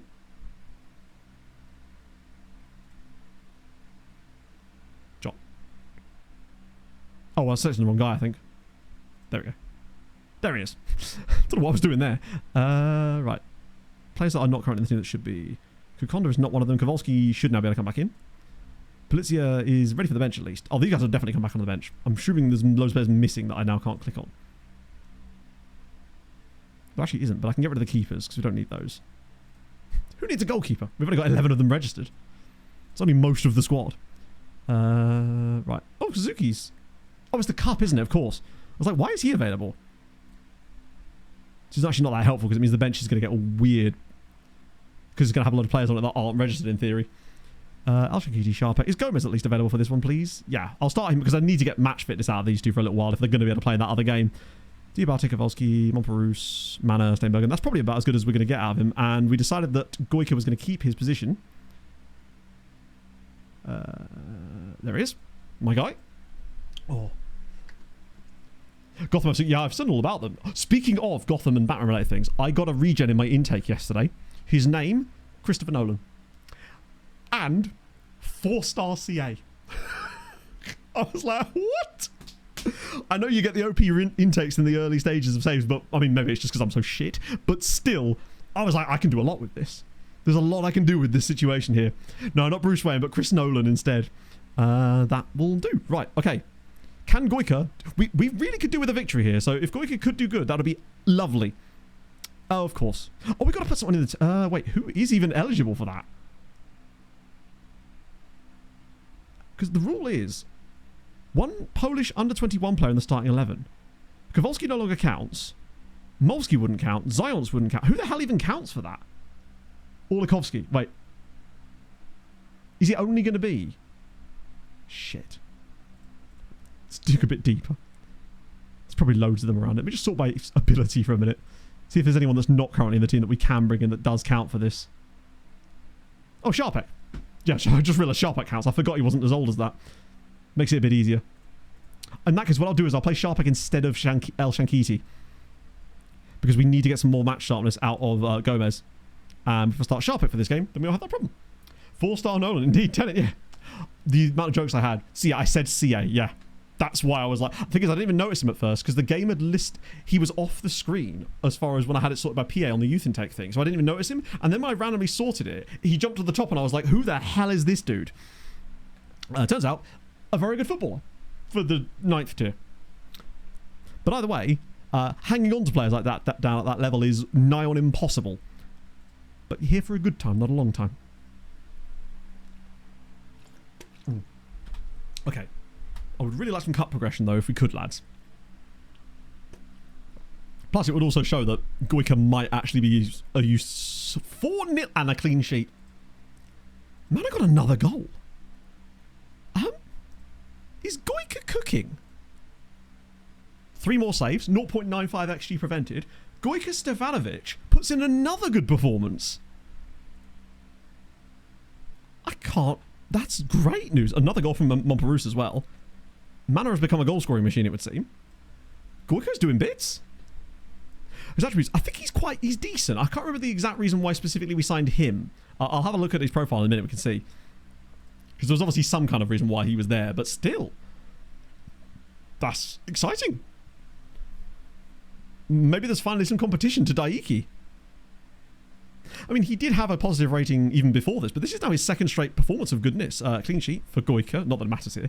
Player the match bonus. Hopefully that does go to the correct one this time. Who was the match? Yeah, actually allocated properly that time to Kowalski. So, Goica, I'll have to do it from the other screen. Oh no, you can do it from this, can't you? He does a very good aerial reach. His communication's terrible. I presume he just yells in broken English at them. Or broken Polish, I guess. Yes, he was because he was tall. Tall is certainly looking like a good attribute for keepers now, isn't it? That was one of our theories, that you just needed them to be tall and kind of average, right? Wisła was saying a scout to watch you with a view to free transfer kind of rumor. I don't really know what you need. George C. Stokes, thank you very much for the 36 months. Wow, that's a lot, man. How are you? Oh, that's bad. This guy's such a good player as well. The last thing he needs is an injury like that. It's annoying because that might be enough that he ends up coming back from his loan as well, frustratingly. Oh, dear. A scary tall boy does seem to be the trick. So maybe we should just look in future maybe for a good goalkeeper, but who's also really tall. Because I don't know how tall Daiki is. He's certainly not as tall as my guy. Okimoto is 6'2", with 13 jumping reach, whereas Stevanovic is 6'7". That is a lot. He's just getting called rusted. So I love. There's this guy on TikTok that does like Polish dad based comment like skits. It's brilliant. I'm not even Polish, and I just enjoy the shit out of him. Charity game. Oh, my apologies. Sorry, I didn't understand what the reference was with free signing and Wisła. Sorry. I can't imagine that I would get in my own loan farm, unfortunately. 60 million guy, 6 foot. Maxime Marion. I think he had decent jumping reach. Yeah, 6 foot. Aerial reach is only 13. I wonder if aerial reach is more important than we think. Stretch me out. It's good for the back anyway. What I do need to do, though, is make sure we're resting the squad again. Since doing that, it's certainly made it a little bit easier with regards to being able to rest or not have to rest players as frequently and have to constantly change the team around. Although it does give a little bit less opportunities for players sometimes. Montbrus has got 20 goals this season now. Still underperforming. Mauro More, he is actually out on loan, if I recall, at Lech Poznan, I think. I'll just check that. Yes, he is. In the second tier. Oh, he's injured as well. Deserves it, I'm sure. Moderately sprained, I'm sure it was. He's a goodish player. He's playing okay. Maybe one for the future? It's hard to say. He's requested to leave. Enjoy Lech Poznan. You're there forever. You've got 4 years left on your contract. You ain't going nowhere there, buddy. Deadline's passed. We haven't signed anyone new there. That's okay. Yeah, he clearly is a decent enough player, but he has a terrible attitude, and I think that rules him out of a lot of good things, right? Rivers United, they usually have some good players. VRL Roman's back into the wilderness again. Probably should check on this as well, just in case. Oh, we are in a proper dry spell of these, aren't we? Wait, Arno Rojas. Oh, is he still not technically signed for us yet? On loan, it's about 250 at the moment. 257, which is down from where it was, but I would argue that the overall quality of the loan farm is vastly better than it was. Said in the summer, so I'm still hoping Paolo Enrique. I think he's a definite sale for the summer because we've got other players now that I want to bring in there. Jude Law. Coffee and Enrique could very... maybe Pulisic? Unsure on him. Manor, I think, is definitely worth keeping around because he's a centre-back. And we haven't quite got the others that are there yet. But I could see a world where Pulisic, Enrique, and Coffee go through the door this summer, potentially. I thought we got a new... Who the fuck is this?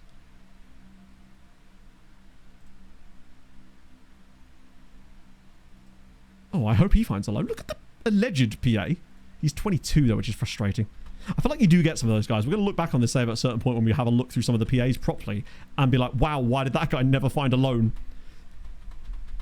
Training reports for the goalkeepers, at least. I still feel 800 games in management as well. Montbrus is just doing a great job at slowly extending his league goal-scoring record. It's going to be tough for anyone to catch him at this rate. Right back for the future. So there's a couple mulling around. Obviously, Naeem is starting for the time being and will be for at least a few more years yet. Santelli is still fairly young. Coffee, I would like to move on as well. And we do have Janicic as well. But they're not like as young as some of the others. They just need a bit more game time, really. And I think if I moved Coffee on, they'd get that game time because we always make those subs. So I feel like someone like Santelli, who's still only... he's 25 now, actually. And then I spent a lot of money on Janicic. Also, he's very good on the forward side of things, but I'm a bit worried about his PA. There's probably another guy lurking about in our... either in the loan farm or further down, to be fair. Your Albanian... oh, that guy, yeah. Yeah, he was insane. Didn't I find him like... no, he was from an Albanian side as well, which is probably why we assumed that he wasn't going to be as good. So I think interesting, Nick Pope. That's... good. Right. Ooh. Oh no, that was a player injured for them, which is the last thing we bloody well need. No, never played a minute. I think that was... was that OT... that was in the OTI save, wasn't it? I think he probably joined too late. Maybe if the save had progressed a bit more, he might have got an opportunity to play. But I think that was not towards the end, but I think we saw... Oh, was it Tenerife? Oh, then I definitely never got a chance to play. I can even picture his name. I feel like there was an S in there somewhere. Montparnasse did sign a new deal, yes. He's got 4 more years on his contract. That Andorran dude is just impressed in another friendly. Well, good for him. I mean, he's not even technically one of our players, but apparently trialies can play in here. Or so we're learning. Right. Steinbergen is now suspended for the next game, which means it's going to be Mana and, I guess, fuck it, Volkanov. Why not? Sharpik can drop out for this one. Back for Al-Shankiti again, so we're starting to get the fitness levels back in all of those guys now. That's looking like a pretty good lineup, actually. Bench could still do with an extra player on it. That'll be Cabath. No, not Cabathas. It will be Palo Enrique, of course. And then Arnold, is the space for him? Yes, there is. Nice. Okay, so Stefanovic keeps his space in the league squad again, doesn't he, really? If it ain't broke, don't fix it. And we're playing the worst team in the division. So this is an opportunity, really, to not mess this up. Which foot is Volkanov? Right foot. In that case, perfect. In we go. I've been very impressed with the upturn in form of Diakite. Sorry, Diabate. Oh, not this again. Get rid of Lopez and... Just want to make sure there's no one sneakily on the bench. No, we're okay.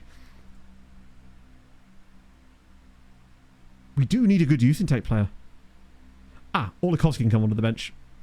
That way we can still at least put someone on there. And he'll come on instead of... Oh, there's a place there. No, that's not fucking hell, Matt. We'll just take someone else out of the team anyway. For one game it won't hurt for Gareth, will it? The Beast! Thank you for the 28 Hello, months. Matto and Chato, how are we doing today? We are doing very bloody well, honestly. Poland is crazy chefing. We've had a couple of unfortunate ones, but for the most part, it's been very good. Wisła Kraków knocked Bayer Leverkusen out of the Champions League and are still in it. They're going to the round of 16, where they're going to get ridden, but they beat Bayer Leverkusen in Germany 4-2. 7-2 win. That doesn't look like it went well for Stefanovic. 2 more goals, though, for Montparnasse. Ooh, he's had a bit of a stinker on that one, unfortunately. Bless him. 3 shots on target against, and he's letting 2 of them. But he's at least done himself some good in there, along with everybody else in the team, apparently. Montparnasse grabs 2 more goals, but El Shankiti and Gomez getting involved. Love it! I think we might be getting back to our best a little bit now. I mean, it's tough for keepers with this system, because ultimately they are going to be facing chances, but that's kind of part of the point of it, right? He did only lose a tiny bit of rating, but didn't do a lot either. But he's certainly not done himself too much harm. Actually, his XG against would have taken a bit of a hit in that game just because he's let in 2 goals. But it's a nice little run for him in the team. I think it's 3 games in a row he got in there, which is nice to see. No clean sheet for us though, unfortunately. Man of the match award goes to, of course, Montparnasse again. Montparnasse might actually be on for his best ever season as a player for us this year. That's 22 now for the year? He's absolutely chefing. Right, Atletico in a few days. And I'm also not that far behind.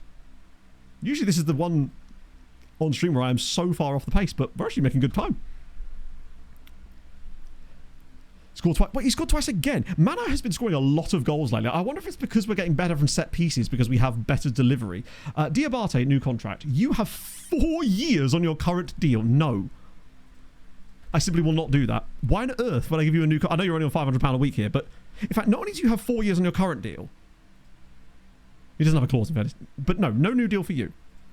You've got 4... I'd only be able to offer him a 5-year deal. So we'd end up paying hundreds of thousands a week, probably. Well, not 100,000 a week, but a good amount per week for that. And he's a good player, but I don't want to lose... I don't want to have to pay an extra £50,000 a week for 4 years for no reason, right? Piaskevitz a win. Jagiellonian a win as well. They're not letting this go, are they? God's sake. Have there been any more Europa League matches, potentially? Sometimes this is where it gets off kilter, isn't it? No, we're fine, actually. And Conference League?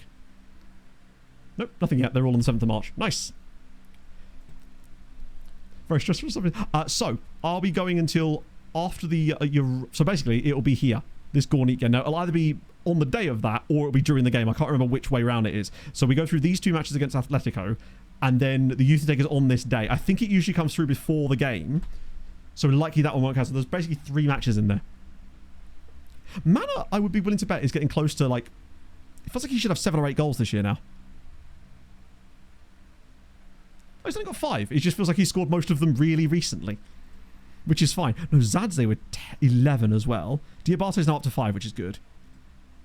No one's really cooking in the same way they used to be with assists. We've spread out the goals way more throughout the team this year. We kind of had to, really, with the constant changes to the lineup. Now, obviously, for the game against Atletico away, we'll revert to our other tactic with the back three, because that's actually how we beat them there in the league phase. Got an assist bonus too, Jesus. Yeah, Mompy's just about managed to work himself out into the overperforming category. He'll still manage to finish the season below it, because it's just what he does. But he's given us a go.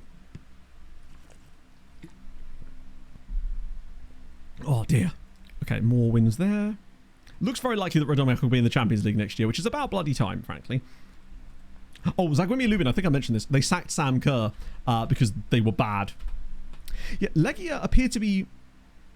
Maybe we just need to occasionally lose one of these teams to give them a bit of confidence back or something. We do have a game in between there, actually, don't we? Right. Okay. Fancy his chances. Sampdoria. Oh, that was the team that we got Georgie from. I doubt that we're going to get another Georgie level player from them again, but you never know. What are the expectations for this game? Where are we ranked? Wow, they're actually the favourites. Concerningly. Nah, we should be fine. Oh, another... Oh, no, we're playing the same day, aren't we? I think. Unless they're playing the day before. So it's the Tuesday night. No, it would have flashed up the thing, actually, wouldn't it? To say that we had... Oh, no, it's not actually at that date yet. Let's see. Is there any Tuesday night games? And are we just... Oh, no, we're literally playing in one of the Tuesday night games. I'm just so stoked for them to even reach this stage. Yeah, they're going to get beaten by Man City. Probably. Even though they have already beaten them once. Okay. So this is... What I'll do is I'm not going to next match on it. We'll just play the back three tactic in the midweek as well. So, we'll switch to this. We want to bring Diabate will go into there. Then Gomez will drop... Wait, hang on. He'll go up there, but then obviously he'll also then drop out for Ashankiti, who's better in the solo system. Diabate Nozadze doesn't have to drop deep then, which is good. Kowalski, Naeem. Sharpek obviously won't play in the middle of the centre-backs. Mana, Steinbergen, Arnold. Oh, is Arnold ready to play? 45 minutes of action. I'm actually going to put Yerzy in the middle. I think he probably would be better than a half-fit half-fit Gareth Arnold. And then out comes Volkanov, out comes Lopez. Back in come Paulo Enrique, Santelli, Sharpek. Is that all of them? Arnold might be worth having on the bench just in case. But instead of who? Chris Kamara. Maybe instead of Joao Carlos, actually, for this one specific game. Right, goalkeeper. So Daiki Okamoto will come back in again, except I can't do it like that because it's glitched out. There we go. Right, so he's back in. Okay. Moment of truth. Away at Atletico. Let's go. Santelli and Coffee. Ah, yeah, good point. Yeah, fuck it. I might actually take Coffee off the bench because... no, fuck it. Coffee's still slightly better than Santelli is right now, but when we lose him, I'm going to have to get used to not playing him. Also, Naeem and Montperou's back to being 5-star again. Let's go. This is fine, right? Diabate and Nozadze on the right feet. No, he's left-footed. And he's right-footed. Okay, in that case, since they're both playing the exact same role, would make more sense to have them on their correct feet, I guess. Let's go. Champions League. Towards Daiki. He is 6'2", I believe, with 13 jumping reach. So he's certainly not kind of got the hefty snow on his head height level that Stefanovic does, but he does have extremely good technical ability. What we kind of need, I think, is that level of player, but tall as hell.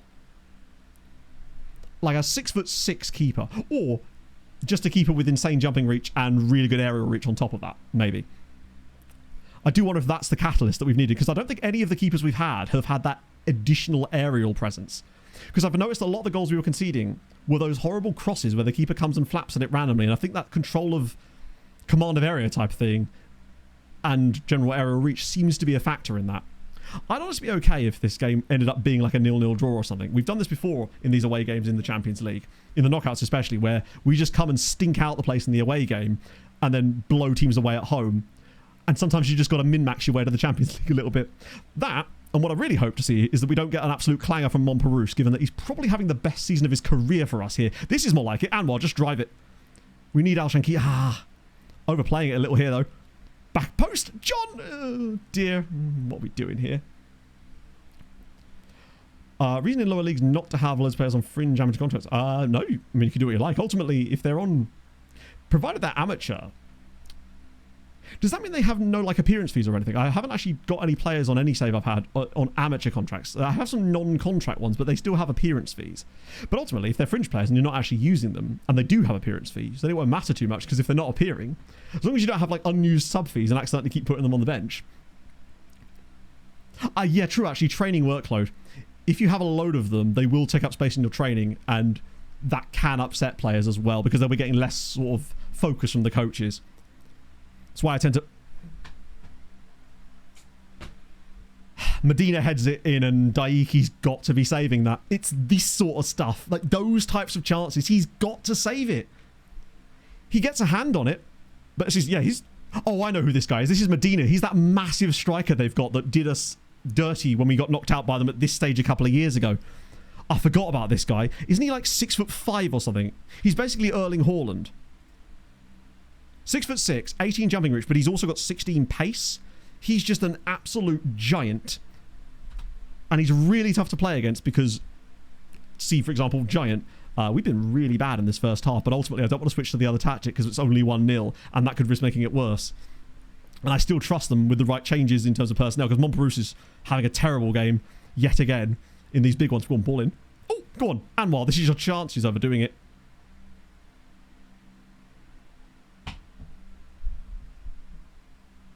The game has properly baited me there. I thought we were about to be given a penalty. Probably should have been given a penalty, honestly. But no, that was just half-time instead. Jesus, my assistant really does not like their players, does he? Right, we'll go after you more frequently. We will try and type mark you, but it's not going to be easy. I'm just going to go after him like crazy. And we'll go after the DMs like I always do. I mean, 1-0's not the end of the world. Forgive me, Mike. Just working through the question there. It is not a youth intake challenge. It's a... we just happen to be at the point of the season where our youth intake is coming up in a couple of weeks, basically. They've got Laurenti in there to go up against him. I don't think we can afford him, unfortunately. He's probably worth an absolute goddamn fortune. Oh, hang on. I have to click it and then... He's also only probably on about 250 grand a week. He's a bit insane. He's a bit insane, isn't he? Right. Do I make half-time subs? Probably not. Although Montparnasse has been terrible. The problem we have is that I remember this exact thing happened to us a couple of seasons ago. We still ended up playing really well, but they just got another goal because of the tall man. But I don't think there's much we can do about that because he's going to get headers against some of our players. Post autocrat, that's absolutely cool, man. Yeah, that left wing back we can maybe try and get in on a little bit more because presumably he's the one putting the crosses in for Medina. Yeah, Mr. Blanco, they could weak foot him at least. Press him a little bit more. I don't want to type mark him per se because I don't know who would actually end up doing that, and it might pull one of the players too far out of position to type mark him, but they were lucky to get away with that then. We honestly could have conceded a second goal.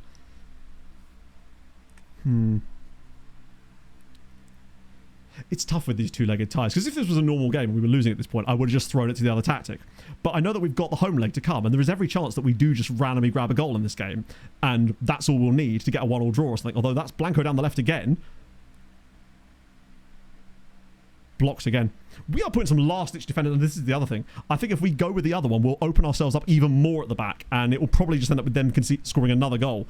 To be honest, like, Daiki's not really done that much in this game.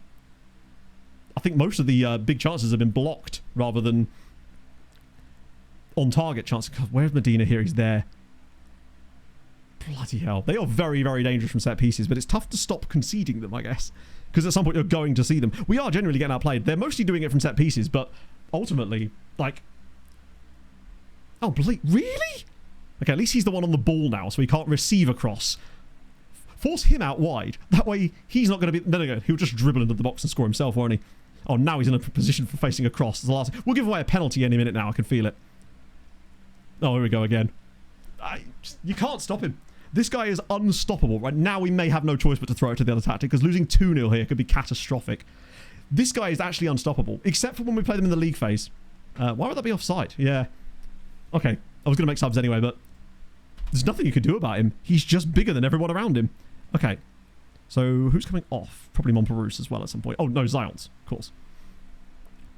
So out you come. In comes Gomi. Alshankidi's been terrible, but do you know what? Actually, fuck it. I'm going to make both changes there. Alshankidi's been awful. Montparnasse has been dreadful as well. Let's go Cabezas. Let's go. John's been terrible as well. Fuck it, Nathan Allen. One more strange. Nozadze and Diabate have both been terrible. But if I'm going to bring on Policia, it really needs to be for Oh, wait, wrong way around. Certainly needs to be that. But then it needs to be for Diabate anyway. Because that's Policia's position. Fuck it, we're going to lick the stamp and send it. Okay. We're just going to go back in it a little bit. But the second I saw him from that first goal, I was like, I remember this guy. We got knocked out by them last time. Not that we've played well here, to be fair. It's not like this is an example of us getting unlucky in this game. They know they've got their tactic and they've used it to their advantage. The problem is now, we're taking a risk by doing this, knowing that they potentially could get that third goal if he gets any kind of space. My hope is that we kind of get them... I want to get involved in a bit of a brawl here for the rest of the game, where it's a little bit more end-to-end and spaces start to open up for us. Cool. So Medina's got a hat-trick against us in the 65 minutes of this one, and we're now 3-0 down.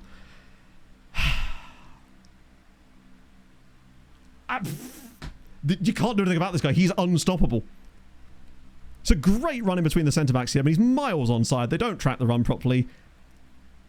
I guess they could have stepped up there, but ultimately, he just gets such a clear run here. What do they even do? It's a great finish from tight angle. But Daiki, buddy, make a save at some point. Like, just be cool if you could do that.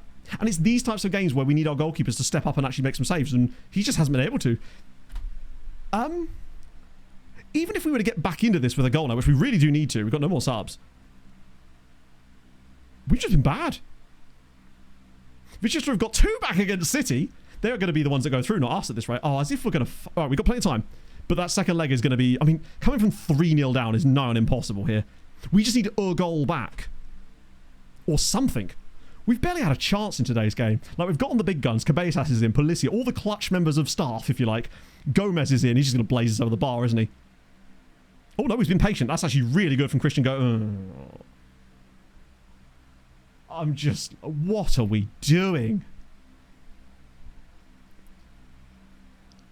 You know what? Fuck this. That is insane.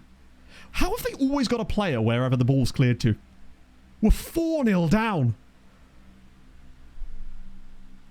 So I go, but yeah, I mean, he did the right thing. It's just in those sort of situations, that's not what normally happens. Usually, they cut the ball back inside and you get a shot on goal. But in this game, every possible situation that could go the other way just has. But Daiki saved nothing in this game. Well, he saved 3 shots, but this is when it comes down to goalkeepers. You need a goalkeeping performance in a game like this to keep you in it when your other players are just not doing anything. And he's done fuck all. Should have saved the first one. Tough one for the second one. But the third one as well, like, get something on it. Do something. It's, I mean, a goal back now. Even a goal back now and we're probably still cooked. This exact thing happened the last time we played Atletico in the groups, in the knockouts. Bear in mind, we beat them here in the group stage this season. Right, Mateusz Sharpek. He's just trying to find the right pass. See what I mean? These fucking blocks, they're always there in these matches. Right, go on, have another shot. Blocked again. Oh, that's well played, actually. Like, obviously, we haven't been the better side in this game. We deserve to lose. But it's like 4-0? Really? Maybe we shouldn't have switched it over. The thing is, if we don't do that, I don't think we get another chance in this game. And once they've got that second goal, I think... Fucking Jesus. Yeah, I mean, there's nothing... Don't have to touch on fantasy there. El Shankiti did not do well in this one. We'll obviously have to go full balls to the wall from the beginning of the next game, but don't tell him with the curses back. I just hate playing against Atletico Madrid and that Medina guy. There's nothing I can do to stop him. He's simply too tall and big and strong and powerful to do anything about him. Right, so Daiki's certainly not playing in the second leg, but then that means probably Busquets, I guess. Or Patrick. Oh, man. Not the goalie's fault entirely, but you do need a save at some point in these kinds of games. Literally, I don't have to do anything for fantasy because no one did anything. 4-0. That was the first leg, yeah. I need to find out the last time we played Atletico because I'm pretty certain it played out identically to that. I'm convinced it was identical. I think we lost 3-0 though, not 4-0, but still. Let's see, past meetings. So that was earlier this season. Then we had, oh no, we had that 3-3 draw against them where we were absolutely battering them, I think. Keeper couldn't make a save. It was Ayapong in this game. Well, we were a better side in this one, but still drew 3-1. And the second leg, if I recall, was even worse. Oh no, the second leg they were actually really good because this was when Medina stepped up. Or was it? I don't fucking know. At this point, we've just got to lick the stamp and send it for the next game. And hope for the best. I'm just going to temporarily switch this to the other tactic for a minute. So we're ready. So I don't accidentally play the wrong one or something. Ah, that's really annoying. Considering we already beat them in the group stage. Outplayed them in that game. Second you get to the knockout. Where was Medina in the group stage? Did he play against us? Maybe he didn't play in that game. I feel like I would have noticed him in that game. No, he didn't. He just played like absolute shit. So what was the difference? This is my question. Like, what did we do differently in that game? That was the match with the BS offside, yeah. Unfortunately. Close down command. Oh, I guess you've got trigger press, which kind of does the job. Amateur contracts to play about not going on loan when they cannot. Ah, yeah, that is really stupid because there should be no way that that's even possible. Like, the game should know that. Ah, fucking hell. I mean, hey, Vichester did better than we did and they were playing Manchester City. I can't believe they came from 2-0 down there. I'll ignore that for the time being because I think that's mostly... So it's going to be Busquets or Olikovsky for the second leg. It's just so sad because that's what I mean. Like, that is our best goalkeeper that's been playing so brilliantly in the Champions League. The second we get to the knockouts, he just forgets how to be a goalkeeper. It's... That's how you can just seem to never make any progress because the keepers just do stupid shit. It wasn't that...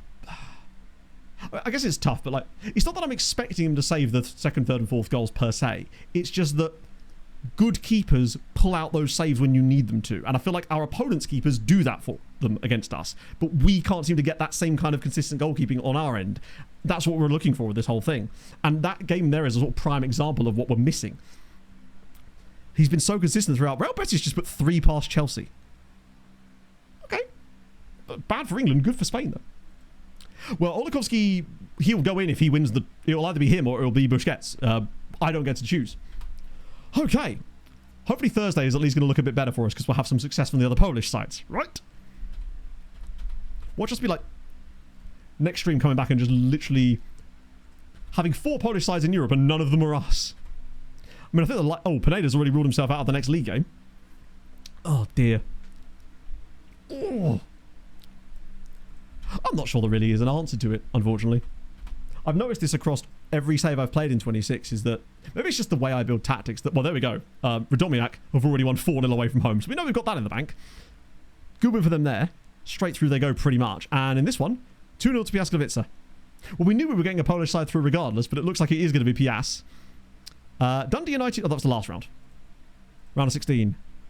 Rangers lost to Sporting in the first leg. Stuttgart are drawing. Dundee United are only 1-0 down to Arsenal, though. Well, the two in the next... no, we basically do, like, odds and evens. And they're like, yeah. Otherwise, we'll be there all day. Although, the one time we did try that, it actually did work. I just realised I didn't set the squad to rest after the Atletico game. This might have to be a full rotation game. Because they're all still going to be tired as fuck. Yeah. I'll do next match only full rotation.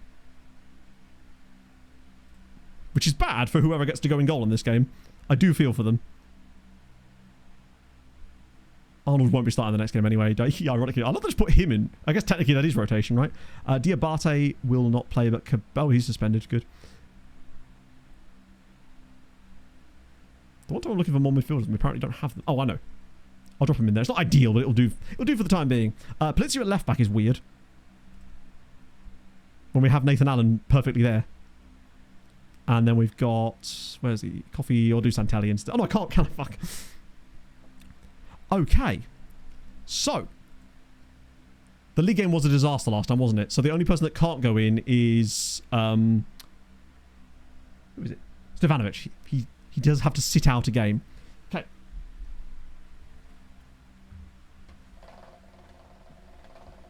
I'll sip my beverage.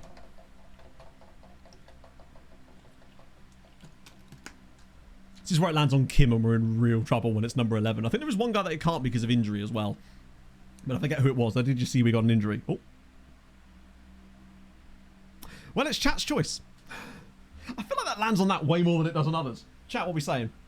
Anybody except Hansen or... what's his name? The guy that was just... Stefanovic. Yeah. It doesn't seem as a rotation option, I guess. I guess it's because it sees him as a starter, right? Kim? I mean, if you want Kim, I'll put him in. This is where it's the making of him all of a sudden. He returns to form. Beloy doesn't count because he's not part of Glove Island. Rim it is. He's got his work cut out from here because of the squad we put out here. But it's fine. We can make... If we're going out of Europe, we can go on it. What is our vest top? It has... Hang on. It's one of the few vests that I have that isn't a pajama top. And it got far too hot in here today for me to be wearing my Hawaiian shirt, what I was wearing earlier. I mean, he couldn't do any worse, could he? Let's go. It feels like Rim has basically 2 spots on the wheel, yeah. Right, let's go. They're not an easier position either. I do worry here. Oh my god, he kept a clean sheet. Now, I know they're relegation threatened, but Rimmy Boys just kept a cleanie. Did they have 0 shots?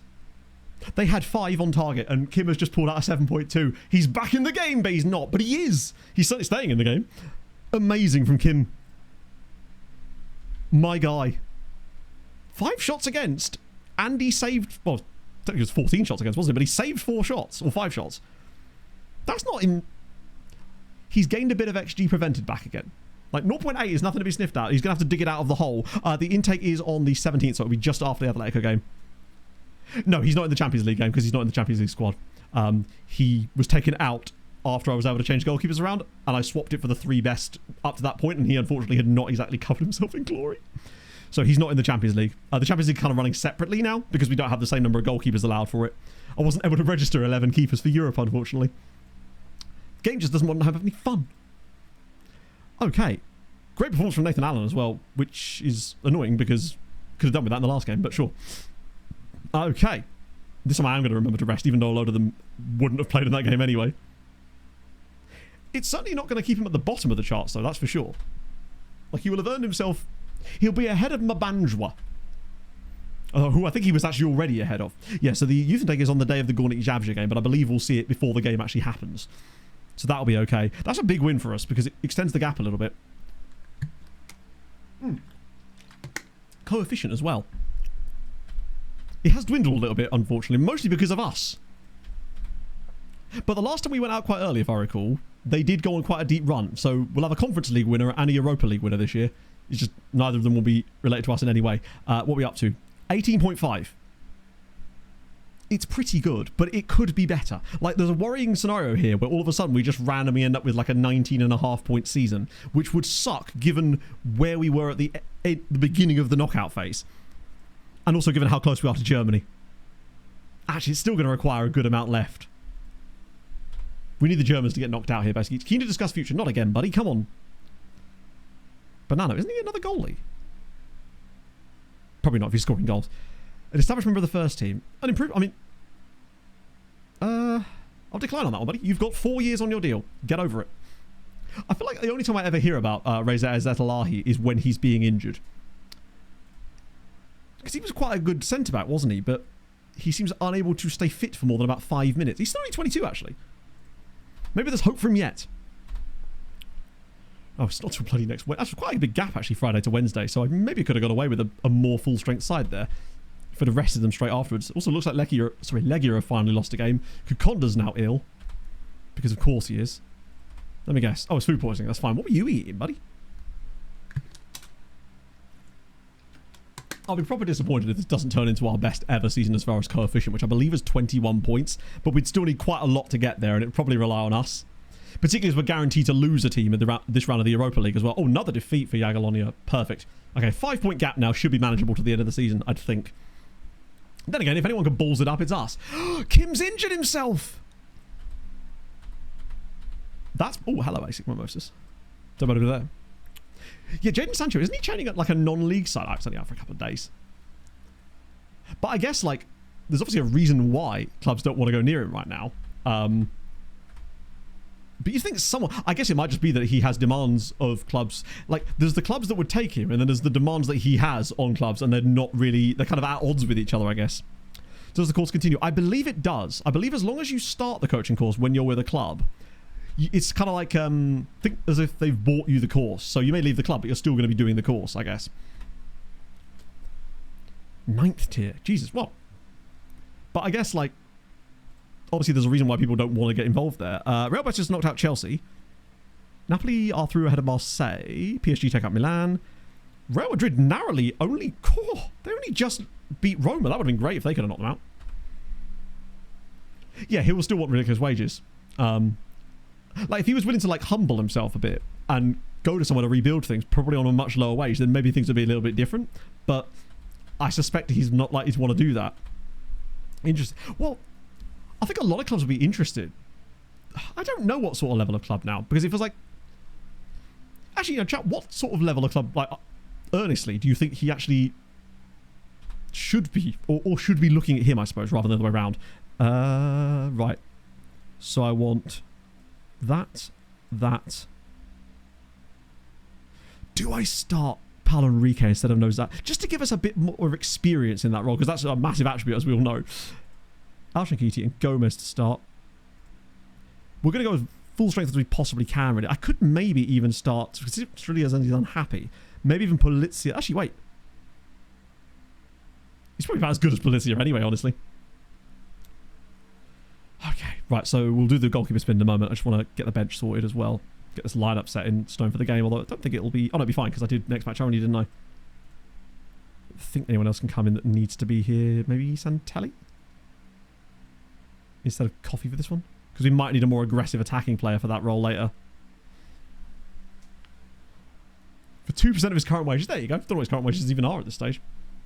Monaco's third kit? No, I haven't heard about that. Imagine if he did go to the championship. I mean, if anyone could afford the wages, well, not his full wage, but some kind of wage. So, with regard to the goalkeepers of this game, it's either going to be Olakovsky or Busquets.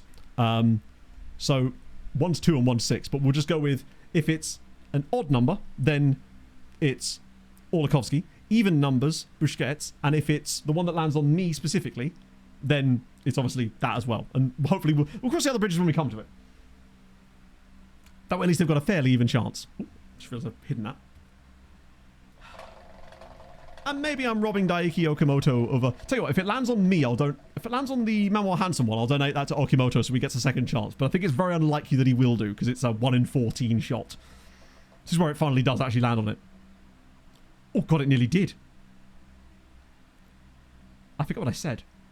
It is number 7. 7... Olakovsky was odds, wasn't it? And Busquets was evens. I think. Right? So that's what Busquets. He's not been great. Was it Olakovsky? I mean, it doesn't really matter either way, but like... I just can't remember which way around I said it. Shit. I could have sworn I said it was evens for... Wait, was that even... Oh, odds, wait. I've forgotten. I said it out loud and everything. I've actually forgotten which way around I said it was. It was an odd number. I think it was Busquets for odds, and then Olakovsky for evens? Was it odd for Olakovsky? In that case, it's Olakovsky. Okay, back we go. God, that was me hoping we might... Then again, they're both about as good as each other at this point. Where is Olakovsky? Oh, there he is. Sneaky. Okay, in he goes. Oh... I mean, I would say, like, oh, wow, we don't get Busquets, but ultimately, he's not done a great deal either. Olakovsky did do well against Atletico, though, in the group stage. He kept a clean sheet in that game. Actually made some saves as well. When you call the numbers right, I knew I got something messed up. Okay, I mean, that's about as strong a lineup as we can realistically put out, and the bench has got some depth. Alan can come in if we need to. Sharpek, Polizia, Cabezas. We've got a bench, too. Also Patrick, right, cool. As long as we got that right. I can blame myself. I would do anyway. Okay. We're licking the stamp and we are absolutely fucking sending it. Because we've got to. We have no choice here. I have a horrible feeling we're going to win this like 4-1 or something. Veggie, thank you for the 47 months, my friend. I hope you're well today. Hopefully... Oh, it's actually coming up sunlight as well now. Got 31 bloody degrees in here. Actually, what's the heart rate? Yep, still above 100. I'm going to collapse into a puddle. Genuinely... And we've gone longer as usual today, because I always do. But that's okay. I'm going to need to make a proper Glove Island intro for the recap. Like a proper one. The one I haven't had time to make thus far. Why are Atletico playing in a Boca Juniors kit? Honestly, I think the more interesting game is actually going to be Manchester City versus Vicista. To be honest. And like, obviously Medina's up there. Oh, it's a big header. Is that not a foul? Wait, we're winning headers against him now all of a sudden. How's that happening? Okay, fair enough. I'm not going to knock it, but it was the same lineup with Mano. I wonder if it's because he was up against Zions in the last game, and he was winning headers because he was up against a slightly... Oh, we already lead. 2 minutes in. Montperouse, only this third goal in the Champions League this season. Right, come on. Not dead yet, friends. The ultimate remontada. Is it a remontada? We're coming along. This is a nice little bit of link up, actually, from him and Gomez, to be fair. Gomez spins it into the channel. Oh, there was a pass on there in the middle to El Shankiti, but I'm kind of glad that he actually just takes it on himself. I don't trust Shank at the moment. I need to see something out of him here. Getting that early goal is good. Watch it be the only goal we score now. It feels somewhat more achievable, but we are going to need that second goal soon as. And obviously, the more we push, which we'll obviously have to, the more they could potentially catch us out. I do have a horrible feeling that we're going to win this game 4-1, and that one goal is going to be a header from Medina.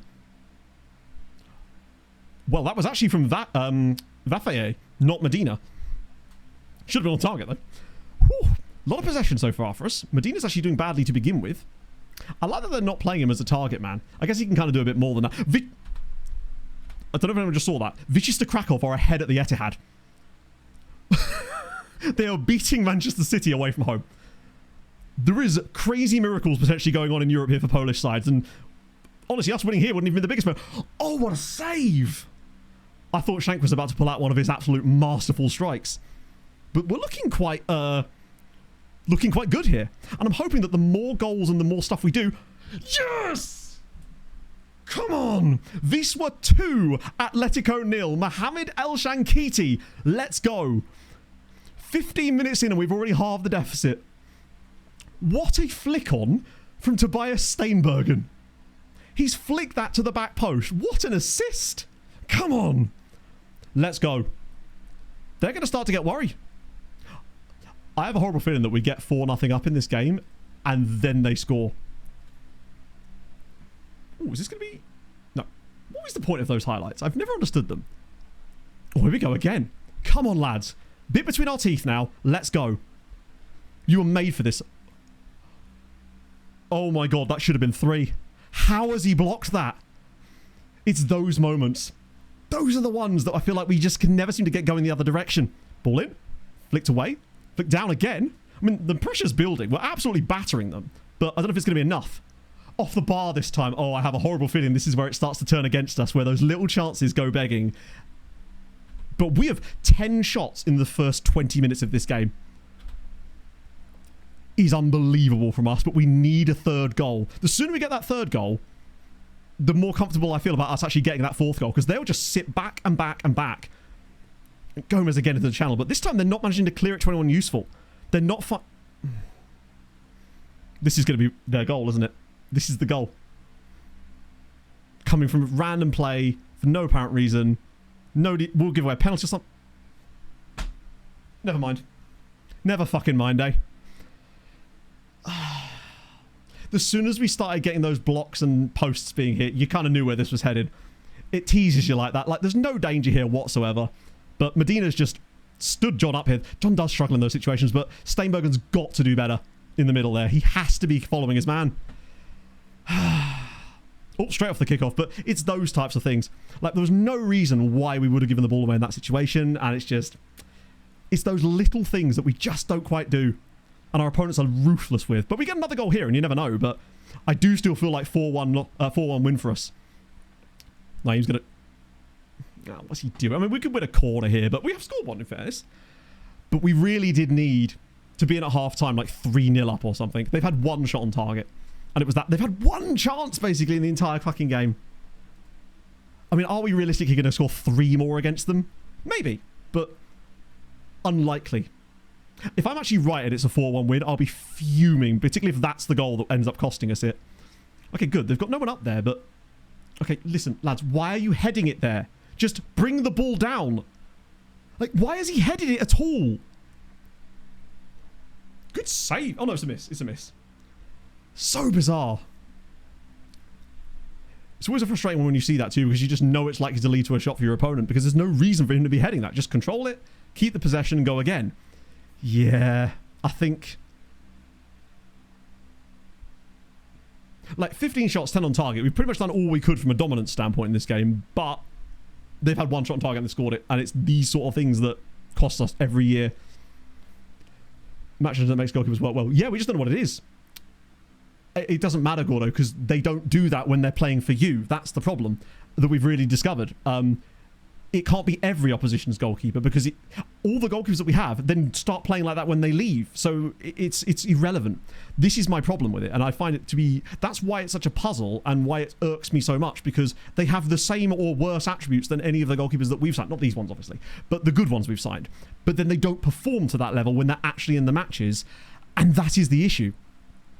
I mean, that one's just an absolute tap-in. The defender has to do better there, in fairness, but... It's the first leg chances more than this one here. Like, I know one shot on target, one shot against, one goal is bad, but ultimately it's tough. Right. Vichystra is still winning, though. There's good signs. It's just not for us, unfortunately.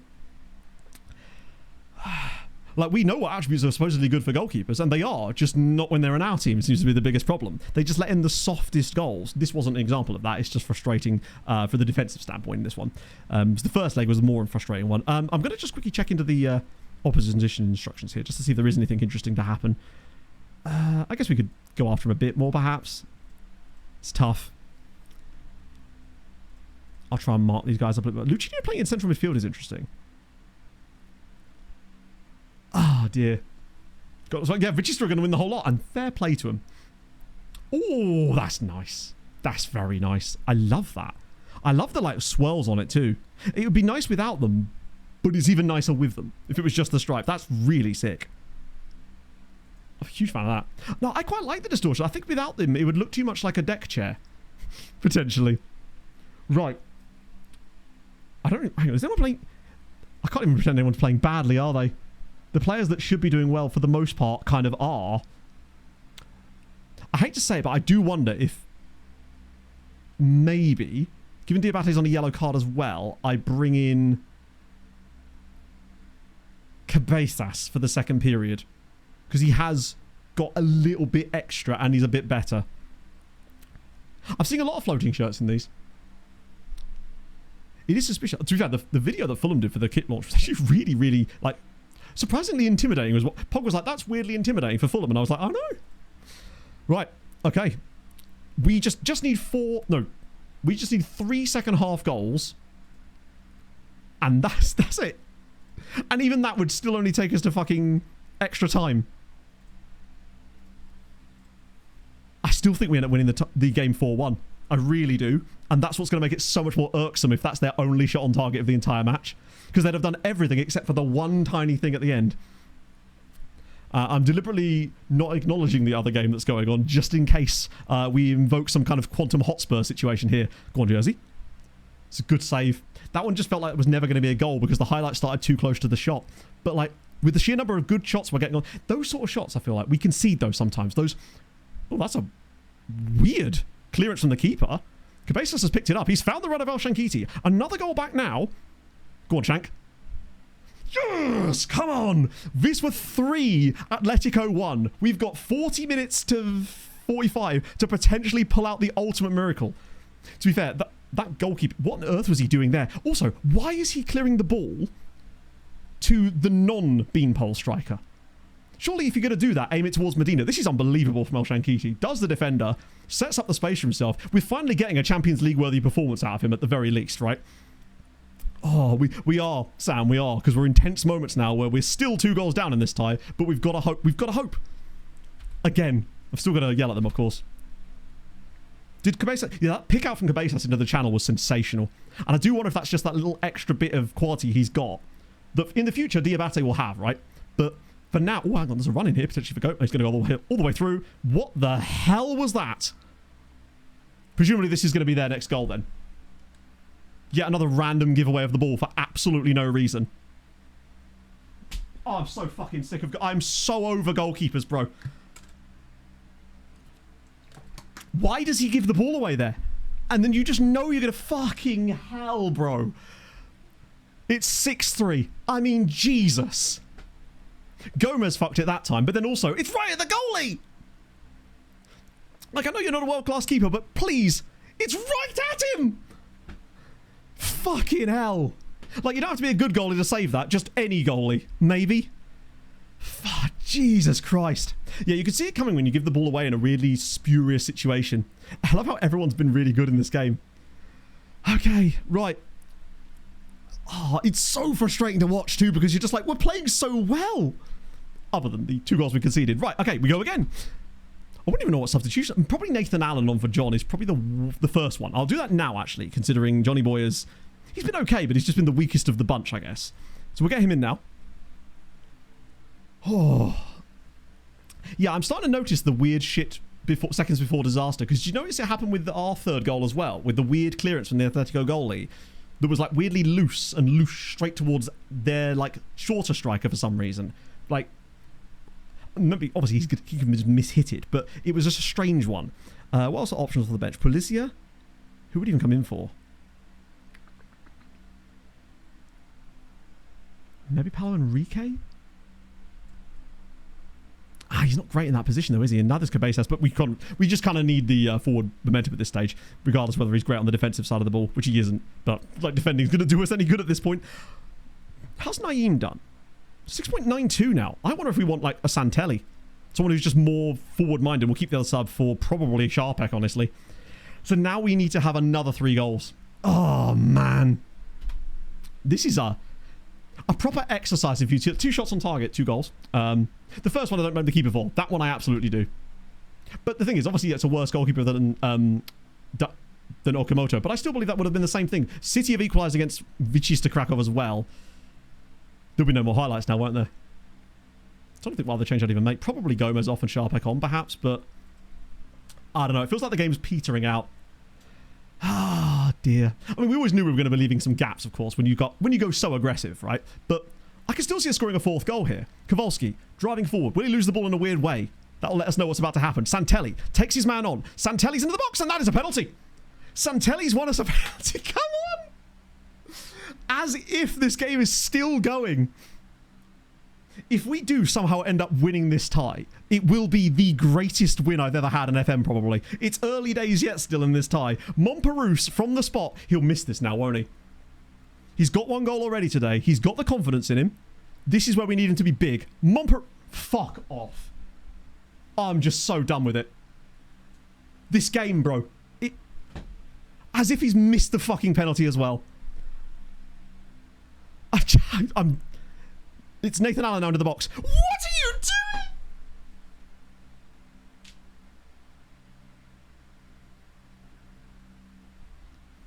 Now, does this mean we're about to score a goal?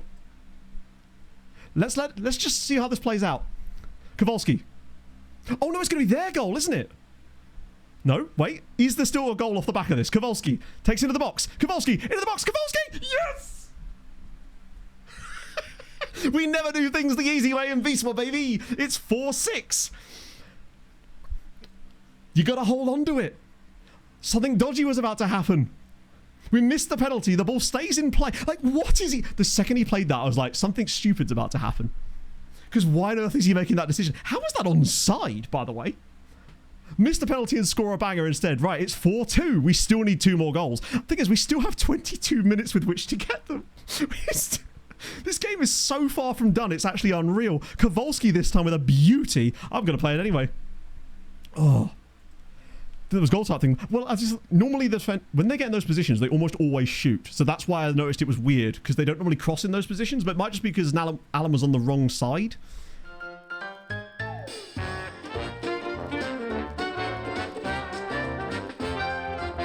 What the f*** was that? If we do go out now, at the very least, it's going to be an entertaining downfall. How's Gomez going fitness-wise? He's also focused. I don't think I'd want to bring Sharpek on in this situation, to be honest, because he's too locked in. And realistically, I don't want to bring on my robot for Kowalski because he's just got another goal for us there. I think I might just leave it for the time being. Okay, 22 minutes. We still need another 2 goals in this game. And I don't see it, but you never know. Right, we go again. 2-1 Man City as well, though. How we're only 4-2 up in this game is a disgrace, but it's frustrating because we've actually got the 4 goals that we needed to get as well, but we've just let in 2 of the most stinky-ass goals. There's going to be no more highlights now, is there? Do I push to very attacking? Kowalski got the goal, but he is looking a bit tired. But he's so good. Win new games. By winning games, I guess. I mean, not this one. I mean, technically it is winning this one as well, actually. I think I might just go for Sharpak anyway. 1 centre-back. I think that's just a guaranteed way to concede another goal. I could get Montper... No, who am I replacing Montperus with, realistically? Although he did miss a penalty. Fuck it. Sharpak links up well. Usually better with with Gomez, but slightly fresher legs, maybe. Plus, he's just a slightly different type of player that can maybe do something to unlock things, given that we've now been, what, 7 minutes without a goal in this match. Ooh. Yeah, a 5-2 defeat would probably sting more. I'd rather lose 4-2 than 5-2. Who takes pens? Probably Al Shankiti. In fact, for a while, Al Shankiti was taking them anyway, so I assume Montperusa's just got better at them. I don't know if this is going to count or not. I'm not going to celebrate anything yet. We have, in theory, put the ball in the net a 5th time. I mean, they've gone back to the halfway line. It's awarded. It's onside. 13 minutes to go, and it is 5-2. Oh, he's miles onside. I don't know why I even... Yeah. Hat-trick for Al Shankiti, by the way. It's 5-2. There's still time here. Al Shankiti gets it. What do you reckon? A Sharpak one? As if. This is going to be so much worse, though, if we do go out because of this. Because I like how the game hasn't even updated. Just keep going, I guess. No more highlights, do you reckon? This would be the most FM thing of all time if we had no more highlights in this game and they still only had 2 shots on target. Oh, imagine. Actually, it would be even worse if we did somehow pull this back and it went to extra time and we still lost. Al Shankiti keeps it in play. This has been a monster performance. Well, it's been fun. Wait a minute. Neither team can keep possession to save their lives here, but that's okay. That is an unbelievable save from the keeper. Sharpak has just literally put that top bins and the keeper's found a save on it. I can't believe the keeper's saved that.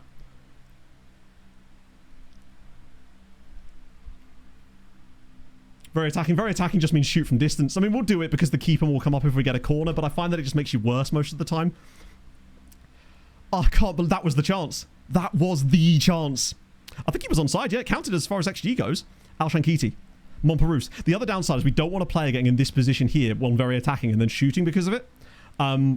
That's the other downside. I'm hoping we go wide here. We do. Santelli. He's got it. Are you kidding me? Point blank range, deflected shot, still saved.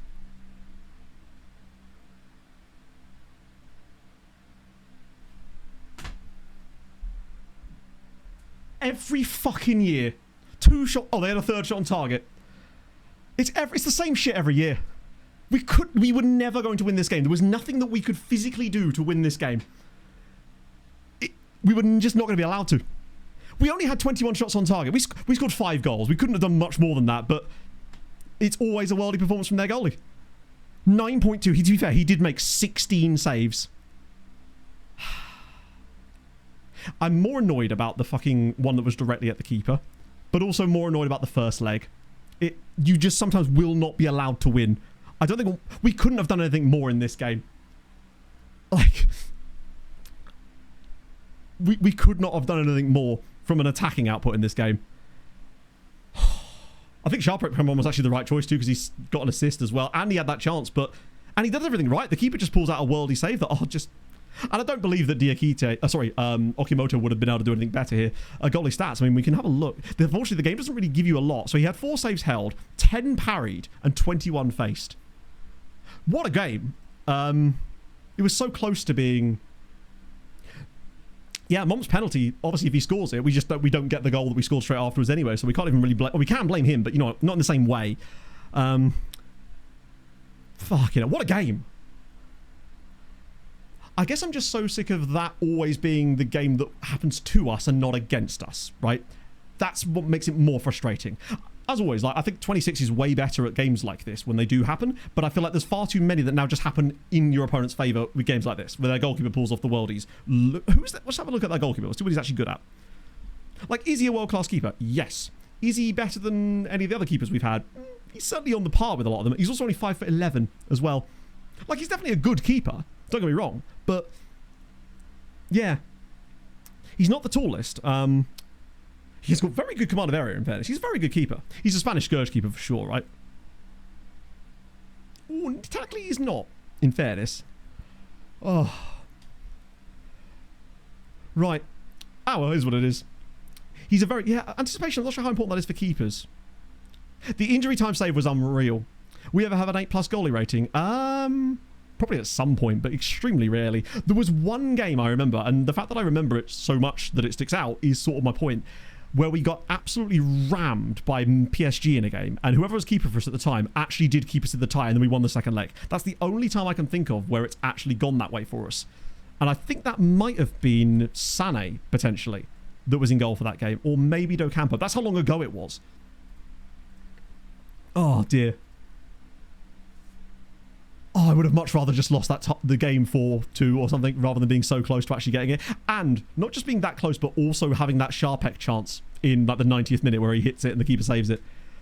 Oh, dear. I hope I'm not coming across as bitter. That's my point. Not my point. It's more like a kind of like, I love FM because of situations like this, because it gives you that energy to go again, but it is also frustrating to sort of feel like you're being a little bit fucked at times by it, right?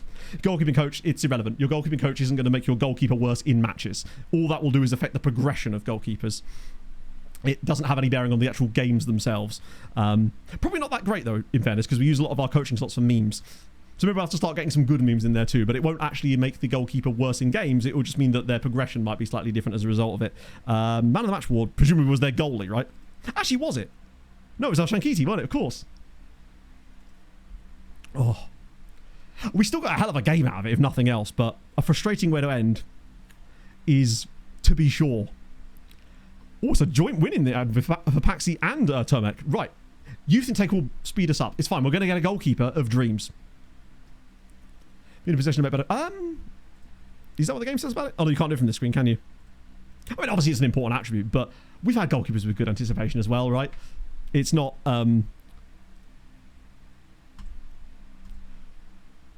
like, when you look back through the tapestry of the keepers we've had in this save that cannot put in performances like that and never did...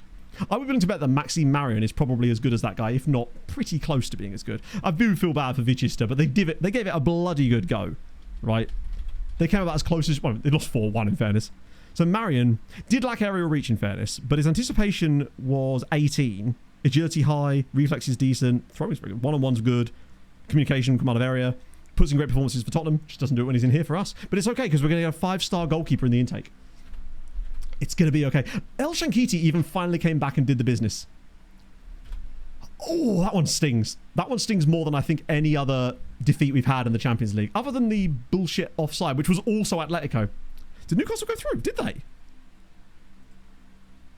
No, they didn't. They lost to Barcelona in the end. Real Betis did go through though, so shout out to them. Oh. God, I'm knackered now. Might do a bit of that. I mean, the intake does intrigue me because it says 1.5 stars, but none of the players are allegedly any good. By the way, Radomic just won again.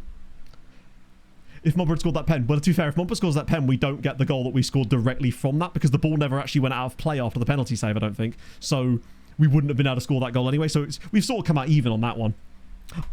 Yes, I blame Nathan Allen too. If he hadn't wanted to join Southampton, none of this would have happened. Right, let me check the other results. We know that Radomiak are through at least. So we're going to have at least a team in Europe for next stream. And we won the game, I guess. So we get some coefficient points for that. So yeah, Radomiak easily through to the next round. They haven't got their draw yet, but they did win both legs, which is good for them. Love to see it. And what about the Europa League? Obviously, they were through to play Sporting. They're going to need some medicals at this point. But you never know. That's not the right one, Matt. Round 16. Oh, they got a draw. Not that it matters, because that's the same amount of coefficient points no matter what anyway. Southampton knock out Inter. Nuremberg are out, so good news. Germany have lost a team. That helps us out. And Stuttgart are out as well. So Germany, I think, are down to 0 now. And we've still got 2 left. How are we not still in Europe? So coefficient now, we're up to 20.2. We're still having a crazy good year. As if we're only 4th on the year, by the way, with an over a 20-point season. Most years, you're lucky if a team scrapes into, like... Okay, there's 5 that year, in fairness. Still. Austria are kind of back on the ball. Oh, they've fallen off again. Well, they barely got any points. They've still got one left, apparently. So we've still got 2 left. Germany are now down to 0. France still have 4, which worries me a little bit. In fact, France having 4 worries me a lot. Because we're not going to be able to catch, realistically, Germany this year. But France are still... Well, that does concern me slightly. Imagine if we still didn't get above France this year because they have a monster season. They do have a lot of teams left still. Fucking hell, because Marseille, I think, is still in Europe, as are Nice. Right, intake. That's what we're here for. Let's intake it up so I can... He's withdrawn his transfer request! Oh, dear. I think, honestly, in the recap video, I'm not even going to bother capturing the highlights of this game. I'm literally just going to capture the entire thing of the game and just chop it up into small clips because I don't think me talking over it in voiceover is going to do anything for it. Is it Marseille out? So it's still left? So PSG, I must be lower down. Saint-Etienne, Stade Rennais, and there's one in the Conference League presumably then, which is... Toulouse as well. Have they got another round yet? We don't know that until the 22nd. Forcing out... No, I'm not trying to force Alan. I wasn't trying to force him out at all. He just kicked off for some reason. The reason I dropped him was because of Montparousse. Montparousse. John was kicking off. Those two tend to rotate around quite a lot anyway. Hanson's training report. What has he done now? Presumably got better at everything. Jesus Christ. I love that he has 20 jumping reach. Still has never scored a goal for us, despite all of his incredible attributes, which does just show how much the game punishes players when they're on the attacking side of things for not being able to play the role exactly. Good keeper game. This is the one. Yeah, not PSG, Bayern. Because look at the XG in this game. I mean, even then, right? He still conceded more goals than he should have done. But he did, I believe, save a lot of penalties in the shootout, which is why I think his rating got bumped. There was another one, I swear, where we had a goalkeeper. Maybe it was against PSG. Daiki hates big matches. Thing is, though, you'd have expected to see... Got the intake there. Some hint of that in the group stage too, because it's not suddenly like the games suddenly become important once you hit to the knockouts. It is more important and it does matter more, but it's not like a binary decision. It's not like either not important or important. So it's weird to see it come out. I mean, maybe if we played Daiki in that game, he saves that one chance, right? I think, and that'll be the obvious, like, you know, retroactive kind of hindsight's 2020 type of thing. I used to call them the hindsight police back in the days on YouTube, back in when people would just basically look at what happened in the game and go, well, if you'd have done this, it's like, yeah, but I didn't, and no one could have done that. It's easy to see things in hindsight, but I think the point I'm trying to illustrate is that it seems like almost no matter what you do, that's going to keep happening to you. Anyway, goalkeeper, right, what are we saying? Best player in the intake. I'm going 4-star PA, but then upgrades to 5-star PA. Once he gets in for a little bit. Oh, that's worse than normal. That's even worse than normal. Because it goes elite, top. We normally at least get top. Like a guy. These guys are going to be like 2.5-star CA at most. Oh, God. And there's the goalie. The best player is 3-star CA after all that. We've had intakes that were half a star that brought players that were better than this in. Jeez, there was a Dr. Cole and a Maltese dude in there as well. Right, so he's allegedly the best one. Watch him be like actually really good. Right. He's very young. This is our new Hoyd, I believe. So we've already replaced him. Not that the new Hoyd has any impact on this one, because that would have already been set when the intake when the preview happened. We do actually have a new head of youth development as well, so we'll see what he does next year. He's got good reflexes, but his aerial reach is awesome. He's young, but he's not likely to become the aerial monster that we were hoping, right? We've got a Malteser in there. We've got Chetkuti. Sorry, Chetkuti. My guy. Temperamental. It does, but realistically, as we've already seen, like, if he's not going to be a 6'8" monster that has good aerial reach, I think he ain't going to be anything useful, I suspect. I mean, maybe we're wrong. Maybe he's the next Zions. Who knows? But we've got Paterne Kambala Ilunga. Ooh, hello. A little bit deeper there. I mean, Dr. Congo's Swiss, which means we've probably got him because of our Swiss affiliate. Any other goalies in there out of interest? A Ghanaian fella as well. He's a defender. Mohamed Apoku. But that's a very common name. Is there any other goalies in this list at all? Oh, we've got a wingback. It told us we didn't have any. How dare you be so rude to Anthony Popczynski? Ah, dear. I mean, that's bad. Now, maybe it is that these guys are better than that and our intake's just getting scaled even more to our qualities, but I'm not seeing a lot in Bro. Maybe he suddenly gets insane. Not suddenly, but suddenly we've discovered that he has good PA, but even then it would be really tough to make him into anything great with 7 one-on-ones. At least he has good reflexes. But I'm not sure. God damn. But it's okay. Glove Island continues.